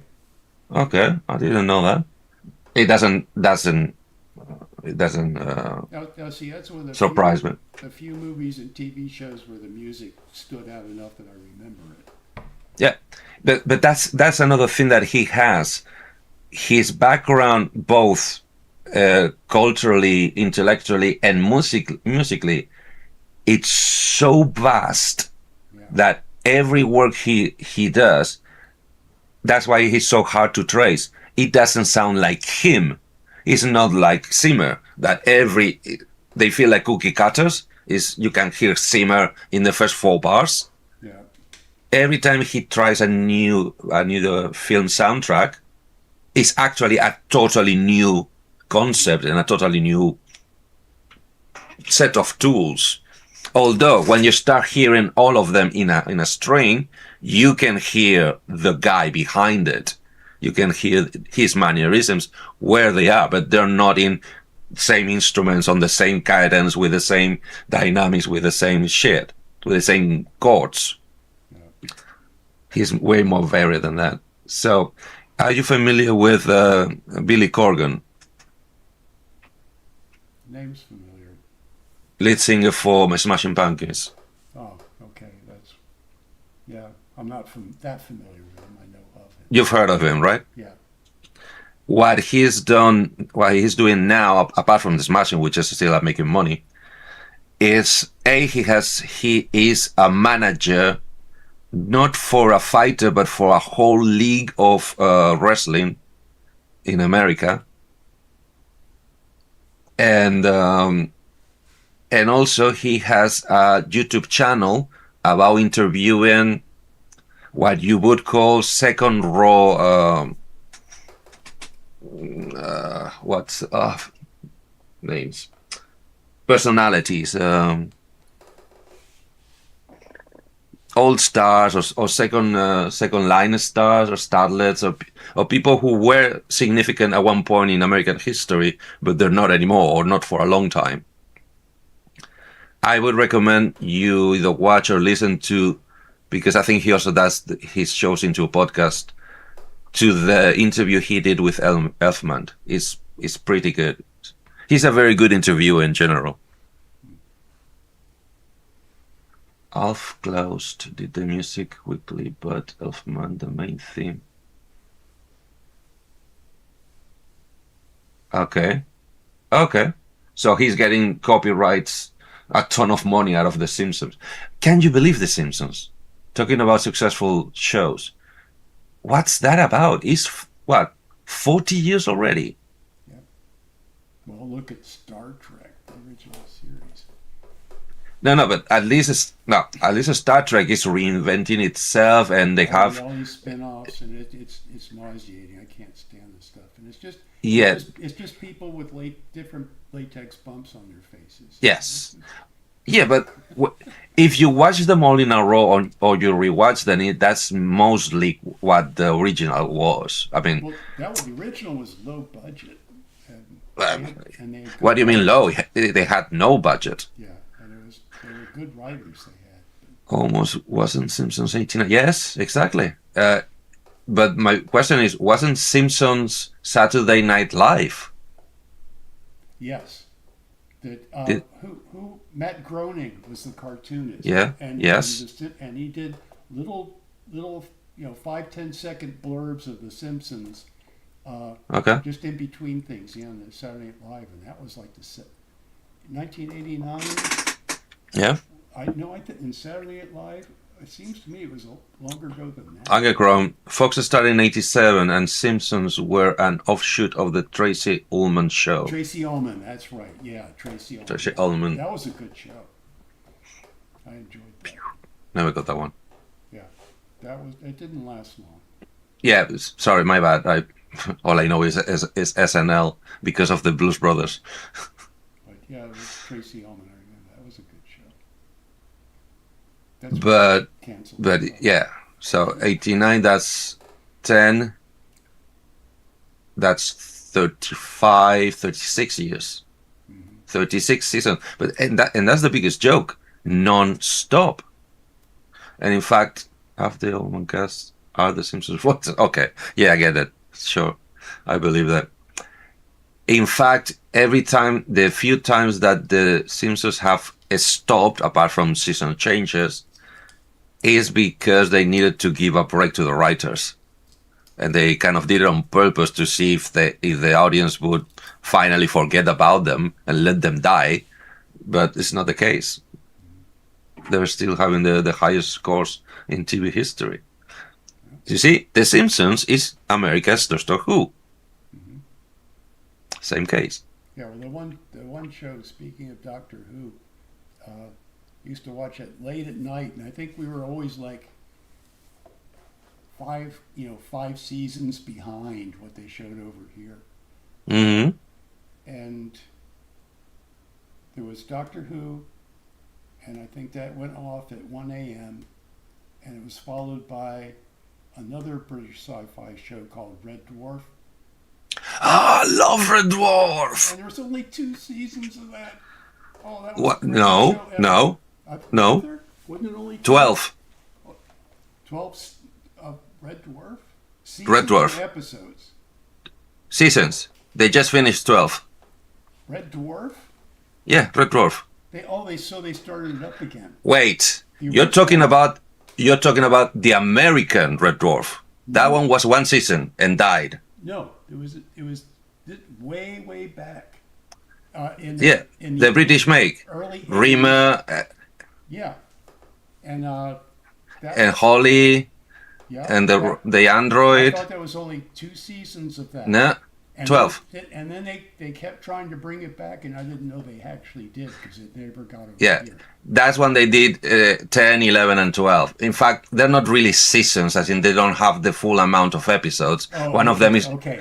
one of them is only four episodes, but they're 1 hour long instead of half an hour.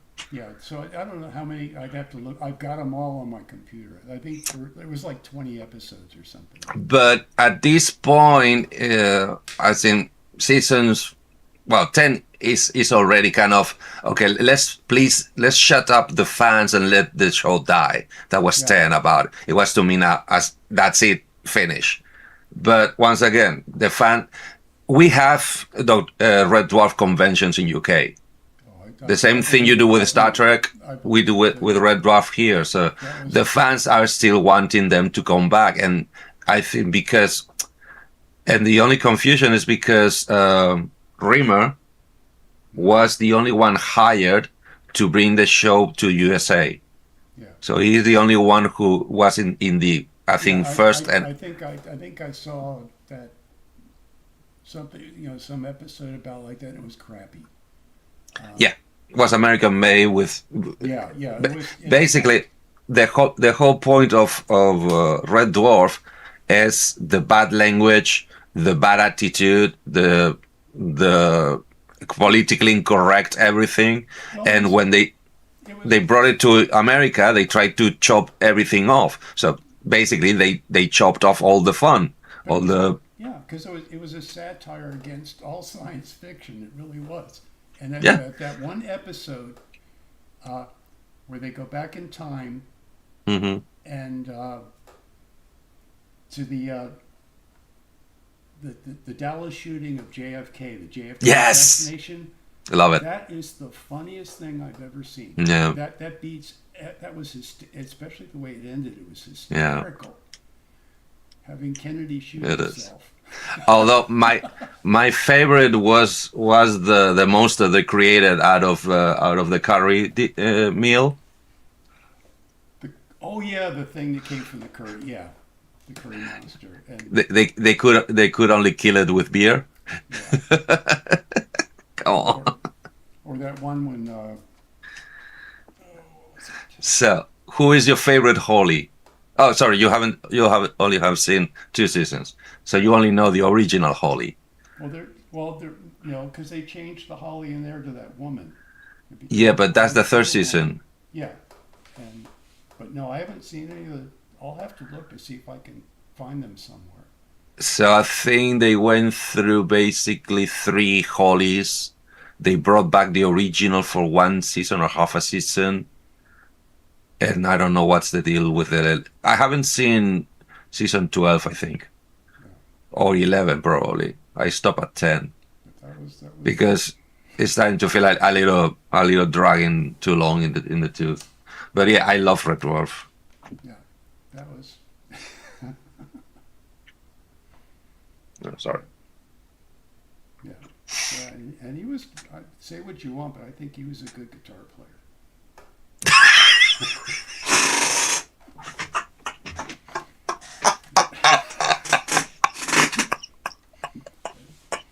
Now you kill me. Oh God. The only thing it pissed me off is they kept changing the guitar. Every season is a completely different guitar. Yeah. It's like, how is it gonna get any good if you keep changing the instrument? Come on, give him, cut him some slack. Because I think he started with an Applause, then they promoted him. I don't know if I ever noticed it. Yeah, because you're right. Because it was like a cheap Les Paul copy at one point, wasn't it? No, that's the second or third. The first season looks more like an Ovation, but it's a rip-off of an Ovation. So either an Applause or any of the other brands that tried one of those back bowl acoustics. Oh, well, that must be later because it was always an electric. First season. All the ones I saw, they were electrics. Oh, you're sure? First is well. Now I'm not, but I would say first season was an acoustic, which he barely touched in the whole season. Okay. You also have to remember, and probably that's why we cross in references. British seasons are usually 6 episodes. Mm-hmm. not 12, and not 24. Yeah. So probably what you call season 1 is seasons 1 and 2. Well, all I'm thinking about is in terms of how many episodes I've seen of it that were Mhm. available, that are available, and it was like 20, I think, or something. I don't know.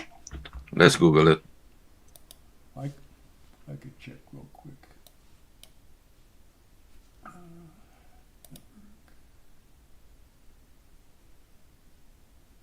Oh, come on, solid.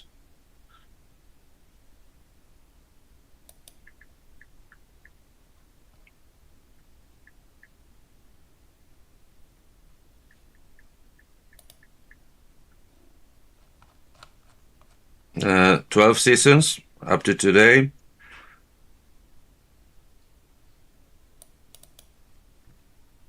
Oh yeah, 12 seasons, but how many episodes? 1, 2, 3, 4, 5, So 6 episodes. You're right. 6 for episodes. season 1, 6 for Right. season 2, Right. 6 for season 3. So the first 6 episodes, it looks. I remember an acoustic looking I haven't watched thing. it in a while, so it's, In fact, is when he goes electric is when he actually starts playing on camera. Well, playing, whatever you call that. so I've got 52 episodes here. Damn. It seemed to me like there were never enough. Yeah, totally. Because Yeah, I agreed. only the good was season 8, episode 8. Season 7, 8 episodes. That's season. Sorry, season 9. Season 9 is 1 episode. See, so it's not even a season. Oh, because it's not really 1 episode. It's 2 mini films. Yeah, and season Back to 2 Earth, was Part 1 and 6. 2. Oh, the Back to Earth one, yeah. That looked like to me like it was done years later. Because all the actors Yeah, are no. much older. Once again, the original show died in season 7, I think. Okay. So season 8 was the finish when they killed when they thought they killed the franchise and everybody. Sorry. I'm laughing at that. I remember that. That was the Back to Earth one. No, that was the coming back because the fans want them back. Yeah. I was about to say the possibly the season 8 was when Rimmer went to America, but no, that was in the middle. I think it was in seasons something like 4 and 5 or something like that. Because they only the thing with BBC is they kind of they didn't used to plan anything beyond the first season. Mhm. So first season, by the end of the second season, then we know if we're gonna have a second, and by the end of the second, we know, and so on and so forth. So every season was the last season, in a way of speaking. So in one of the last seasons is when you see Rimmer disappear from the show. There's a whole season without him, and that's when he goes and tries to start the franchise in America. And the same after the 8, it's a ton of time, and a ton of time till 10. In fact, 10 is kind of recent. Then another chunk of years for season 11, and 12 was right after. And but there's already rumors or the tasting the waters for another comeback, but nobody knows if it's gonna be a feature film or it's gonna be a TV film. It's gonna be another season of six episodes. Nobody knows what, because among other things, they all are starting to be a little long on the tooth. But if you follow them, they are pretty active in conventions and they're pretty active in social media. Most of them. Rimmer is, What's the name of the other guy? I always forget. Oh, no, I forgot. Holly? No, not Holly. No. God, the funny guy. Yeah, um, Google to the rescue. the curry guy. Yeah, the curry guy. One of the seasons, he decides to try to go healthy.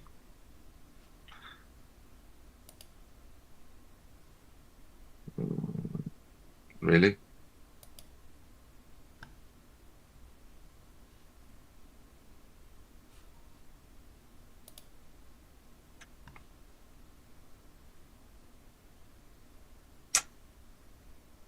I don't know what they did with IMDb. It used to work perfect. Now it's botchy and bad.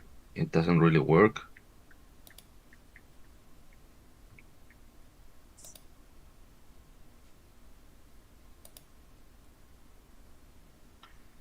Lister. God. Lister, yeah. Yeah, Lister, Cat, Holly, and which is not his real name. Well, Holly was the Yeah. Rimmer, and Crichton. Crichton. Yeah, Crichton. But if you wanna blow your brain off, follow Cat's career. Hmm. It's amazing how versatile that actor is. Well, I know he It's can sing. shocking. I know he can sing and he can dance. And dance. No, but because that was his former years. But really, check what he's done. I mean, for instance, well, I assume you hadn't, but have you ever heard of a franchise called Blade? Yes, I've heard of it. At the moment, so far, I think there's 3 films out. Blades 1, 2, and 3, kind of. Yeah. He's one of the secondary roles in Blade 2. That's Cat. Oh. And I didn't recognize him. Trust me. Well, I could understand because I mean he's kind of heavily made up Not yet. in the show.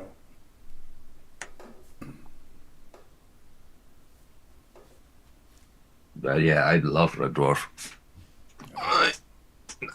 But I love it. I love more the early shows when they had no budget Mm-hmm. because they had to put more on the acting, which is kind of a trade of most Yeah. BBC products. And they all just pretty much stayed on the ship.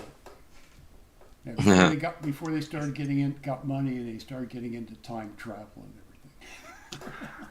I mean, I think it's Back to Earth that those 2 mini films to pass as the ship.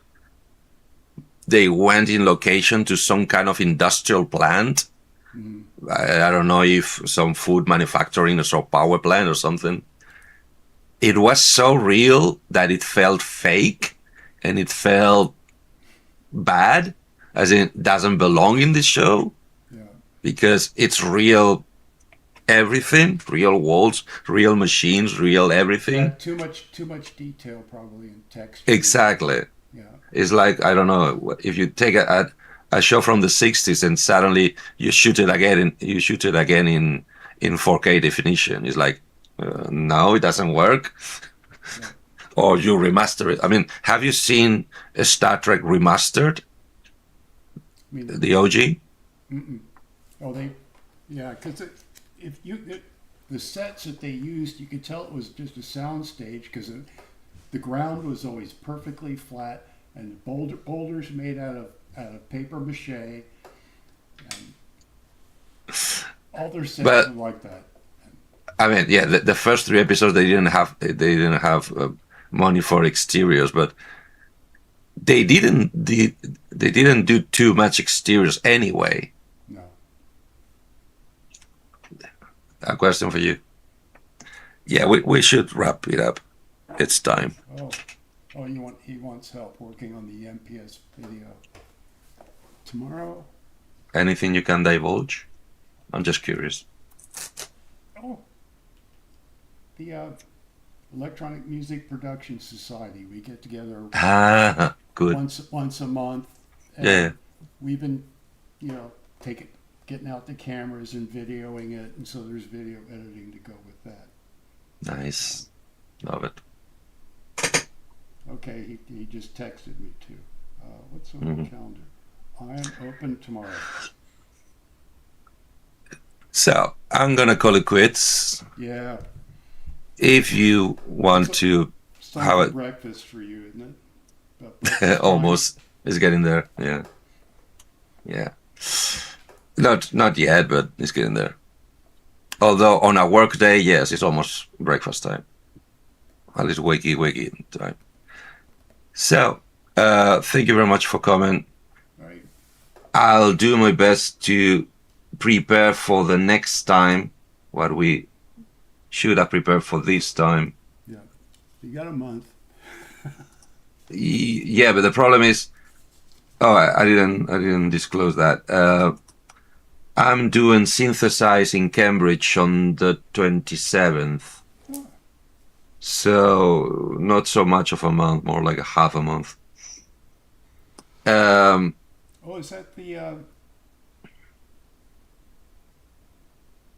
is that the one they've been having like every year for like 20 years in Cambridge? I'm not so informed about that event. Yeah. It wouldn't surprise me. Cause I've been on the synthesizer DIY mail list since its inception back in the 90s. And Huh. yeah, they've been having a lot of them have been getting together at Cambridge. All the ones in the UK have been getting together at Cambridge for a long time. Huh. Well, They this do this event is held on the Museum of Computer Art, Computer History of Cambridge, I think. Don't quote me there. I don't think I got it right again. And it's something they do once a year to celebrate the marriage between computers and synthesizer music, thanks to basically MIDI, DAWs, music production, electronic production. And this year, actually, what I'm gonna be bringing, I'm gonna be bringing as much synth-tar as possible.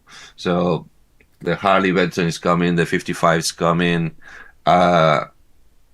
The Action is not coming because I can't be bothered to unrack them.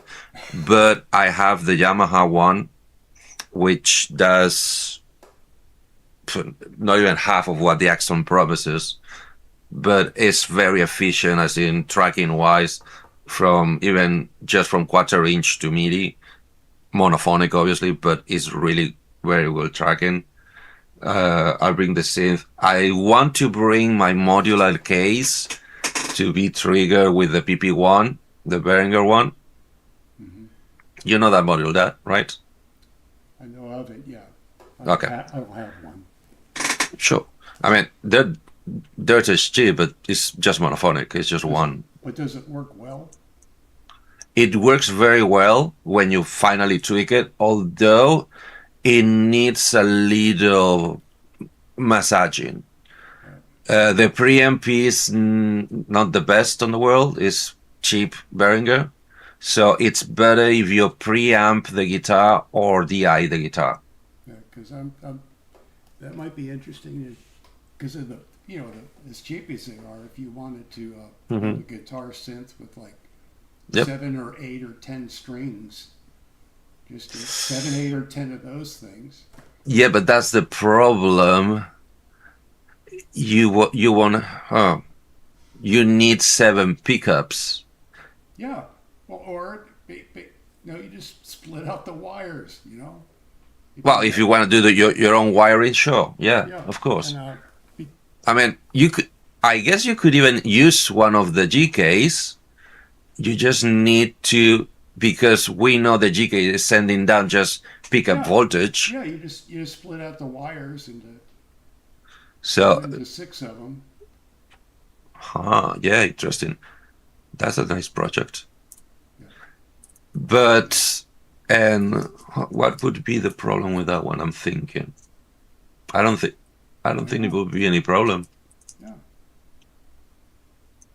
The only problem is now you've got 6 MIDI sources, one for each string. You've got to merge them together somehow, which, What do you mean MIDI? well, the PP1 puts out MIDI. Did they put out No. CVs also? Or is it Yeah, just CVs? exactly. Both. Yeah, well, there you go. But But- if you know, with the Axon, you've got one MIDI cable coming out for all 6 strings. This is, you have 6 MIDI cables coming out. Yeah, the PP1 is USB. USB MIDI. Well, you still have to would have to merge those if you wanted to put them into the same voice, which I probably wouldn't want to do. You only need either a USB hub or the new CME interface. Yeah. Yeah, obviously. Or just a computer with a lot of MIDI ports, Yeah. which are very rare on the ground. Because you've got to interleave all those little MIDI packets. Chrome, is that the show Robbie brought his Fairlight to in the past? Very, very likely, but I was not in that show. I was on the show when he bought the DX1. That was my first show with him. He bought the DX1. Can't remember if he bought the DX5. Then the next year, that's the year where he started doing the shows with Peter James Stevens, which was the organizer for Synth Southwest. And that's the one that they brought, I think, every EMU synth sampler ever released. Wow. At least the keyboards and the racks. Did they have every rack of EMU? No, the keyboards. They had all the keyboards, and for the rack, because Peter James was involved on the development of their first rack multi-timbre computer. So it was polyphonic, it was sample-based, but it was a behemoth of polyphony for the time, and I think it was modular, and it was one of the first ones that could be edited from a computer. So quite revolutionary. Yeah, he had the development emulators, yes. That's the second one I did, which was the one they did before they took the break. So they took a year break, and this year they're going back. They're coming back to it. Yep, that's the one. So yeah, I'm gonna try to I'll bring the PP1, I'll bring the GR55, I'll bring the Yamaha rack one, which is in the rack with my S200 sampler, which I still need to learn how to use. And I want to bring my Barb 2600, so it gets triggered from the PP1. And I think that's gonna be all, because there might be a chance I might get to perform as well there, but still up to today, I don't have any confirmation of that, so I'm not gonna hold my breath.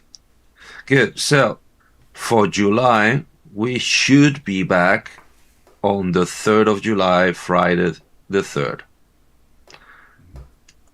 Apart from that, thank you very much for coming. See you all very soon. You all take very good care. If you have any questions of anything, you know where I am. Send me a text. And I'll try as well, but if you have a chance and finish reading the manual, two brains think faster than one. Yeah, I've looked through it, and it looks like the way you do it, the steps you go through. I mean, the interface is much nicer, but in principle, it's the same. But Yeah. you have the option of saying, okay, I want this split to go this MIDI channel. Yes. And that's what they should have done on the 100. They didn't. They didn't. Basically, the only option you have is to send out a PC. Huh. PC instrument 1 or PC instrument 57 or whatever for each split. When I try to program it, and I've tried it every permutation I could think of. When I said, okay, I want this general MIDI instrument number, or this PC number to be sent for this split. I go to the other splits. I've already made the splits. Mm-hmm. I edit that split to send it to a different one. If I Mm-hmm. go back and then do all four that way, at Mm-hmm. the end, whichever one I set last, it Mm-hmm. sends all four of them to that, Okay, which is that's no good. That's useless. That's totally Yeah, useless. So basically, it just undoes the whole concept of the split. But but and that's bizarre. I've tried like saving the patch, Yes. Yeah, and yeah, then yeah. going back in, and then edit the patch again, do this split, save the patch, edit the patch, go in, changes, saving in between. Doesn't matter. The little I know about you, I know that you've tried every permutation. I'm sure Yeah, about that, but it's it's bizarre. it's unfortunate that Hmm. your editor for the Axon AX50 Mm-hmm. doesn't send out SysX. That the AX50 would have, because the AX100, Mm-hmm. if you had something where you could program and create the patch and then send Mm-hmm. it in by SysX, maybe that would work. Are you sure it doesn't do it? Because I don't know if it does do it. I was looking through the manual and it doesn't sound like there's any success going to or from the AX50. Hmm.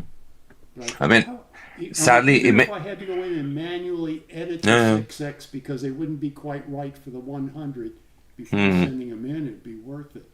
Yeah, sadly, I do understand why it wouldn't do it, because why bother going through that faff since USB is going to do it faster and easier. Yeah. But I don't know. It's, the only thing I can think of is Hmm. maybe there's something got fried in that. It's one of those things where I just need to reflash the RAM in it. Hmm. That the RAM got. I will look into that because really it makes no I have sense. looked into it, and there's nobody has. There's no Yeah, way yeah. to get the image to flash into it. Really? Yeah, Have you It's well, gone. out of desperation, have you tried Internet Archive? Uh, I've tried Google searches. No, I've tried Internet sadly, Archive. No, sadly, Google doesn't find tons of stuff that are in the archive, and Google doesn't find it. Yeah. Do you know what I'm talking about? It's Yeah, it's a I website, know I the think. Internet Archive. Okay, I donate money to them. makes two of us. Have for decades. But Oh, that's bizarre. yeah. Have you looked into? I mean, just for chatting sake, have you looked into trying to find a 50 on your side of the world? Yes, I ever since I found out about it, and there's None of doesn't them. seem to be any for sale right now, which makes me. Do you want me to try to source you one? Well, if we can get yours working and it works. Well, yeah, I get you. Yeah, But then again, first get that. The more I think about it, I think I'm better off building my own little box that will just Uh-huh. take one MIDI channel, the 6 different MIDI channels for each string, Mm-hmm. and do my own routing from there. Huh. Something kind of based similar to Yeah, this, yeah, but yeah. I mean the code would not be difficult. It's just another project. Yeah. Obviously, since I don't have any skill on any of those disciplines, my first thought would be to buy 6 PP1s, strip the boards from the modules, Yeah, that just occurred to me. Like and put all of that into a chassis. yeah, Yeah, we're talking basically $500 plus taxes. Just on the converters, then get the brain to take all the converters work as one, and the effort. So you're better off making everything in software yeah. and working on a That- 13 pin. That's just one way of doing it, but really, if I just use the Axon, just Mhm. as if it was another GK, a GR Mhm. box, Just to get the MIDI out of the guitar. I got you. Cool. Keep me posted. I'm really interested and really amazed that it's failing that way. Bummer. I had that when I bought the thing new. I remember going through this struggle, and that's why I just gave up on it. And I've just been basically using it, without any of the splits Hmm. ever since. As in one single song, one single channel, one single sound. Yeah. Which is good enough as a start. As a start point is good enough. It's plenty good. Cool. Keep me posted. Take care. You too. And I wish you the best with your house, and so you don't have any more issues with the heating. Yeah, well, it was a hot water heater, and it was just for a couple of days I was taking cold showers, and I did not enjoy it. But Okay. got that taken care of, and well, it's a Nice. big house. It's a big house. It's a sophisticated house, so Is it? something's always going wrong. Always. Yeah. Take care of yourself, okay? All right, you See you too. soon. Bye. Bye bye. And to all of you, thank you so much for coming one more time. Sorry for the ranting and the derailing and the detours. But as I said, this show should have not happened. I had plans for something different that hopefully will come on July. So, sitting, that's gonna be it. Keep synth tarrying and enjoy guitars and synthesizers. See you later.